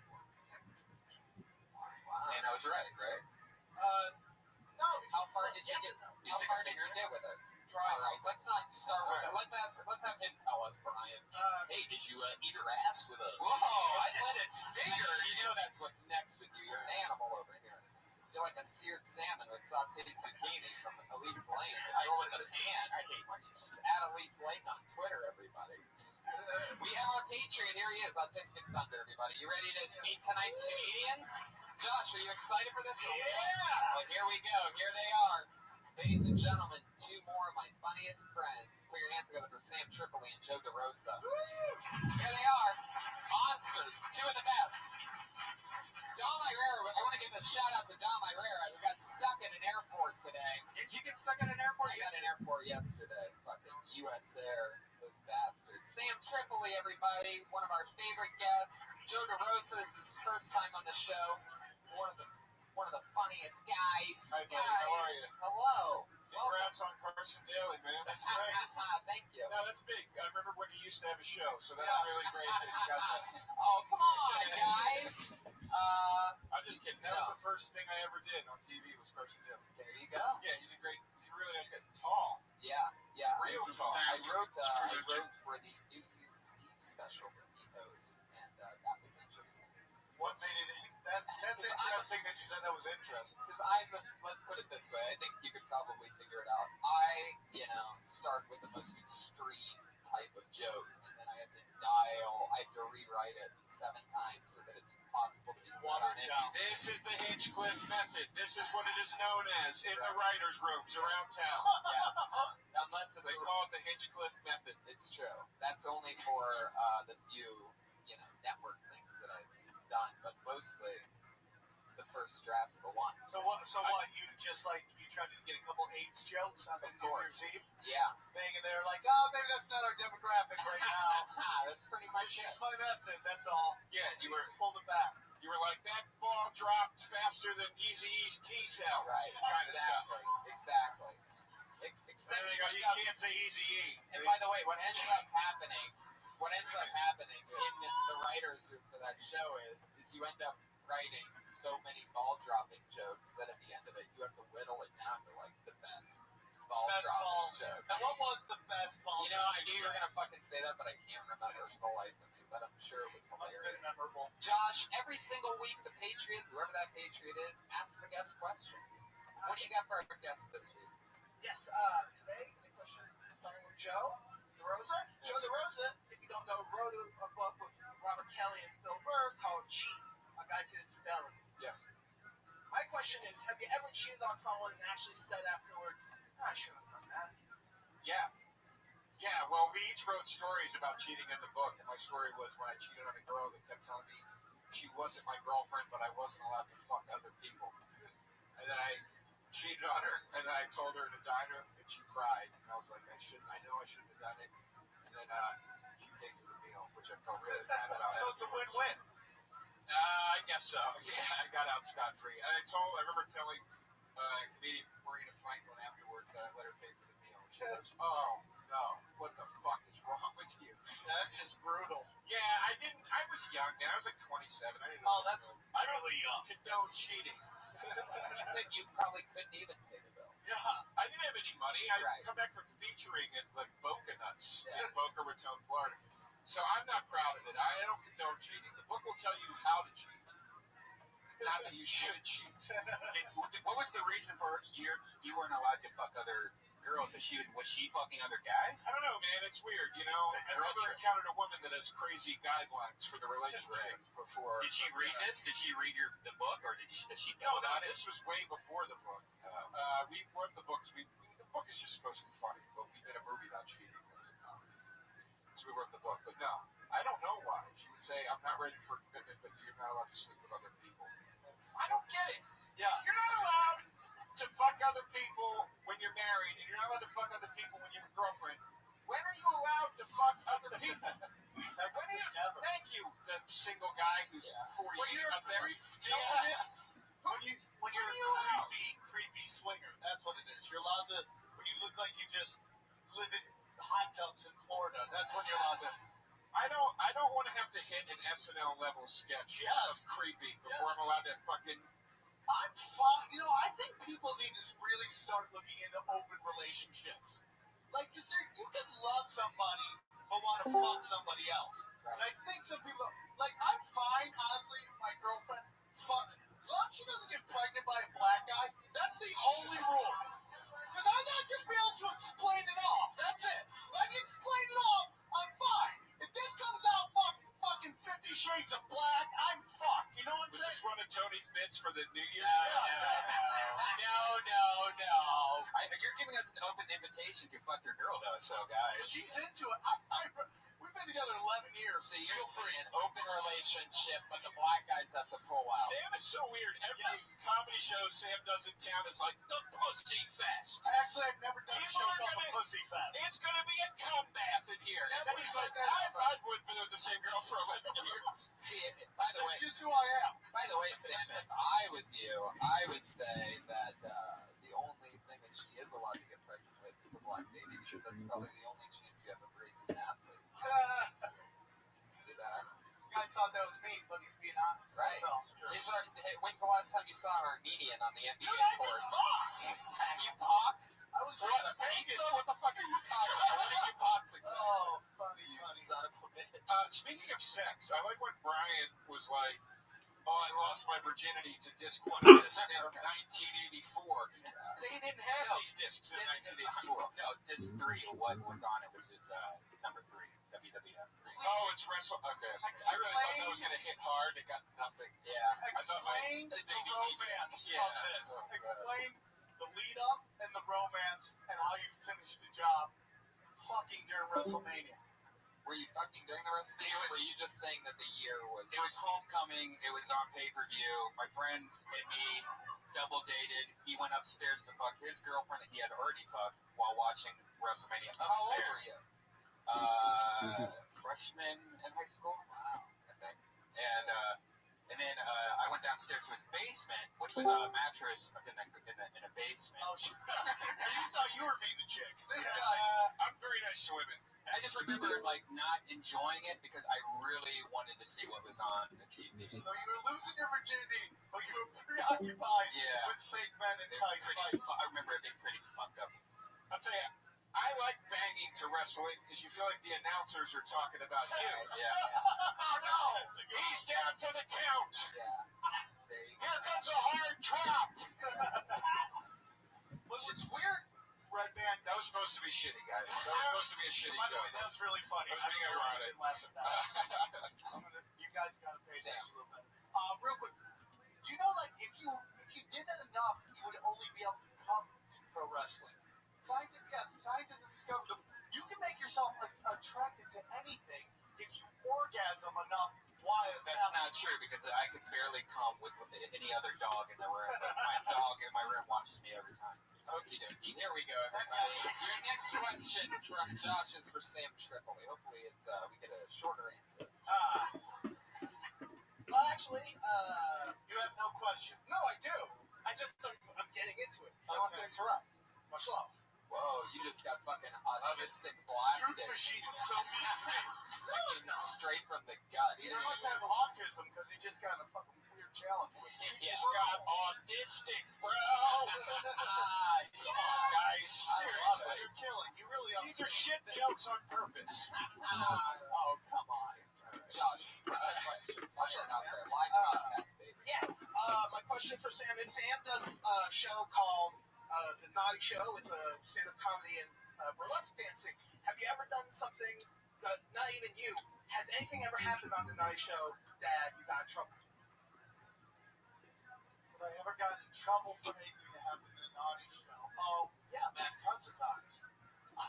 The first time we did a show at the Improv, this isn't necessarily funny, but it's one of my favorite moments of the Improv. We had Belladonna, this adult film star. She was pole dancing, and out of nowhere she pulled out like a 10-inch black dong. And as she was pole dancing, she deep-throated the whole thing and did pole work, and the Improv didn't appreciate that very much. And but it was one of the greatest moments of comedy of all time. Fuck yeah. Also, there's this follow-up question. Well, Autistic follow-up. Yes. No, because you mentioned about your girlfriend. Not hate to be a creep, but that's your girlfriend. Let him do it. If she fucked you, I'd break up with her. That's all I can say. She fuck anybody else but you. I've seen your autistic dick. It's not big. It is small, yeah. Is it? Yeah. Yeah. It's pretty bad. Really? Can we see it? Real No. quick. Real quick. No, Come on. Show Beyonce over here your dick real quick. No. No. Sam. All right, what is he such a dick for? I know you're fucking something goes Sam stuff. What has this turned into already? I don't know. We have It's to partially my fault. see like this type of thing, the show your dick thing, that would not fly on the New Year's Eve show as far as I'm concerned. That's apologies. That guy's That's why I only run for basic cable. Hey Sam, I love you. Thank you. Fuck yeah, there he is. Guys, you know what this is. This is the craziest show in the world. 60 seconds is what comedians get. Guys, you're surrounded, realizing it or not. There's comedians all around you. Smack packed in the back of the room right now. They all signed up for the chance to get pulled out of this bucket, have their name read, and they come on stage and do 60 seconds. And then we talk to them about anything in the world that we want to talk to them about. Comedians, you know your 60 seconds is up when you get the sound of a kitty. Aww, so cute. Wrap it up then, or else you're going to bring out the angry West Hollywood bear. It's like standing by.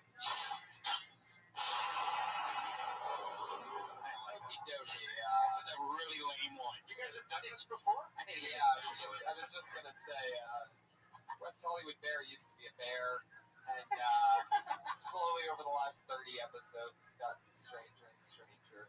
Now it's just unrecognizable and pretty annoying. Was it a bear like Animal Bear or a gay bear? Yeah, it's just a bear. Like a bear. And then it was really loud, and what was funny was the volume of the bear would interrupt the people. The performer, if they kept trying to go along, I like that. I think it's a hard laugh every time, but now there's just like a bunch The bear's of not sound Hollywood. effects. Well, you know, that's the second rule of comedy is if it works, don't do it. Don't keep doing it. Right.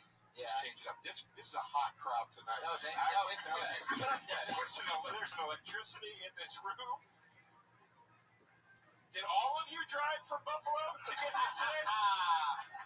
Jesus Fuck yeah. Christ, Also, some people from Georgia. Give the guy from Georgia a round of applause. Georgia! We're in Georgia. We're in Georgia. Atlanta? I'm going to be at the Laughing Skull in April. Wow, look at that. Come on, watch me rock 50 people. Fuck yeah. You guys ready? To get this thing, you guys ready to get this thing started or what, everybody? Here we go. This is what we're here for. The whole cast is here, everybody. Put your hands together for your first comedian doing 60 seconds tonight. He goes by the name of Steve Benetier.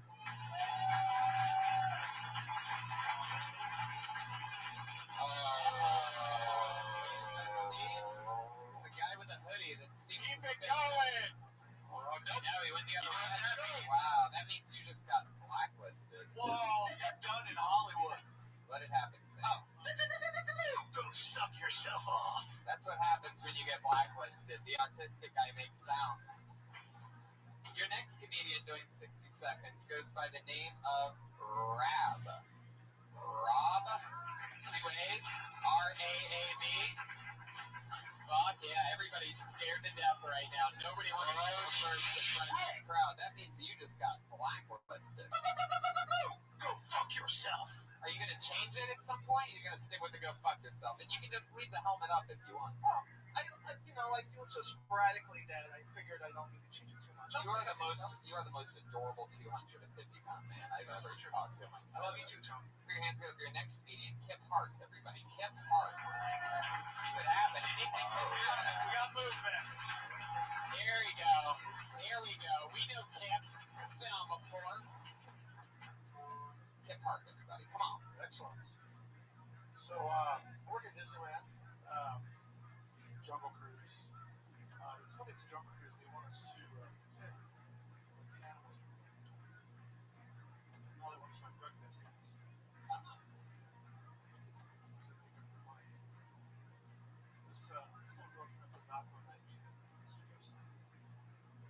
She's about 6. I already hate her. She has her dress and she's swinging along and she looks at me and she says,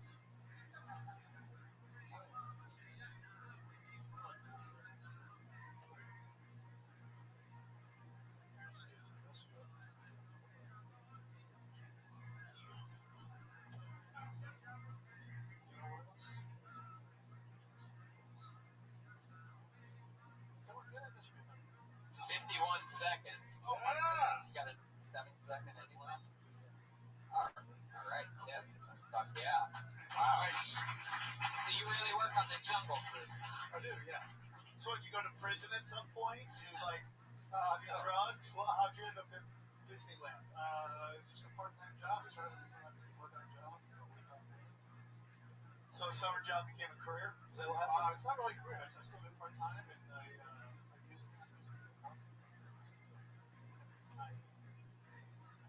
It seems like it's really affecting your mood and your life. I mean, it's the place of happiness for kids, and you're telling this kid that she should die of AIDS. Yeah, So what you're... You have some anger inside you gotta get it out. I love it. You're full of rage. That's nice. Do you like the job? I do, yeah. It's fun. It's actually pretty easy. What kind of hours do you work? That's... Yeah. Wow. The jungle fruit is now But like it's not work. How many Just terrorizing kids, that's all. how many runs is that a day on the boat? So it's an 8-minute trip. Probably 35. so you do 35 or 40 sets of 8 minutes. Wow. Did they really drug test you? They were talking about this with Well, yeah, because that's the best place to do drugs. Do you notice a lot of people? Do you notice a lot of people on drugs there? Because I know so many people that just trip. yeah. Yeah. Oh, for sure. That's probably all to see them. They're great. Do you ever mess with them, or what have you like? For sure. Like, what have you done to somebody that's on mushrooms on the boat? It depends on what they're doing. If they're disturbing your buddy, then you shut them down. You can just, How do you shut them down? Give me an example. for example, this one guy was really out of it. He was cussing. Yeah. Around, so I just stopped the boat and I said, "Shut your mouth."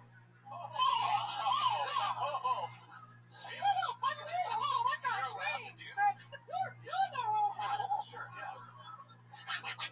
Oh my goodness! Look at So, you. how long have you been How did doing you get over it this time? About 6 years. How's it You're a going? good joke writer, man. You have some really good structure. You don't waste. I know we're not supposed to get too serious here, but I always do a show. People always talk over you. You don't waste any time. You get right to it. Well, you got a minute. You got to get right on it. You'd be amazed. But I thought your jokes are great. Yeah, good stuff. What else do you do for fun, Kev? What do you do? Like, this is all enjoyment. Just stand up. With family or anything? Yeah. Just 2 kids. Oh, you do? You take them on Married the jump? 30 years. Wow. Wow. Holy shit. Happily? Yes. Yeah, it's a live podcast. I get it. She could be watching. You ever cheat? Right now. No. Want to know how to? I'm looking up for used copies on Amazon right now. All right. There's plenty. Trust me. Kim, what else? Well, how long have you... Go on. I just how you got to a little later, and what were you doing before you did this? Before comedy? Yeah, just work. That's how I talked about this before. Is how I got into comedy. So I put my show. There's a jumper skipper show. Skipper stand up. You're called a skipper. So we do stand up, and he asked me to do a show, and I've never done it before. Who's the biggest asshole in Disney? Like Mickey Mouse or Big Up Fired, man. Yeah. Talk about shit like that. Okay. Well, then I want to know how much Nazi sympathizing goes on behind the scenes. That's all. We have to get the hot hit number one. Wow. It's really not the. Gotcha. Fuck yeah, man. Well, He answered it. Right? yeah. He answered it seriously just to keep his job at the very end. He's like, no, it's not very prevalent. Yeah. It's like, no, We're just being truthful. no, I know, we're just kidding. How long have you been doing stand-up in LA? The whole time? Well, other than Orange County, but yes. Gotcha. That's great. Craziest thing you've seen on this place. Yeah, what is the weirdest shit that's gone on? Oh, man. Well, they have this one called Bats Day where they because the emo people dress up now. Oh, so, years. And I was actually looking up one. This girl walked up. She was just in my car. She turned the corner and she had a guy on the leash, collar, dragging him back to the back. Can I just say something? Yes, sir. I love that right after you said there's no Nazi sympathizing at Disney World, your next story, the first thing was, I was grouping people onto the trains. We didn't have coal, so we had to use two. Rarely phrased that way. Outside of Nazis. Kip, we love you. We're rooting for you, buddy. Come back anytime. Kip hard, everybody. That wasn't really that day either. That was more like BDSF day. Yeah, totally. It's like, Kiss Yourself Day or something like that. yeah, interesting stuff. I didn't even know there was a bad day at Disney. I know there's a bunch of Batmans running around. I thought that That just sounds weird. Jobs and subs walking around. I went on that cruise with my mom, and I wondered if he was the guy. I just can't wait to go to Disneyland to see if I can find him now that I know him. Yeah. Because now I know somebody I can smoke with. Like, hey, just stop the cruise right here underneath this tree. Right? Smoke Yeah, weed. do that. Why not? Yeah. Have you been fucked up at Disneyland? I got really, when I was in Florida, we went to Disney World for spring break once because we were really cool. And I got so fucking high at the campground we were staying in to go to Disney World, and it took so fucking long to get from the trams to the park that I was sober by the time we got in. It was such a letdown.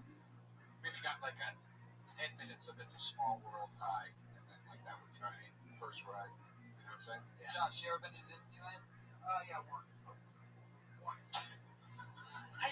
Josh told me, put the mile, put the map. You don't have to do. Don't listen to him, man. You're a lot bigger than him. I mean, if you really want to, if you want to leave the mask down, you can. But Does it come across good? that's fine with it. Cool. But I like that routine you do where you forgot it was down, then you pull it up. That's fun. Yeah, Keep doing it like that. Let's keep Just it like that. the movies. It's like Spaceballs. Yeah, it's funny. Keep doing it like that. Every time it works. Yeah, I went to Disneyland once. I didn't like all the crowds. Really? It makes me anxious. Oh, interesting.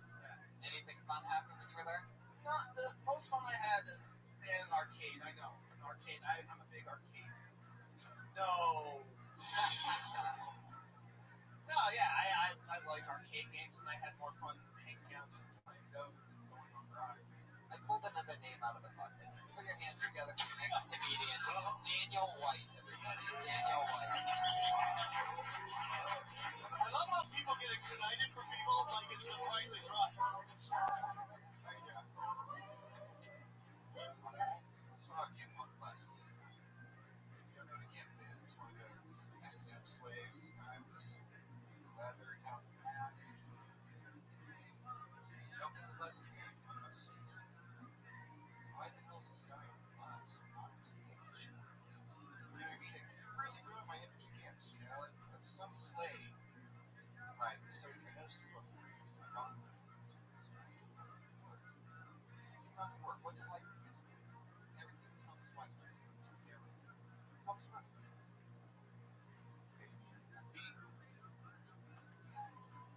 Bosses up and ask me the entire day. He doesn't appreciate that I work double for an hour. I bend over forward for these trips, I swear. Well, it's not bad. One guy gave me a pretty big tip. And he tipped me. There was some people camp, Bob's house. What was the last one? Bob's house. Yeah, I'd say that one's overkill. Okay. I thought you just made this shit up because I just said the word GIMP, and I'm like, oh, he's just freestyling the word GIMP. But you actually prepared for this. That was going to be the minute that you were going to do, even if Kip, before you, hadn't said that the weirdest thing out of all of his news at Disney World was some guy in a mask getting Well, dragged we're around. strange, serious ones. But, yeah. Aggravated that your play on words with the S&M stuff got laughs, and my wrestling announcement play on words thing bombed. That means the crowd's being picky and choosy right now. No, they're getting warmed up, Joe. They're Just like you, joking. Jesus, you guys look like you're the young version in your cocaine days. The old version. Jesus and cleaned up. I was gonna say the old You just version. want to go door to door meeting everybody, tell them about the Lord. Yeah, it's actually funny that you say that. I'm going to jump in on this one because, Daniel, we met you, 4 to 6 months ago or something like that? 4 months ago. I remember you coming on the show a couple times. You got on like a couple weeks in a row right when you started, right? And what I noticed is the last like month or two, I noticed you out back in the pot smoking area where comedians smoke a lot of pot. You'll like run into other comedians there, and guys at the show, like every few minutes, new people rotate in and out. It's the pot smoking area of the Comedy Store. But what's interesting is most of the people come in and out, but what Daniel has done is he has basically marked his territory in this area because he realizes that pretty much every comedian at some point in the night is going to go smoke pot there, and then he can just keep smoking pot, and you get to meet people. It's like his Starbucks. He's had his like app on his iPad and his keyboard, and he's just sitting there working. You have a guitar sometimes. I mean, you really do. That is the true part. Yeah. You set up camp, like you have the Wi-Fi code or something like that. So how's that been working out for you? What's the deal? You've been smoking a lot more pot than I'm guessing you were 4 to 6 months ago, right? Partially, I'd say yes. So yes is the answer. What's OPP? Right. Whoa, the bear rearing its ugly face. How long have you been doing comedy? About on stage. Oh, so that was, yeah. Oh, I didn't realize that was the same time. Did you start here? First time on stage. So you're how long? Wow. See what the fuck we create here at Kiltony, ladies and gentlemen. Only 4.5 months. Sure, it still took 40 seconds for him to get to it, but he had like 6 or 7 good fucking bangers. And the right premise is funny. Yeah. It's like a really smart premise that you probably don't have skills yet to really deliver. Right. Because you're still fucking, you're a white belt right now. Right. But you're trying some black belt shit, in my opinion. That's a really funny idea. Yep. That, and again, like I said, it's like biggest thing new comics do is they always just over-explain everything. No doubt. Like a great example is you're like, no one can bust in the care this guy's there. That's really not pertinent to what you're talking about. It's like this guy getting off work. Right. So you should have just jumped right into that. But it's a funny fucking premise. Yeah, this was your best week, definitely, for sure. I don't know if you were less stoned or less hacky. Because, I mean, like last time, you were like, with the guitar and stuff, and it was just too much. This was like the first time where I thought, like, wow, that was like almost a very well written premise, joke, tag, like everything was Yeah, like, great. You just have to get right into it. Like Sam was saying, just start, with the guy who was on a bus, how you not have time to change from work, boogity, bang, and then you're already cooking. Joe DeRosa knows about cooking. About cooking? Meth. What do you mean? I have no idea. I do cook. Oh, really? Yeah, I cook. Perfect. I had no idea why I said it like that. I just knew that I was going to hand it off. Oh, I cooked for myself tonight. You did? Yeah. What'd you make? I made 2 chicken breasts, and I made a salad. And fed my dog. Combination of things. How did you prepare the chicken? On your stove, oven, microwave? Yeah, I usually go stove or oven. I'm one of those traditionalists when it comes to cooking chicken. Right. Take a raw piece of chicken, I serve it in. Yeah, put it on the stove or maybe in the oven. Put on a spit. I don't think you can spit, you mean? A spitting. I like to spit, he'll cook it. Sorry. Oh my God. That's funny. Stupid. Daniel, what do you eat for dinner tonight? Burritos. Plural. Nice. What'd you put it in?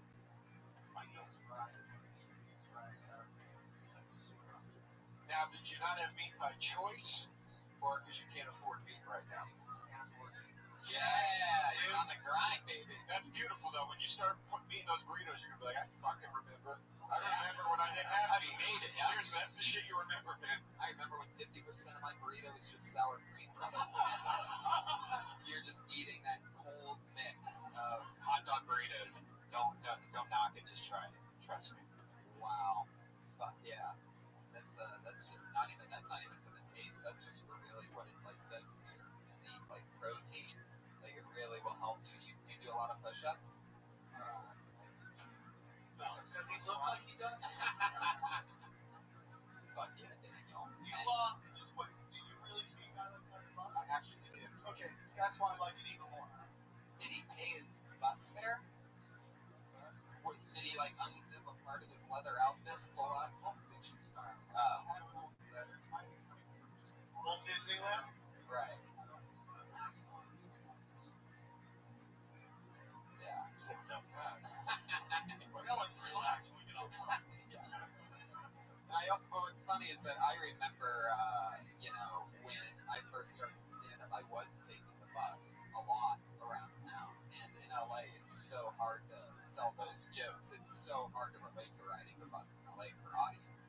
So I remember chiseling away. I probably read 8 to 10 minutes worth of riding the LA bus jokes that just never went anywhere. But that's probably a good one. Wow. Yeah. The bus boy himself. I like a bus bit. It's not really a bus joke, though. It's you can still tell that joke, you guys, walking down the street and something. It doesn't have to. Yeah, you don't even need the bus.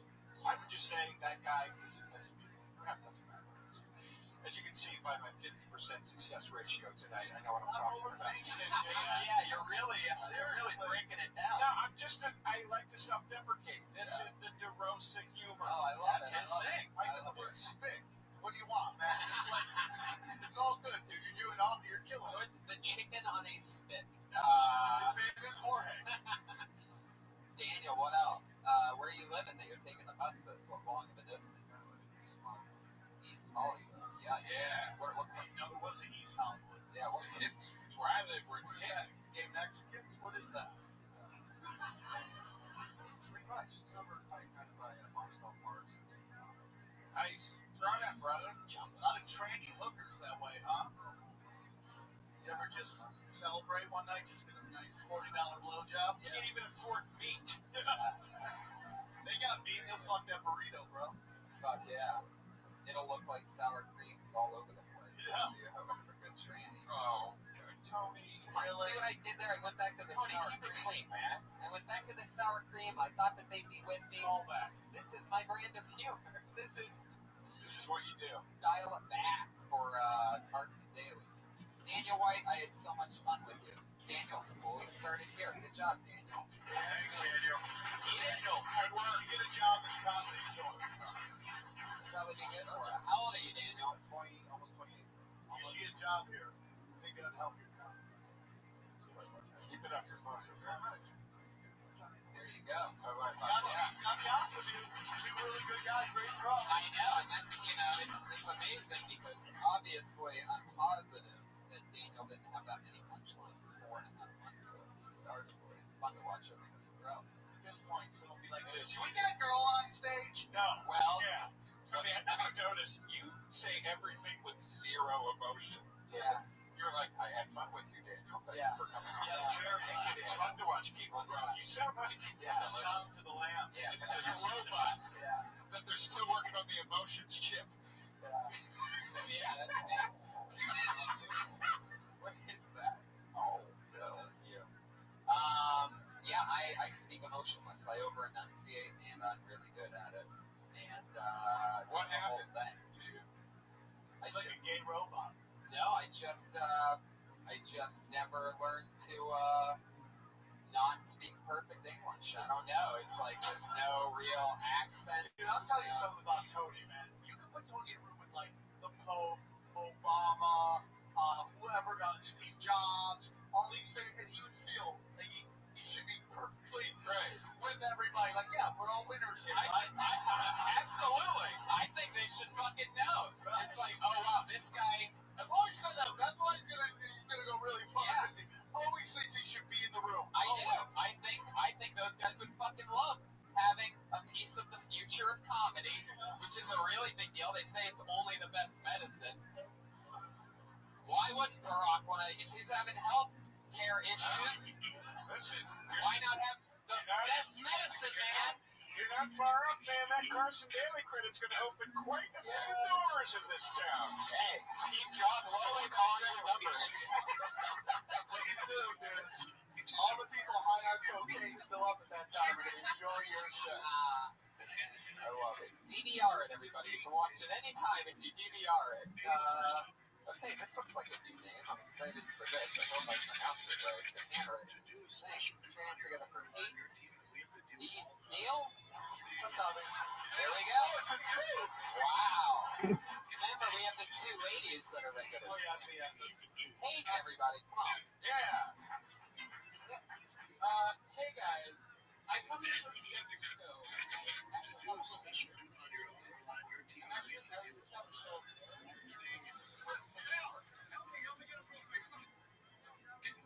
Guys, I love dogs, though. Dogs are like my favorite thing in the world.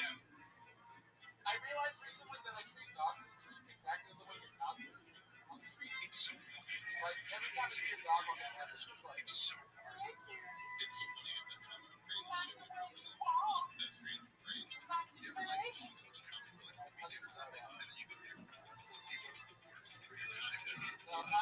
I like dogs more like I walk down the street and I'll say good morning to my dog. Like I should basically you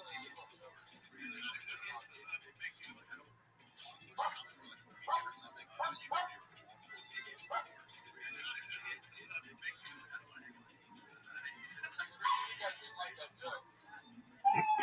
Since that joke is dumb. Whoa. Fuck yeah, hey. I love your style, dude. Let's get into it. I love the dog thing. I mean, that seems like it's what you came here to talk about. I like it. Did you open up your set? Right. With a San Francisco joke in Los Angeles? Because I did.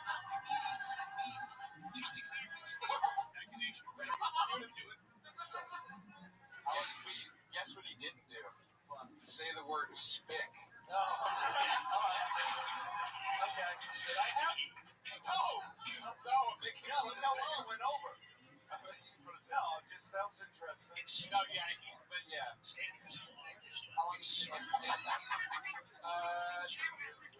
2.5 years, all of it in San Fran. There's a black guy in the back of the room. What's your name again? Katie, that's right. That just finds it hilarious. Your voice or something like that. Katie, what's going on back there? What are you cracking up about? Is that what it is? Like about the voice. I had a feeling that's what it was. I think you like. I think you got dick hard. That's what I happened. love it. Katie. No, yeah. We know what feminine means. Fuck yeah, Katie. I love it. It's like Katie's sense of humor is still locked in 97, where the sound of a gay man is just like, oh my god. I couldn't believe it when I heard that. I'm like, I like your style, man. I think you're onto something. I think it's just going to take time to develop. You should hit some of the, you know, I don't know if you already do, but hit some of the independent ones. Yeah, I think some of those coffee house shows might do well. You feel a little less pressure on the stage. Just kind of get into something a little weirder. That's probably what you're trying to do, and then bring it back over here. I think the jokes were San Francisco joke. I think no, it probably killed the service. We have our own problems. But I like your jokes. I just think you need to fine tune them. yeah. Make more like your opening premise a little more specific, so we know what you're getting. The idea is great. I mean, half the days I wake up and only talk to my dog. Like the first person I talk to is like at 10 p.m. at night. Right. You know, so there's something to just only talking. I like Absolutely, I can completely relate to that. I totally, you know, when I see other cute dogs, I'm a sucker for it. You ever go on Facebook and show some dude just getting rocked by a punch, you're like, and then you see someone like just doing something mean to a dog, you're like, you fucking asshole! You know, I totally relate to that, man. Right. You know, like I have a soft spot for dogs, man. I totally get what you're saying. It's just fine tuning it so everyone understands what you're punching. What's the reason that you like dogs more than humans? Bigger dicks, right? bigger dicks. You think dogs have bigger dicks than humans? Some got big old dicks. Really? Yeah.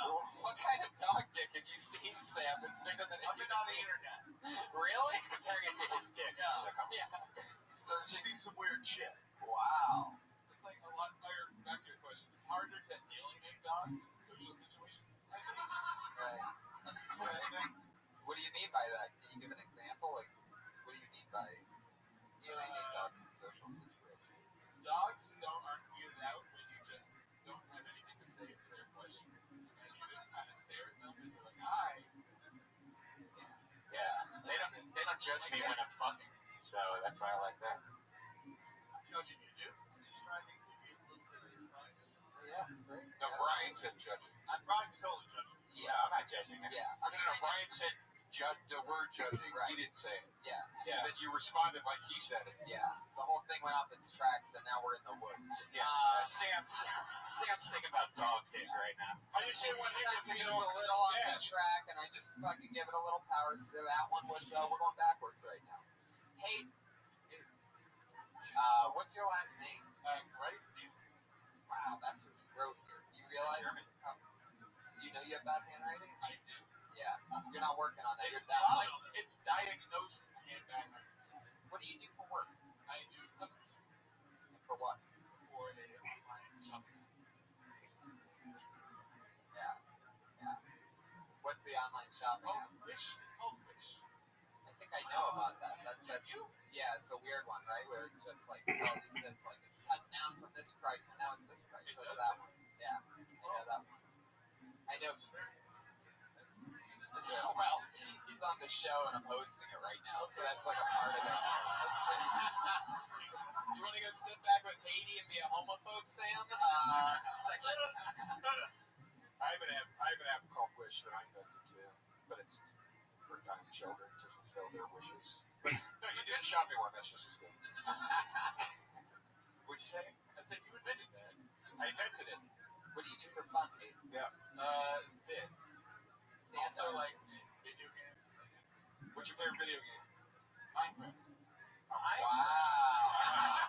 Jesus Christ. Listen to that laugh he's been holding in. Wow. That's your favorite? Yeah, it's the best one. Why? What? Because it's like Legos, but a video game, and there's also zombies in it. Did you not know Legos suck in real life? They're the fucking worst. For who? They suck. Legos always suck. They're Why do the nerds like Legos? Wow. I want a movie. Wow. That's me.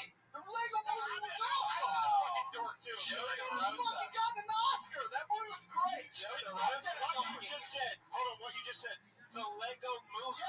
Yeah. Anything with funny voices is awesome. No, that's not When true. somebody gives That me was a actually a really good movie. when somebody gives you a bucket, they're like, great fucking we movie. get to put it together, then we can play with it, and you can't even go fuck yourself. Oh, Wow. I know fuck myself.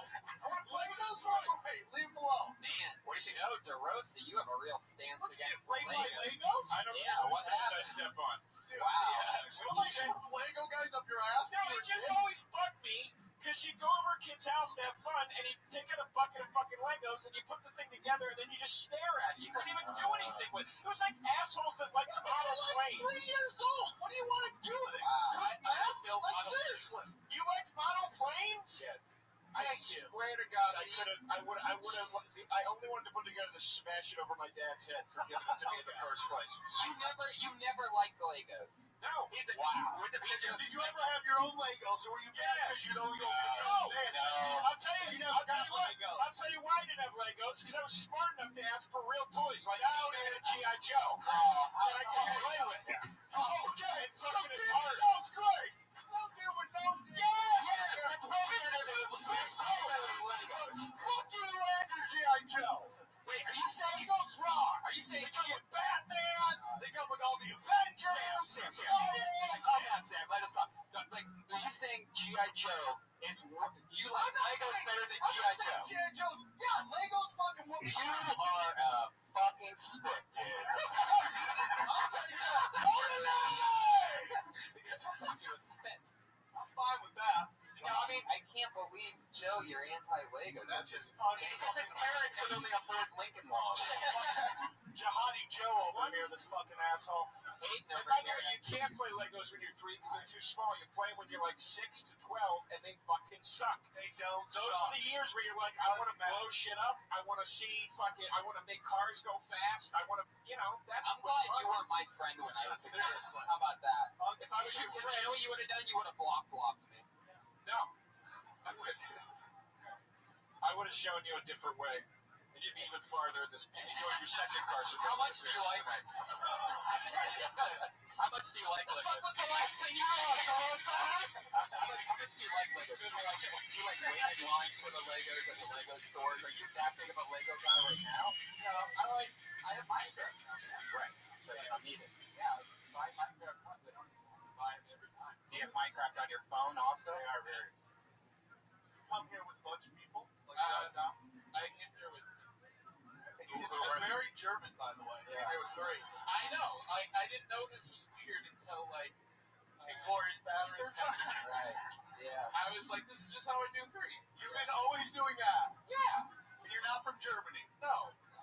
Why not? Are you German? This is more comfortable. Are you really? German? Do you have German blood in you? I do. It's like Jewish German blood or something. I do. Why do you think I do comedy? Where are you? You're good, dude. I am Fun. from Oakland. Oakland. Yeah. Okay. You like Too Short?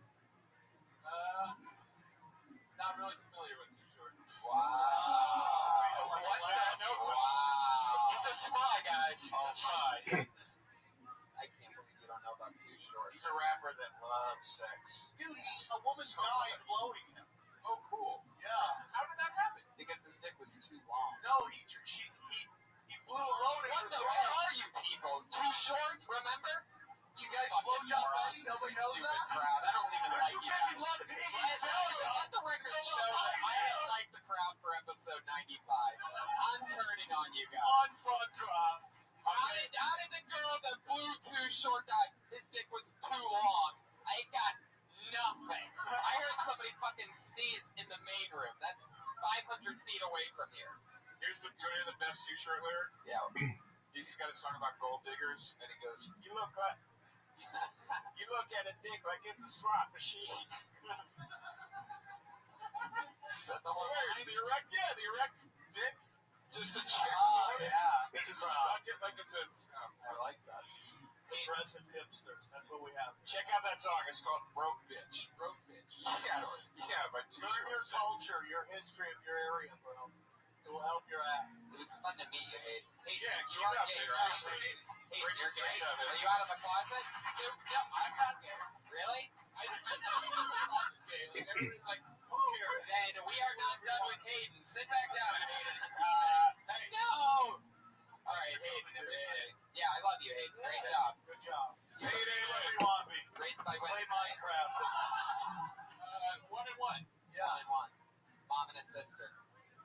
Oh, mom and a dad. If I get Really not gay. I mean, I get it all the time, but I'm just double checking. I'm just flamboyant. That's fine. Wow, that's awesome. You're theatrical. Fuck yeah. Amazing. Be Hayden, who you want to be. I love it. San Francisco, too. But, okay. San All right. Francisco. Dude, by the way, West Hollywood, way more gay than San Francisco. Right. Okay? Absolutely. This is, I mean, dude, there's a billboard right now of a man's asshole on San Well, I don't even know what they're advertising. It's just a man's asshole. West Hollywood was like mean gay. Yeah. It's gay snarky. It's just the new bad guy in every fucking film. Have you seen that? Yeah. Gay snarky. I've been trying to fucking get cast as Oh, one of yeah. these guys. Are you You'd kidding be me? great. That's all I want, is to be the bad guy in a fucking movie. It blows my mind that it hasn't happened. Yeah. I've had a joke that I've been doing about it for like the last year, literally waiting for there to be a director in the room laughing, just like, of course, It's why gonna wouldn't happen. Yeah. It's gonna happen. You have a Taylor Negron vibe Yeah, to you, and you exactly. wouldn't have known in the last Boy It Scouts. drives me crazy. There's like people whose John. careers are exploding because they are Who's the playing gay these bad snarky? guys. Right. Yeah. It's Who's fucking the next man? King Joffrey. Guys overhated, man. Hayden, one more time. Hayden. Hayden Grafneal is on Twitter. Just did the walk-off. He's the Moth Prince on Twitter. And Daniel White is at Dano Comedy. And Kip Hart is at Kip_Hart. I find it funny that you just immediately thought he was gay. You called him gay like 3 times during his interview. I mean, Oh, yeah. for somebody that gets so much Right. shit, I completely assume, just like I assume that Haiti is black, that Hayden from San Francisco was gay. Was I the only person that thought that? No, I didn't think he was gay. Yeah, but I don't care. Do I Now sound we're like making a it an crazy issue. person? Yeah, I don't. 99% of the time, the person goes, "Oh yeah, gay as fuck." When I ask that question, they're like, "Just dick." But I don't know, He dude. It's doesn't want to just. talk about it on a I fucking get it. podcast. I mean, I think that was pretty obvious. It got weird, and I think it's just weird because some of us just don't see gay or straight. We just see people that generation. you're so full of shit. You're so full of shit. By the way, I don't get a. You're really throwing me under the. I don't get a. You're really throwing me under the gay billboard on that one. I don't get a gay vibe from you at all. I get a vibe of like a guy that stuffs animals in his basement. All right, you son of a bitch. Son of a bitch. How dare you say I stuffed animals?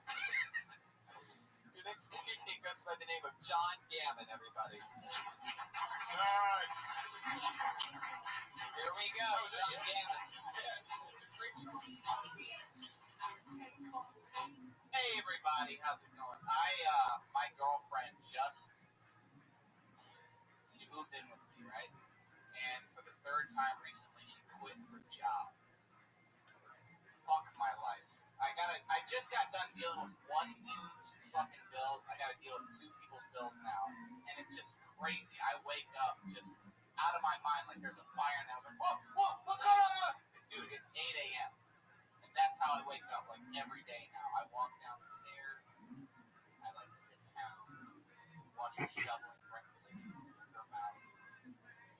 All this breakfast food that I bought for both of us, right? And I know it's a mistake, but I just wonder right out loud, like, did you possibly, I wonder right out loud,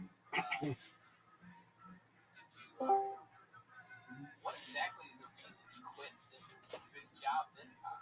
And she goes, John, I'm a boss. And I'm just like, dude. So keep going if you want to finish it. She's Chinese, but she's really black. All this fucking rant. How many times have you been on stage? Really? What did you say? You're fuck. I guess my barometers are just off tonight for everything. You need to break up with that girl immediately, by the way. There's not even a joke there. That's just you hating your girlfriend. I saw that. You just totally used this as a minute of therapy and just bounced it off 150 therapists at once. Yeah, the arrangement of the joke is completely wrong. Yeah. You know, it's like she just moved in. That's just a joke right there. And you're like, man, she quit her job. Now you moved on to a totally different premise. You'd be like, she just moved in. Every time I come up in the morning, she's just eating. Right, there's a joke. Now you want to sit on that for a couple fucking minutes. Yeah. You know what I'm saying? Like, you introduce like 8 different premises with it opening up, and then you start trying to get the punchline. So I totally like fucked up the phrase. My girlfriend. It sounds like you have a lot of shit going on in your life, so let's find out about it. Let's just let the jokes rise to the top. Let's break this shit down. You ready? Can I ask a question? What part of that joke is true? Because it doesn't sound true. That's all. The second time. No, but I mean, is she really black? Is she really Asian? Oh yeah, she really is black. She's like, does she really talk like that? All right, so it's just coming off. It was just coming off. She's not a boss. She's not even an employee. How is she a my boss? joke I was trying to get to. I was like, she can't even handle being a fucking employee. Wow. You don't even have to say handle. She's not an employee. Was she Not even an employee. Yeah. was she serious when she said I'm a boss? Was she really being angry? Oh, she was really serious. I don't get into all that shit. I don't get into like so much more. How long have you been dating this girl? A year. Wow. Where did she work? Sorry, moved in. Moved in. You love that pussy, huh? Just watching her shovel cereal into her mouth every morning while she tells you she's a boss. Like fucking arugula. She's going straight up like buffet style. She expects that shit from now on. Wow. So where'd you meet her? Yeah, you can't keep giving her the queen princess treatment with all those eggs. No, You're gonna have to put your foot down and some but they're free range. You gotta remember. Yeah. But yeah, I mean, the situation. Where'd you meet this chick? Wow. Wow. Tinder was out a year ago? Yeah. Time flies. By the way, Tinder has this new offer for $20 a month that lets you go backwards one if you accidentally swipe to the left. For $20 a month. Over 30 if you gotta pay $20. If you're under 30, it's $10. Yeah, but still, Are you $10. serious? Yeah. Who wants to pay $10 just so you can accidentally go back one? No, So now you can only do so many likes. What? You can only like so many people, and then you gotta stop, and then you got to wait 12 hours before you can start liking people. Is that true? How many? I don't know the exact number. I'm trying to find out, but That fucking app is the downfall of this culture. no, it's great. No, here's why it's not great. Here's why it's not great, because nobody uses it for what they're supposed to use it for. Meeting and fucking. That's what it's meant to be used for. Everybody means like, I met my girlfriend on Tinder. What the fuck is that? That's how lazy people are now. They're literally like, swipe, swipe. Why haven't I met my Prince Charming yet? Swipe, swipe. Die alone. I love it. Absolutely. There's so much you can get into, dude. Yeah. The fact that she quit her job is almost the third or fourth thing you should be talking about. In fact, it's like your girlfriend's black. That's interesting. She's the whitest motherfucker I've ever met in my life. And you're surprised she doesn't have a job. Yeah. Oh, Jesus Christ. There's certain things that you just don't Still say. just ruined comedy. Don't you take a bite of food while you're choking, you fucking moron. Jesus Christ. Oh my God. It really is about just organizing what you want to talk about. And you just were just introduced 19 different countries. John, let me ask you this. Where are you from? Cleveland, Ohio. Beautiful. Jerry, how fucking dare you, you son of a bitch. I'm from Youngstown, Ohio. What? Oh, alright, well. Okay, anyway, fuck. You know his ex-wife? John. How long have you been in LA? 6 years.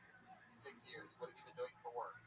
I've been acting on a show on ABC Middle. You guys ever seen it? Oh, congrats. Oh, cool. You guys seen it? What the fuck are you doing here? Are you a Joke is that only people in the middle of the country watch this fucking thing. Whoa. You guys should watch it. But dude, why are you doing this? You're on TV. You Because made it's it. not working out. Why is it not working out? You're on a TV show. I know, but I fucking hate it. Everybody tells me what to say, how to say it. Okay, I Wow. respect Hands together for John, not selling out. Yeah, but don't say that because it's a blessing you're on the show. Right. And eventually someday you might not be on the show. Right. But you just want to expand. Yeah. So I totally understand that. No, I really love stand-up. I never had the balls till I fucking hated it. Wow, that's Yeah. amazing. Dude, So how long? this game is a shit show, dude. Yeah. You don't want to get into this. Stay on network. I will. Fucking up at 3 a.m. in Cleveland eating a big bag because you can't get off the show high, fucking getting drunk with the only waitress that will drink with you. It's fucking miserable. It sucks. Cleveland does suck, especially during the winter. You should have opened up with I got my own show on ABC and just listen to how many girls would instantly start laughing at everything you had to say. You can delete You your would just Tinder start app. crushing, vaginas would just start blooming right there. Yeah. Gotcha. How long's that show been being made? A chick on Tinder nailed the guy who's got a national television show?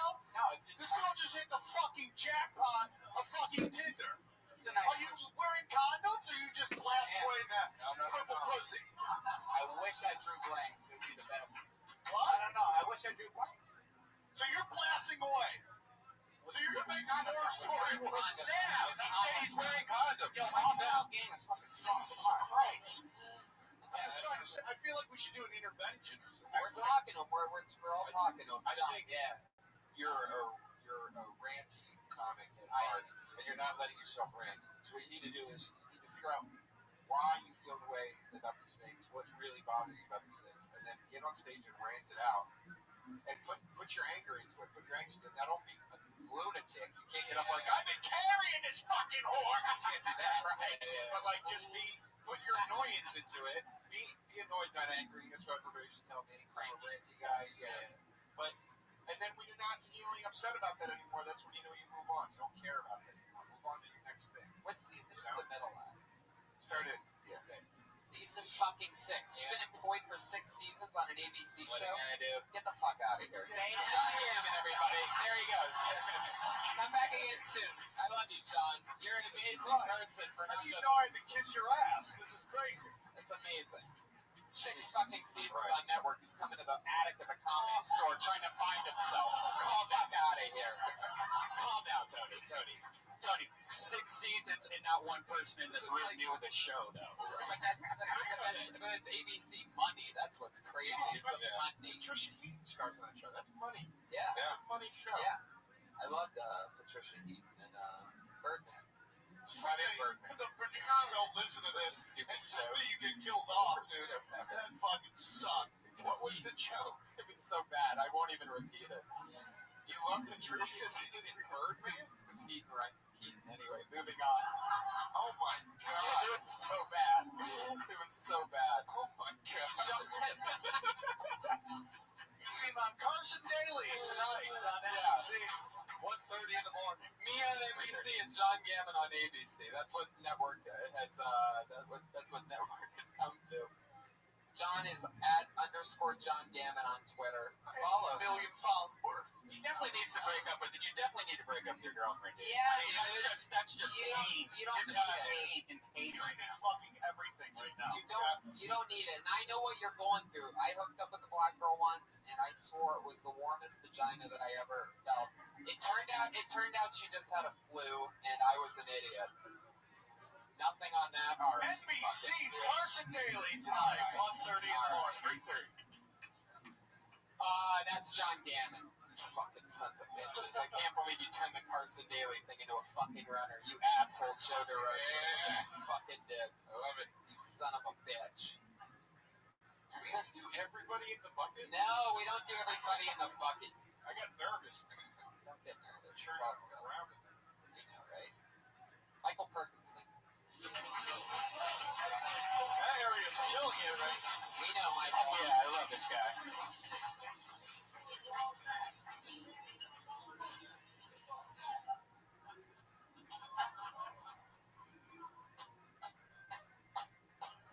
You ever had your arm so deep inside a woman, you look her in the eyes, slowly pull it out, couldn't find the condom. Fuck all you. Fuck so hard. God damn it. Really? I'm a fucking tester? That one went well. I like to leave Cheetos in the street to teach birds about risk and reward. Oh man, I feel like Neil Patrick Harris doing the Oscars. God, fuck this. Why is comedy so hard? Fucking, like, you know? My dryer lets me put the colors in with the whites because the dryer's not a racist.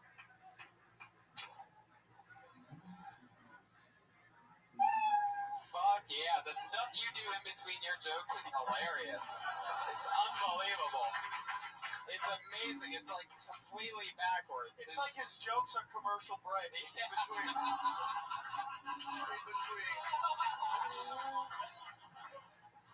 I would love just to hear all the middle parts edited together in one album. Just like, By the way, I think this is what, your 3rd or 4th time on the show, and every time it goes like this, and you're one of our favorites. It's unbelievable. You have perfect comedic timing. Your act matches your look. Yeah. Guy wearing shorts in March is You come up and you throw the empty cup with confidence, which is my favorite thing that I've ever seen anybody do upon arriving to the stage. Just blatantly taking one last sip of drink because he planned it and then throws it into a meaningless corner, just littering just floats. Just littering at one of the most, classic comedy clubs in the world. Just fuck this place, and just. Then after the first joke, you start panicking. Like the confidence of the guy that throws the empty cup and the confidence that you had after that first joke were like 2 completely different people. And the fact that you can make that switch in 17 seconds is incredible. Like, I feel like I almost couldn't say anything unfunny enough other than maybe making a Patricia Keaton, Michael Keaton rhyme that would possibly make me lose that much confidence and panic that quickly. But it's great. You're so good at it. So when you thought about your act you put together, and you said, okay, I gotta open with something that lets me know who I am, and you said, I'm gonna open up with my fucking classic fist, I can't find the condom joke. It really set a tempo for this act. What were the other jokes that maybe didn't quite make the cut to open with? Well, I'm running out of jokes. So I'm trying to keep it new here. You should run from all your jokes, by the way. Was that a true story? Did you really have to find a condom in your? Like I fucked the girls. Here we go. I fucked the tampon into a girl once, and 2 days later she got really sick, and I had to try to do the same thing, put my hand in there, try to reach it, and then I got the thing from the oven, like the thong thing, and I pinched that little. No, it's just like that. That's called saving you. He just took all the fucking focus from you. But here's what I don't get. Another successful actor comes down to do stand-up. You were so good in Wolf of Wall Street. Yeah. Why waste your time doing this right now? Super bad rock. Yeah. Are you from Philly? Yeah, right. You look like you should open a restaurant next to Fat Sal's. Oh, Jesus. No, wait, nobody What's going there? Next to Fat Sal's. Keep going. It was this guy before. Keep going. Call it Skinny Joe's. And then, I don't know, we dress like hipsters. Fuck it. That's a weird You complimented me. And by the way, he's done this before. I want to Michael's first time on this show, I lit his ass up, and your second and third time on the show. And when you make fun of him, for some reason, he does this weird thing where he goes, "Oh yeah, well you, what? You're, huh? Oh, here we go." Well, he's been. By the way, whatever you're about to hear, he's been thinking about it for about 3 weeks. That's when his last appearance on the show was. So here we go, everybody. Let's see. 3 weeks of writing Michael Perkinson's Tony Hinchcliffe roast joke. Catch your breath, Michael. Wait. You want to grab your empty cup and toss it again so that you have some momentum going into this? Go ahead, Michael. Tony. Oh, shit. There's the setup. I've heard that before, Tony. That's right. You sound how Justin Bieber looks. He looks great. What are you talking about? Justin Bieber's notoriously. It's all first compliments. I thought he was going to. He pulls Fat Sal's out of me. I thought he was going to go even fatter something. Right. He goes skinny. Yeah. Joe. Right. Dress him nice, kind of. Yeah. Do you understand the insults? Dude, the saddest thing is that I know this guy will be on television within a year. That's Okay? exactly what I've always He'll said. probably be on the middle by the end of the month. I noticed that you wore shoes this week. This is like the first week you didn't wear flip-flops. It's fucking cold outside, Brian. Why don't you wear pants? Because I fucking hate pants. Really want to know the truth? I'll let you know the truth. I'm a family of 6 boys. Alright, every time I wore pants, I wound up getting pushed down on the ground, wet grass knees all day. And I'm traumatized for life from it. There you go, fucking 4K cameras. How's that look? You want me to go talk to a therapist? John, yeah, can we work something out? Like you said that you just did it again. Your style is incredible. Like you try to be funny, and then when it goes bad, you just fucking panic, and that's so funny. I would almost tell you to write better jokes, but you know what, man? I think that's your fucking thing. I think you're the guy that people are gonna go. I'm gonna take you to go see this guy, Michael Perkins. We're gonna heckle the fuck out of the It's gonna be great. Yeah, it's gonna fucking When panic. you tap into it, it's gonna be Yeah, amazing. yeah. Right now, you don't know how to tap into this retardedness that you have. I have good days. I kill sometimes. Yeah. So you don't wear pants because your younger brothers Older older brothers push you down on the ground and you got dirty knees. Wet knees. Wet knees. All Do day. you think you're going to get wet knees now? Do you think if you wear jeans right now that I'm gonna fall down more times than I did then. I like to party, Brian Redman. How about you? Huh? You like licking an asshole? I'm licking an asshole or two. I'm not fucking shy. Dude, I do like you. Come on, man. You know? There we go. Did I go out tonight thinking I was gonna end up licking an asshole? Same thing with getting wet knees, Brian Redman. I can watch Michael Perkins bomb all day. Here we Like, go. it's so Here we beautiful. go. That was funny. It happens and you fucking hate the fact that it happened after you do it. I love that you said that. That's funny. I'm serious. Write that down. I'm being very serious. Write down. Can I ask An asshole is all. Will you remember any of this tomorrow? Oh, yeah.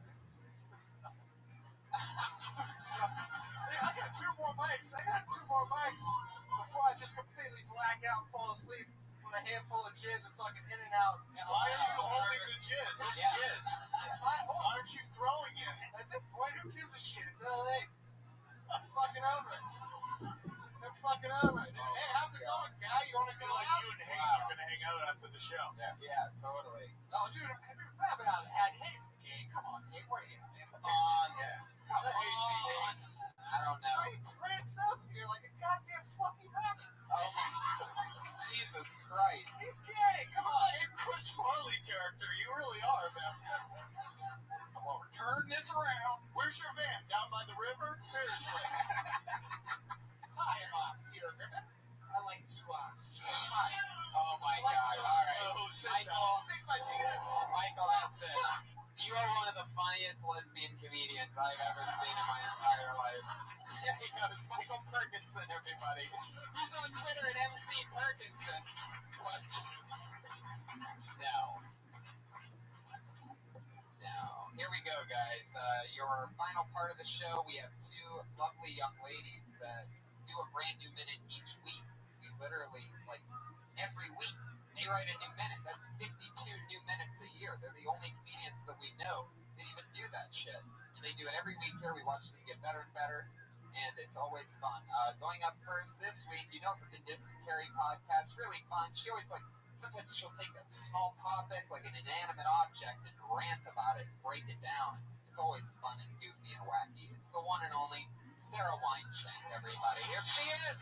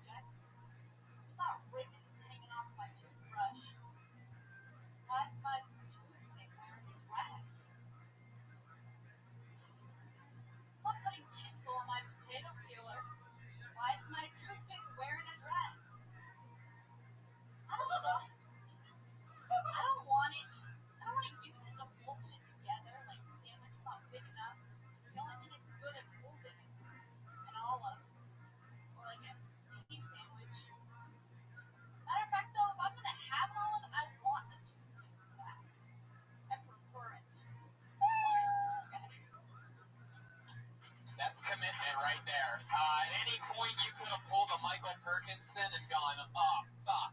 But you didn't, and I like that. You stayed in the pocket. You kept trying to knock it out. What happened with this What happened this week with the toothpick that you're so pissed off at them?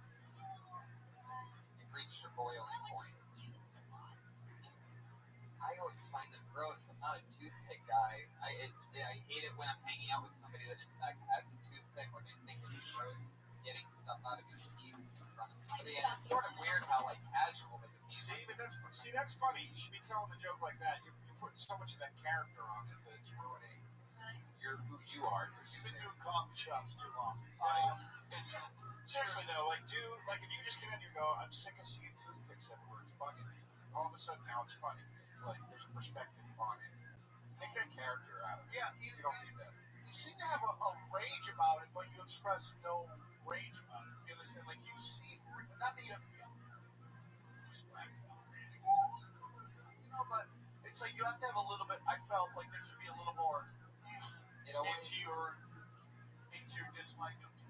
The funniest thing that always happens with your style is when these inanimate objects become humanized or talk about how it affects you in a human way.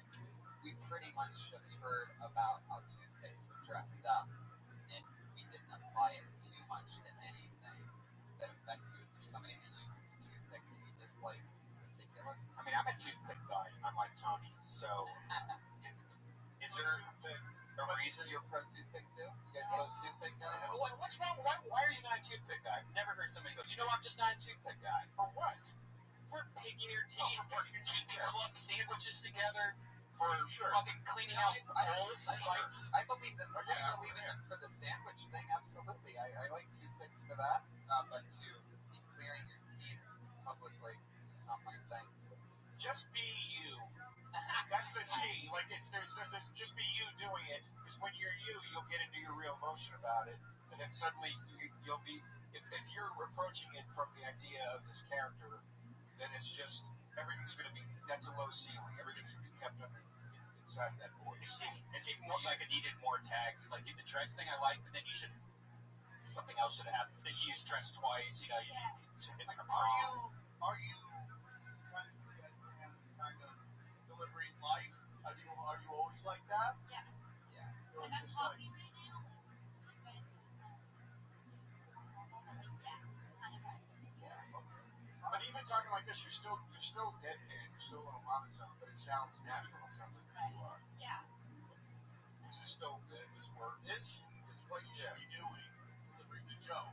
Yeah. Instead of just trying to pump the brakes so much. Yeah. Yeah, I don't think you need to hit a point that much. It's hard as shit. I mean, this is stuff we all still struggle with. Day to day, I Right. struggle with drugs and alcohol. Yeah. Well, I think because I want to talk about how you always feel.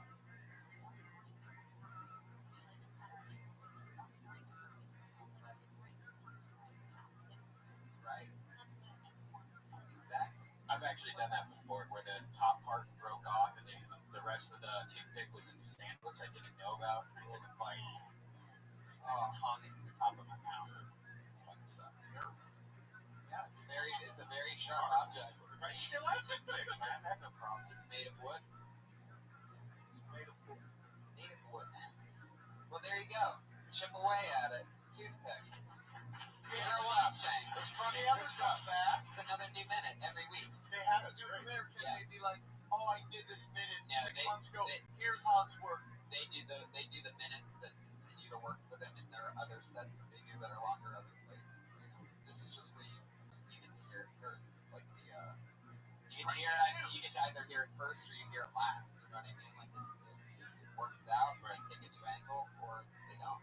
They've been killing. Your next and final comedian of the night just won her, I believe, 4th or 5th roast battle in a row. She's undefeated in roast battle. She dropped out of the University of Florida after her first time on stage here on Kill Tony. Ladies and gentlemen, the one and the only Kimberly Condon, everybody. Go Gators!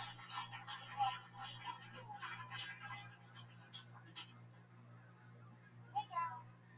I guess I want to talk about some weird things that I've been thinking about lately. One of those is that the burger baby just turned 85, which means she's most definitely eating burger again.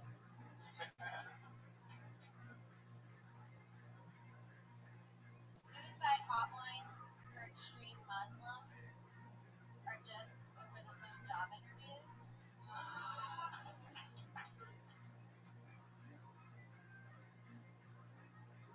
Every single one of our grandmas are fucked.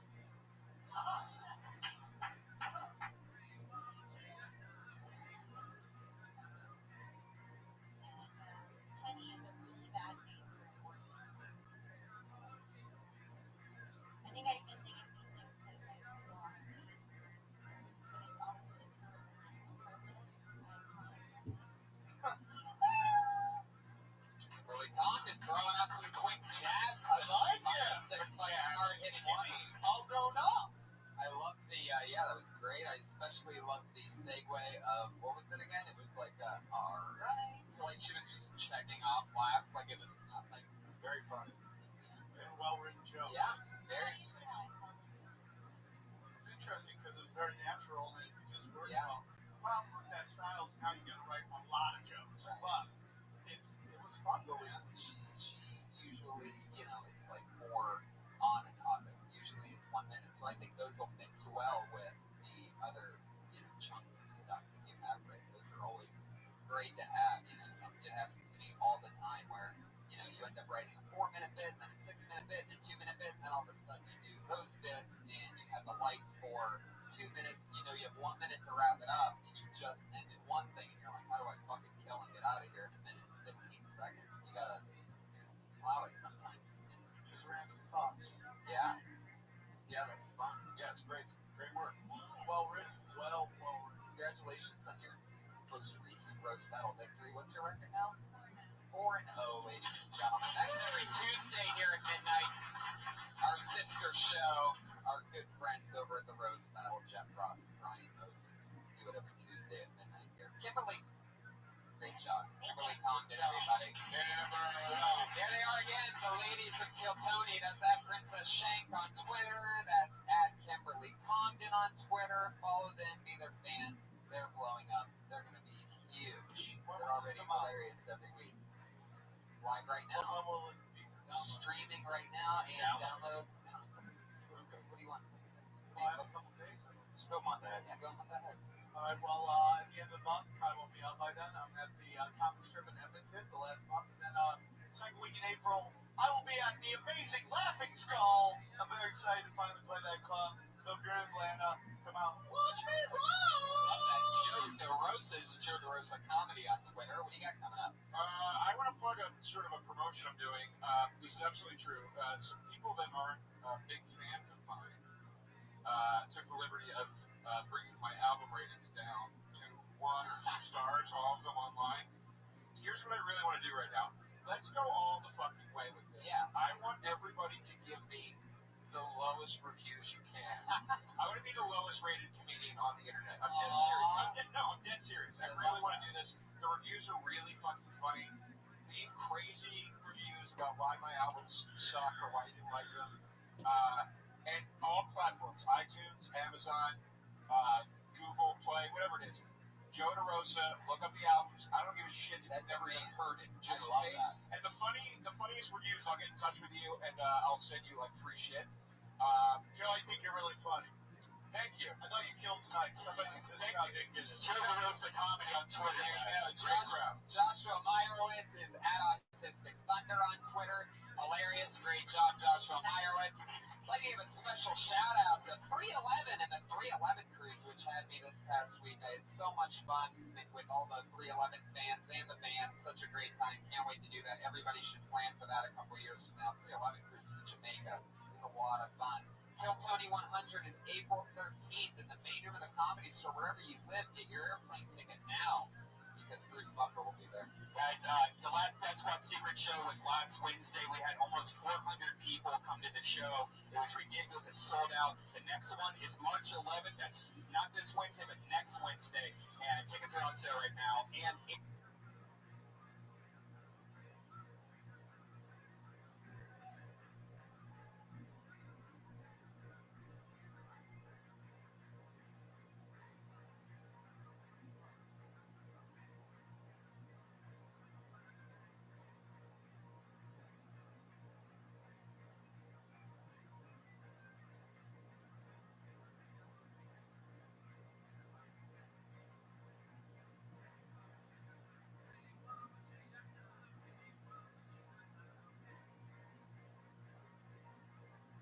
For a brand new episode of Kill Tony Call You True. Give it up for Tony Hinchcliffe.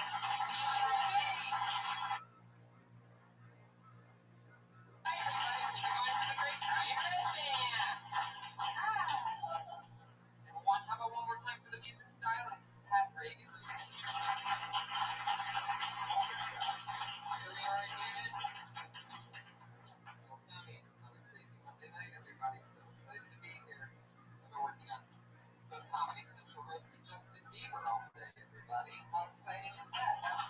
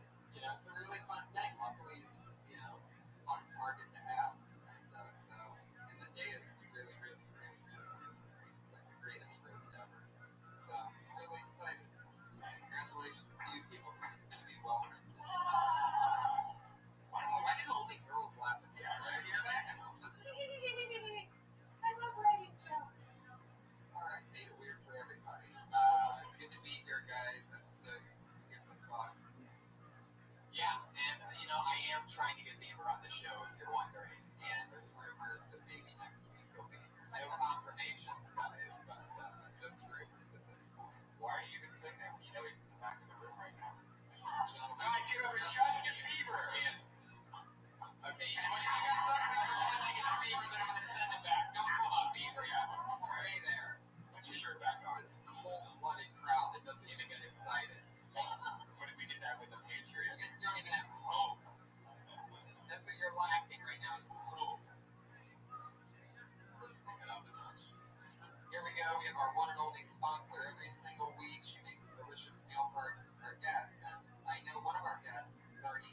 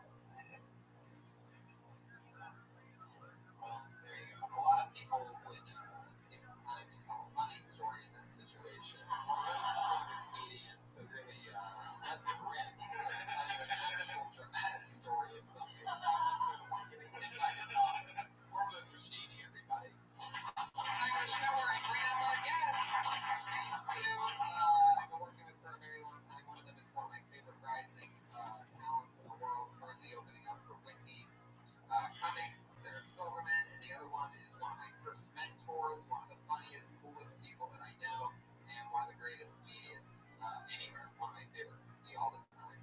He's been on the show before. This is her first time. Put your hands together for the great Stephanie Samari.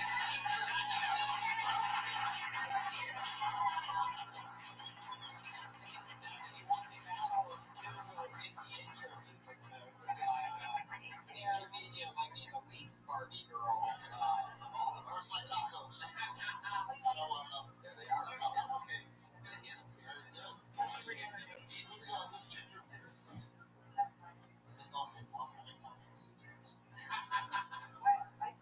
I want to see where the dog bit you. Can we see on the thigh where the dog bit you? Pull down your pants. Slower. I really hope she's Where wearing is that rat?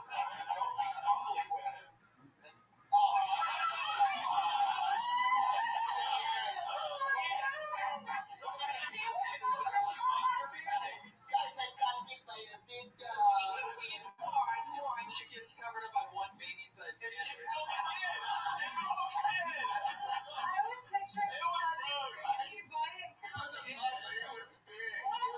How good were those mushrooms that you were on?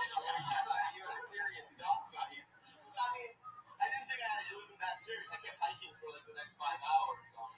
But then you were like, I can't wait to tell everybody that I got bit by a dog. Well, that was the first time I literally got bit by a So dog. then you haven't been to my house. I've been to your house. It is true. Steve Trevino has the scariest My dog. dog has been more comics than any other dog. The last dog that bit me, without a doubt. Steve's dog. I remember when you called me up and you go, your dog's having to go for bread. Yeah. And I'm fucked. Yeah. No, it's true. I was house sitting for him, dog sitting for him at one point, and this dog was pure evil. Like, it made no sense. It's like I mean, it's good we're around its master, but what he doesn't know, because he's never there to see it, is that when In terms of evil, He knows what it does. pure evil. I ended up on the phone with you and had to knock on the neighbor's door, and the neighbor had to come over because the dog is more bothered with her. That was one of the scariest points in my life. you have to get a Band-Aid. I also think hormones did not get bit by a lot of these on mushrooms. Right. There's a cat. Like a tree. Just sit down here and play with it. What kind of dog is your dog, Steve? He's a blue heeler, like Australian. And you know what I learned after dog sittings? They call them a healer. Not because they make you feel They better, don't heal you. because they are known for biting your heels in the car or They're whatever. not ear heels, but like Animal shit. heels. Yeah, but it's at life. So But I was biting the legs like a sheep, so it just So you guys know how it works. We sit here, we talk to stand-up comedians about anything in the world. Maybe we try to help them out. Maybe we win something, like if we have an idea. Or maybe we just talk about something else. Maybe see if there's something else funny they could possibly talk about in the world. And we do it all on a live streaming podcast. Comedians, you know what the deal is. You get 60 seconds of uninterrupted stage time if I pull your name out of this bucket. You know your 60 seconds is up when you hear the sound of the kitty. Aw, how adorable. Did you guys hear that? Listen to this one more time. Listen to this. Listen to this. Oh, how cute. That means wrap it up then. Or else you're going to bring out the angry West Hollywood bear. I love that. Yeah. It is bad. And it sounds angrier than ever. I just love the fact that last time I got a gun. Last time I was here, Tony, you guys had the outfit, we wore the mask, and I come back several months later, it's like, fuck it. Yeah, this is the, That's how they do it in Atlanta. it's a more casual page. There you go. Okay, make an effort. You know, people budget cuts. Big budget cuts. When we started going streaming, that's when we had to pawn off the original Patreon costume. So guys, let's get it started. Audience, are you ready? Live streamers, are you ready? The first comedian tonight goes by the name of... Sure. Oh, I got it. Marcus Martinez. Marcos Martinez. Marcos Martinez.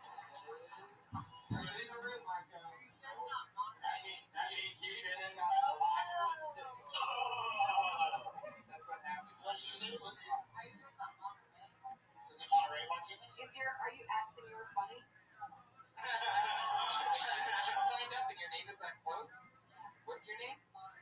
Martinez. Put your hands together. You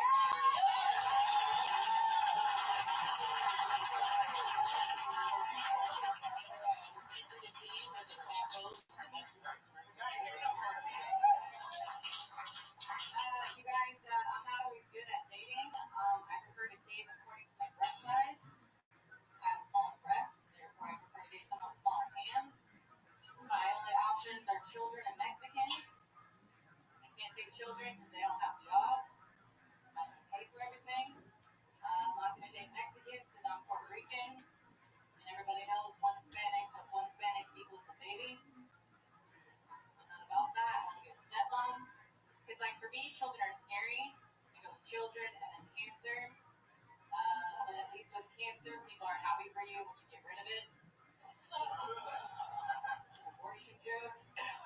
I don't think abortions are bad. I feel like it's like when you go out to eat, you just send it back. It's not going in the garbage. Someone else is just eating it. Christians tell me that babies go to heaven, so I'm just sending it back up where it goes. Makes me feel better about my abortion. Thank you. That's awesome. How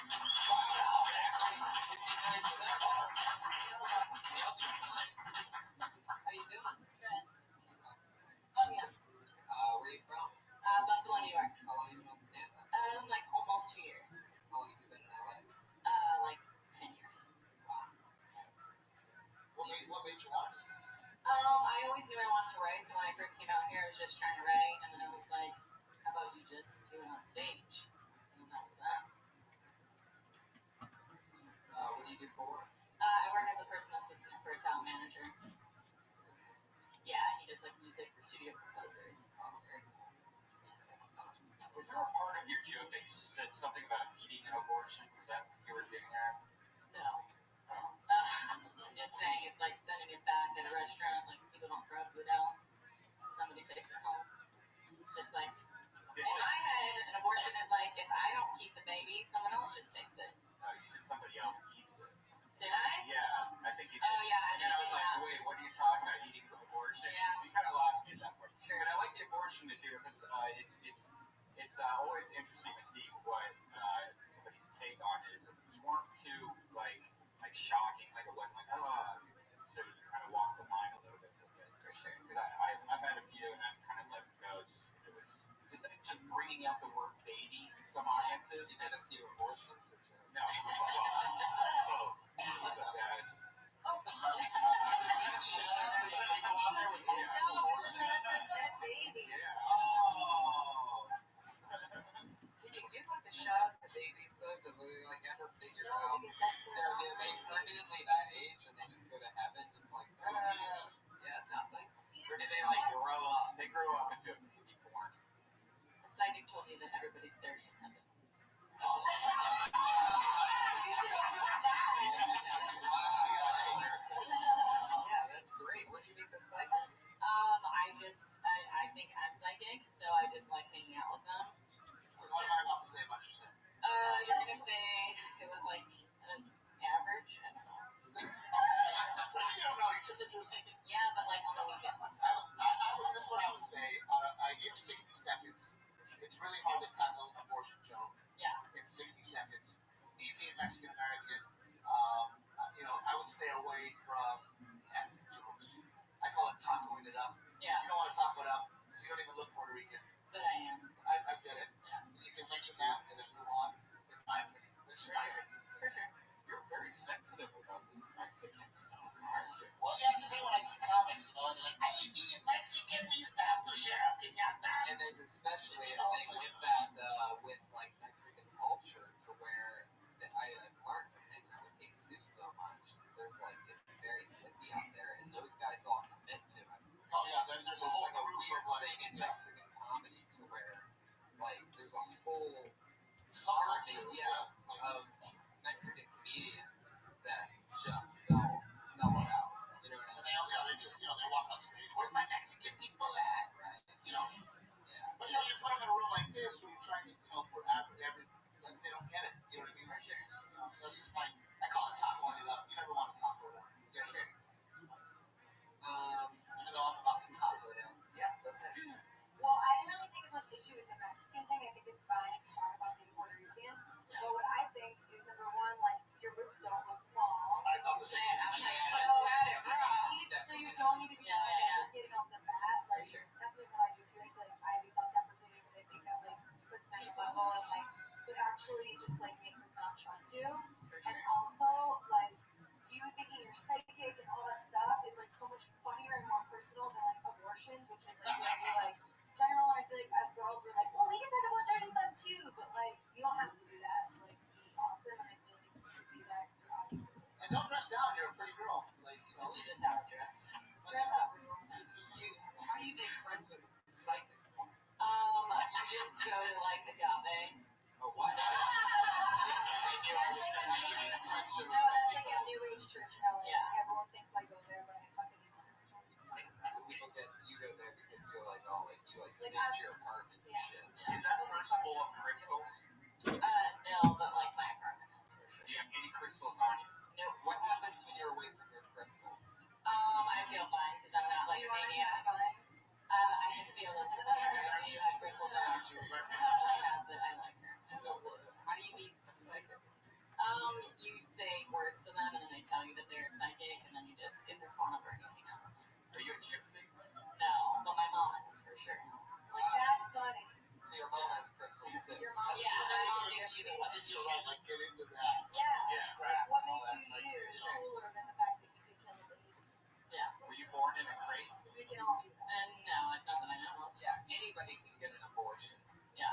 Well, Yeah, exactly. Except for you guys. No. You can pay for them. I put my babies in a socket. They're expensive. Are they? Yeah. Oh, really? How expensive is an abortion? I'm gonna go with my abortion with special consultant Stephanie Samaria. Well, little known fact, I've never had one. Okay, and how much would one be? It's $350. Mine was 700. You had one? Yeah. $700? You just paid for the $350? Hangers are so expensive now. Yeah, I don't know. There's no reason to go to Man, the you must party. eat her there. Yeah. This crowd's a little It must have been a wooden hanger. You guys all laughed at the same time at once. No, never. Very bizarre crowd. My ex-girlfriend just started her period. That's like that's like a $350 value right there. She started period. Oh, you just go on horseback, right? What do you miss about Buffalo? Just people are just like down to earth, blue collar. You have a lot of friends there. No, everyone You ever moves. go back and visit? Like every 2 years. Yeah. Yeah. And they stay in Buffalo. Yeah. How old are you? 28. Are you ticklish? Depends. Don't look up Red Band, whatever. Top three gigs you sucked on. What was that? Top three gigs you sucked on. Top 3, like as in are they famous or? I don't know. Just like, I know mine. I think you did a great job, by the way. You came up with material, and that to me it says a lot about you. And by the way, I would never want to do this so really good job. A lot of pressure. That's fine. I just I like the way you're at. That's kind of my name. Yeah, well, Well, I have a good attitude. That's kind of my name. Can I go on? Foremost, Iran is the Puerto Rico of the Middle East. That's true. Any thoughts on Miss Martinez? I thought she was funny. I appreciate a girl has pedophile jokes. Usually it's just boys like that. Is it okay that her face is on there? Would I prefer her to like not look like such a whore?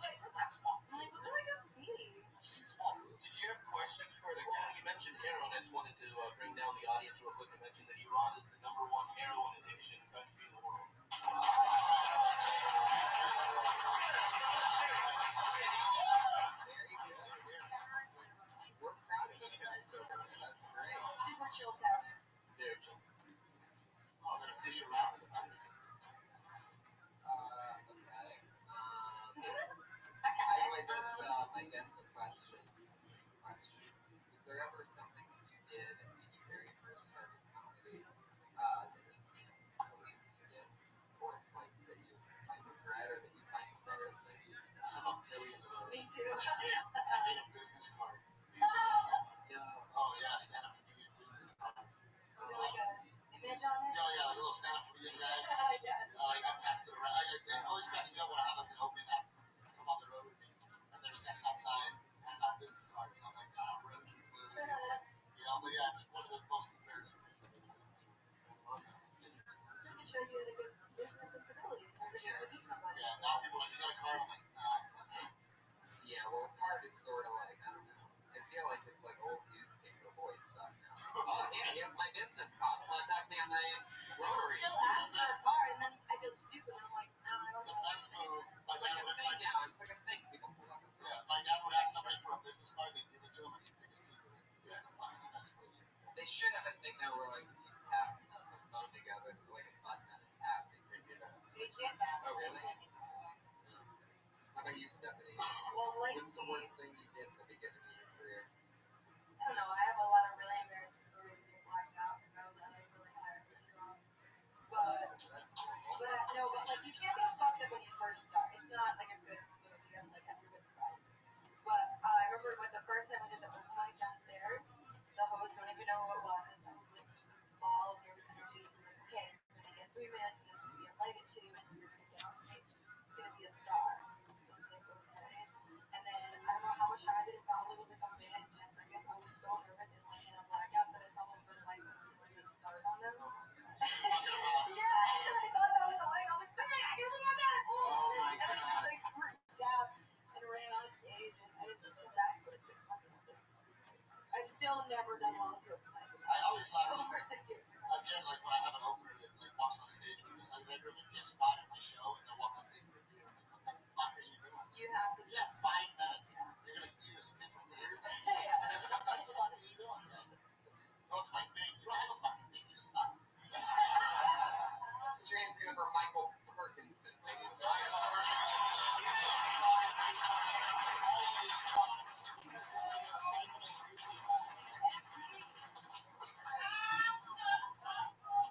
Shut the fuck up. Oh, pit bulls. Everybody wants to have a pit bull. It's not how. They're not vicious. It's just how you raise them. Look, motherfuckers, you can raise a border collie to be vicious. They're still just gonna gnaw on your fucking baby's neck like a diptodone and nothing's gonna happen. It's not about it how you raise it. It's the fact that at one point, its whole fucking 8-year life decides to fucking do something stupid. It can fucking kill an antelope. It's a fucking pit bull. There's no other dog we fear.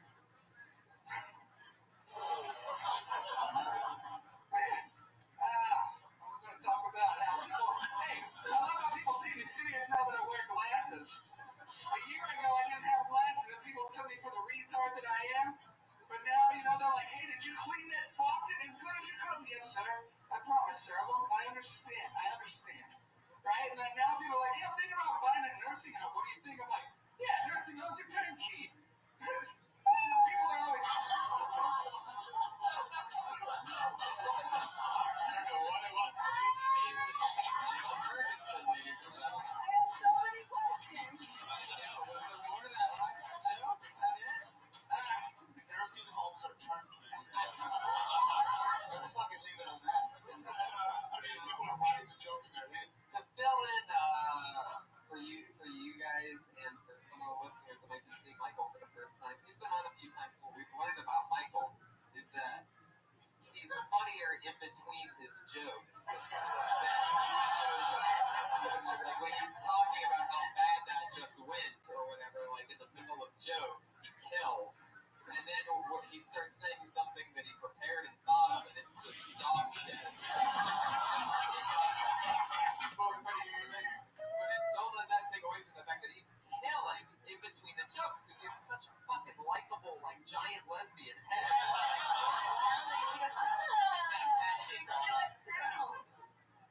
If Jimmy from South Park wasn't paralyzed, Tony, are you talking about Timmy? You stupid fuck? Are you trying to roast me right now? In a fucking bathing suit? experience. And a firm, come on. Fucking flip-flop is wrong. What was I gonna say? First things first, you gotta turn the front. Oh my god. What were you doing in those shorts? I know it wasn't working out, you fucking piece of shit. How dare you call me Jimmy from South Park, who isn't even a fucking character. Well, he's so fat that that shirt never comes off, even if he's in the pool. Oh yeah, definitely. He's a keep the shirt off kind of guy. Oh yeah. Jimmy is actually a. What's that on your arm? What is on your forearm? Hey, you ain't tattoo? That's his What's on your forearm? That's my son. What does it say on your fucking forearm? Well, Read the words. alright. Yummy, Avatar, Pac-Man, Risk and Reward. What a What happens?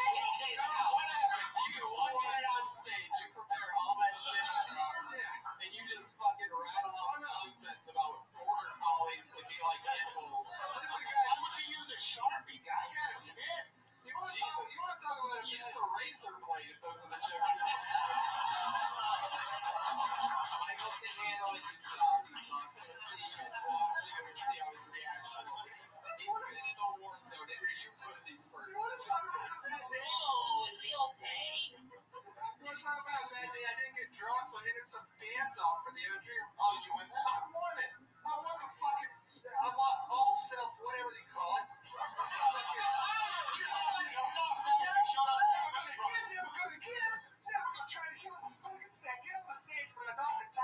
There's some manager who kind of looks like Polly, but kind of looks like Andy Dick's younger brother. Then some guy's like, you just know how to tile up. I don't think you know what's happening right now. What did you just try to tell a little story or something? I just go into another set. I just killed the MG room, but when I got off the stage,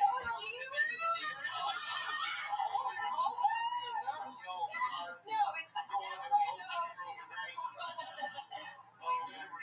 holy fuck. Alright, but you gotta get some shoes. Why are you dressed? You went back middle-aged vacation. I'm sleeping on the couch. I've been sleeping on the couch. First of all, Just because you're sleeping on a couch doesn't mean you have to wear what you're sleeping on a couch. And you can get off the couch and put on a fucking adult outfit. maybe pull out a training iron and straighten that hair out. You know, I mean, I like an effort. I like how interested you are in it.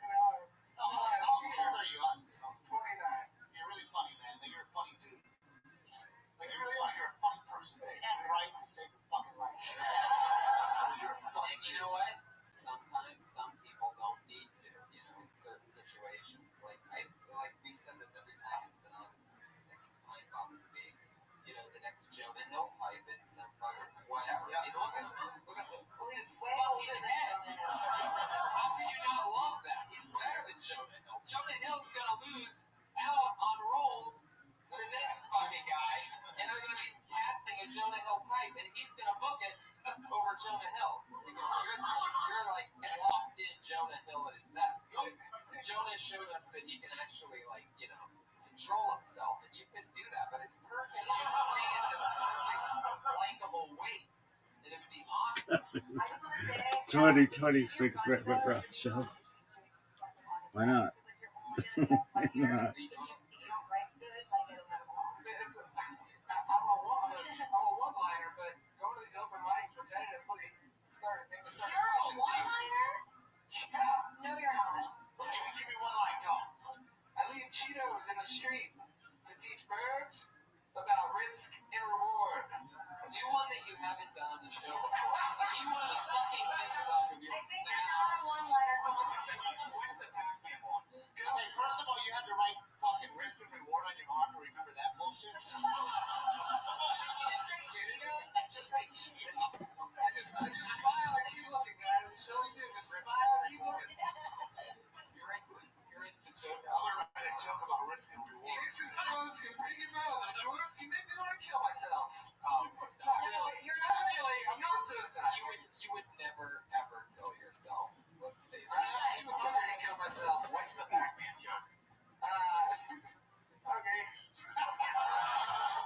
This is ridiculous. Alright. I like to run through grocery stores eating hard-boiled eggs till I find the fruit section. So I can pretend I'm Pac-Man. Oh, shit.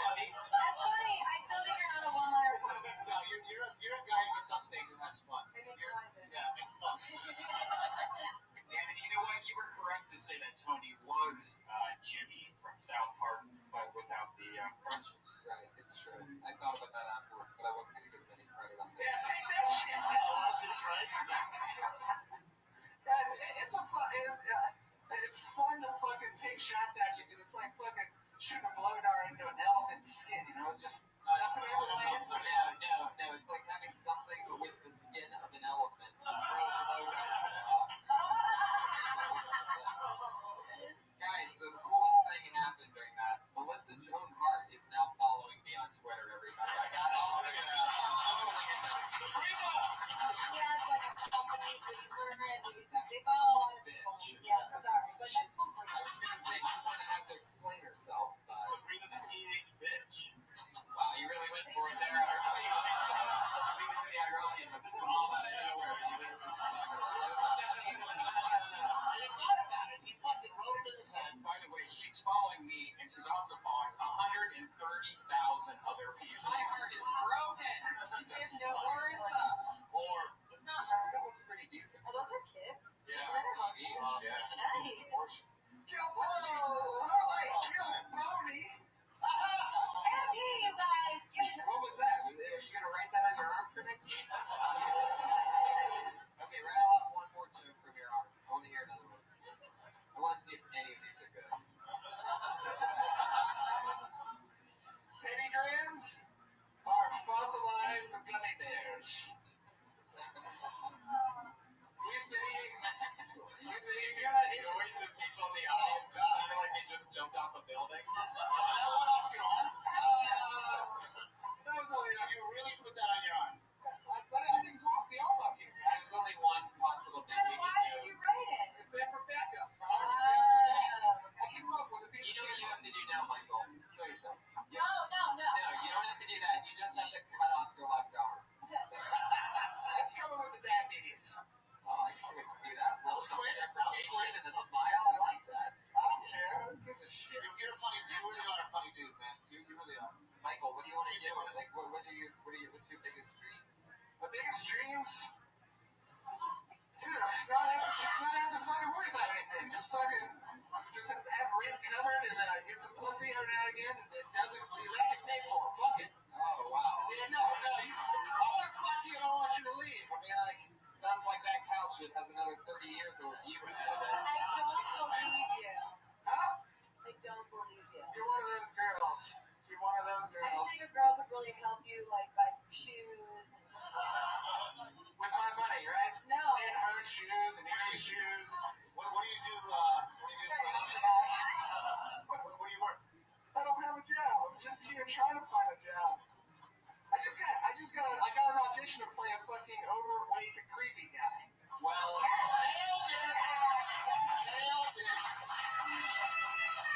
Normally when people, like, say the description of the audition that they're going on like that, Name's Danny. they don't perfectly nail exactly, like, what they are. I mean, what kind of auditions would you rather be going out for? Overweight, slightly creepy guy? Because there's only so many options of shit that you can book. What do you want to do? What do you want to be? Skinny, not creepy? No, I want to do karate. Do you know any karate? Nope. What did you do for this dance off that you want? I'll fucking kill it. You fucking killed I it? saw a little bit of it. I broke the ceiling, but you're going to play some music. I'll dance. Well, are you going to break the ceiling? No, I'll put the microphone stand and wave. Audience, would you like that? I think we all want to see. Exactly what Michael Perkins did right when he did. Oh, he's emptying the pockets. I gotta get into the shoes. And the shoes are off. Wow. Fuck yeah. Look at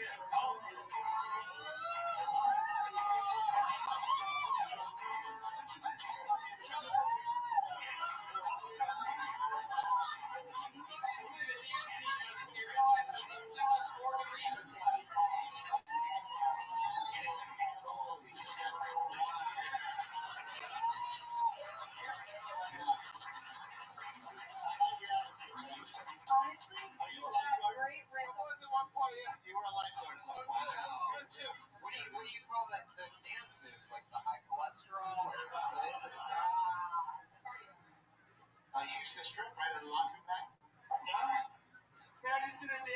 She was so fucking funny. Hey, professional dancer. This dude had an iPad. He was chasing me around this basketball gym. Just Oh wow! So when the blood gets rushed into his head, it's a disaster. 4 cents tonight. I think we woke up the beast. Can you put that stuff in your pocket? You got that? What's going on over there? You gotta be careful of those mesh pockets. When's this audition?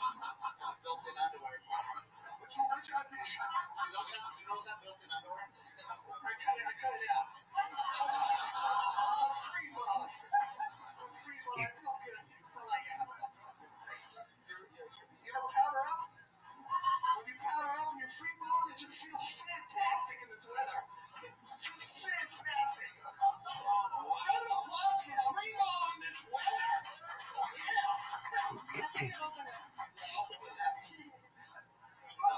Can I dismiss myself? I really. I'll dismiss you. Real quick, when's that audition for Overweight Creepy Guy? Oh.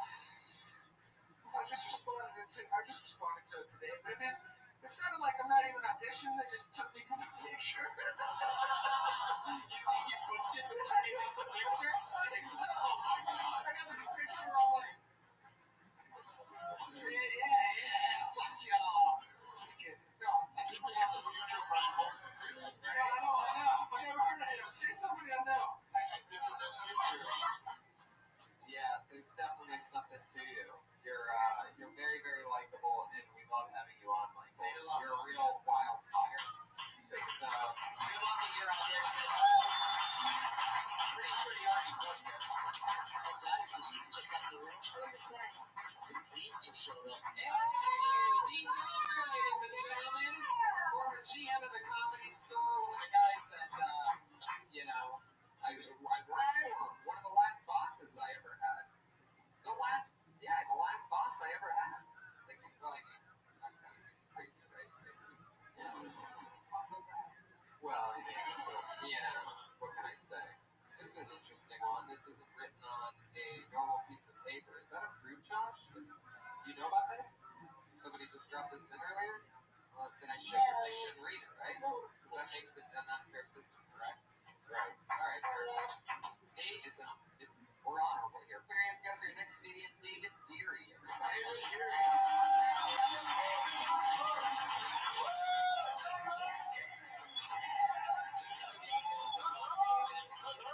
David Deary. Thanks, guys. I just got back to LA. I was visiting my parents for 2 weeks. I never realized how much I hated my parents. I also never realized how loud masturbation actually is. There's really nothing worse than jerking off and thinking to yourself, can my mom hear this? The only thing worse than that is jerking off thinking, can my mom hear this? And being like, oh yeah, she can. Oh yeah, mommy, David's a big boy now, isn't he? Yeah, I got Mandy's now, mommy.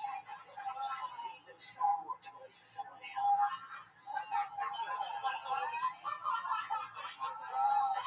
The only thing worse than that would be jerking off thinking, can my mom hear this? And get excited about it, and there's a knock at the door. And it's my dad, and he's like, what are you doing? Oh, you're jerking off to mom? Cool, bro, yeah. Do this shit. Then the cousins all come over, they're like, yeah, and the dog, and the whole world.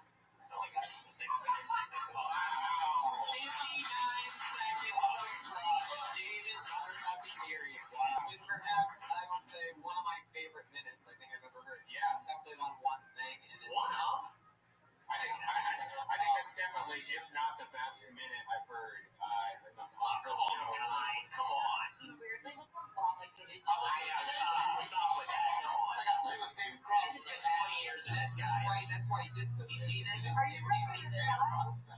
Yeah, we see. He's in disguise. He doesn't have that. You're a pedophile forever. I know.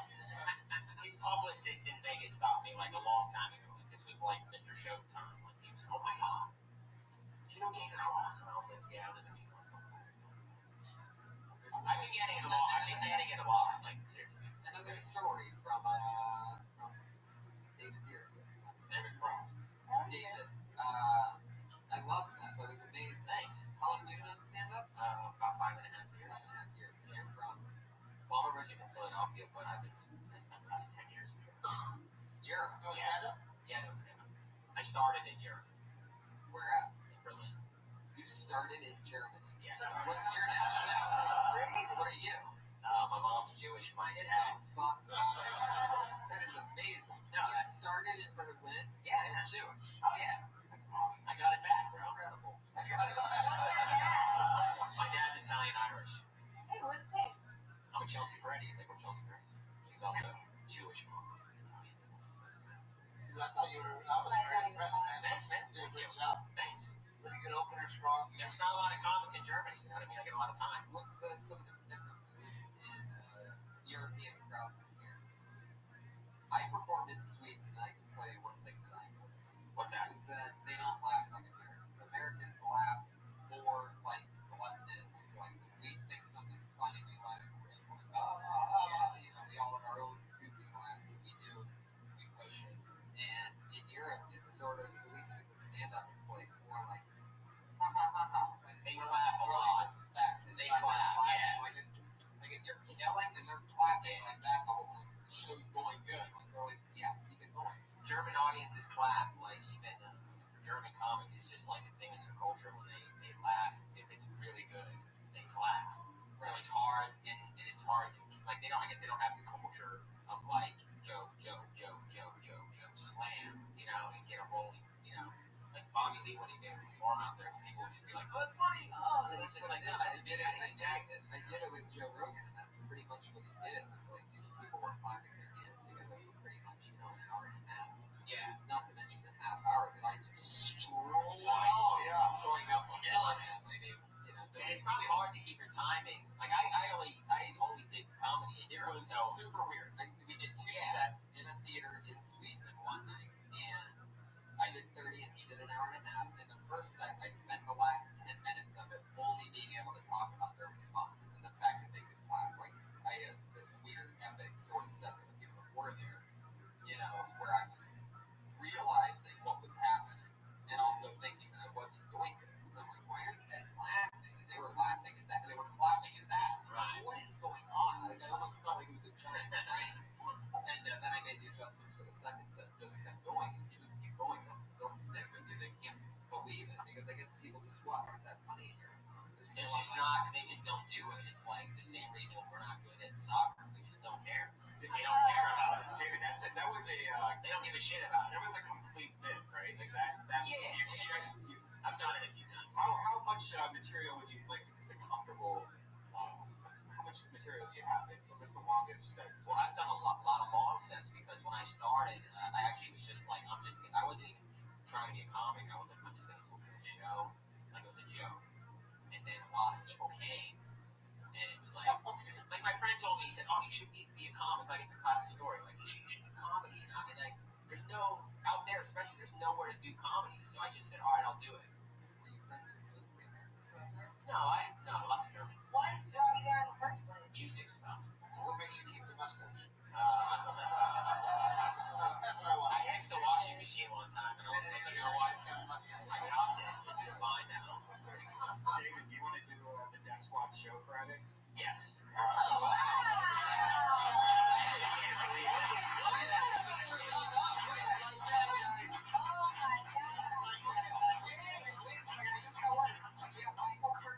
Jumped out the comedy. That's Hollywood, baby. Well, I just say I've signed up for this podcast like 20 times, and I'm pretty bitter about it. And today I was like, I feel like I'm going to get picked today because Pat Reagan was talking about dead cats, and the crowd is angry, and I'm going to be horrible, and no one's going to like me again. Oh, you are a comic. Now it worked out. This is a miserable thought. Thanks, That was really impressive. I'm much happier now than I was in Germany. So. Yeah, I've known you for quite a while, and you've helped. I know that you've helped Josh, set up and help us out. Thanks for letting me do that, Tony. You're a great guy. I'm pretty old. You're like the cool dad. I'm the cool dad, yeah. The skateboard dad. Hey, Dad, wear this hat. I'm 41. How long were you in Europe for? 10 years. I know, I blinked in once. What were you doing over there? Well, I went over there doing music stuff. I used to like do a lot of music stuff. And Dude, you did. When you say music stuff, well, I used I to mean, do what were you pretty doing? You had a last minute headphones? Like, what are you talking about? I'm hitting bands. just kind of fell in love with her lips. I think she is. So I got 4-year-olds. Did you go to Europe with your box? David, did you drive a van across the Trying to hide my past area. I mean, your past is intriguing. I mean, I was a DJ. The $1 billion question. The $1 billion question is, how did you get your pedophile van across the ocean? Does it have to get on? You goes underwater, so it's a submarine. I love it. Lots of little kids paddling, man, paddling. What kind of car do you have? I don't have a car. I have a bike. Wow. Yeah, I know. And I'm like, how far do you live from here? I live right now in Westlake. I'm looking for a place. Where do you live? Ontario, California. you tried your bike? Yeah, I don't even know where Westlake is. It's like in the valley. You name a cross street or something? 4th and Rampart. You want to know my exact location? You're taking over local On the address. I want to know where it is. It's like down past Koreatown. It's like Koreatown, Westlake, downtown. It's pretty. It's not my ultimate. Do you get on the bus too sometimes? Sometimes, yeah. I'll get on the train. I'll get on the red line. Very good massage parlors over there. I bet. You go to the farmer's market, don't you? I'm looking for a place to live right now, so I just got a job at a pizza place. Why don't you move in with Judith? I'm married. Oh. Married man. So I got to find a place for my wife. She's cool though. She's cool. Yeah. She could be. Stephanie would never have been married now. Where are you from originally? Originally from the suburbs of Philadelphia. Born and raised? Where? Close. What's your deal? Did any European girls break your heart out there? No. It's nice. You got one of the guys in your mom that's good? What's that? Well, David, we love having you on. Free. You did a good job, buddy.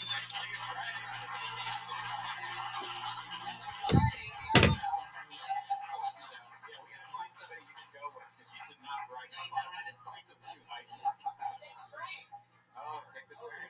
Mr. David Deary. Oh, yeah, you can take the red line to the gold line. I know that one. Yes. I did that before on my way to the Rose Bowl. I'm a Buckeye. Winning ground. Ladies and gentlemen, your next comedian is Alex Guam.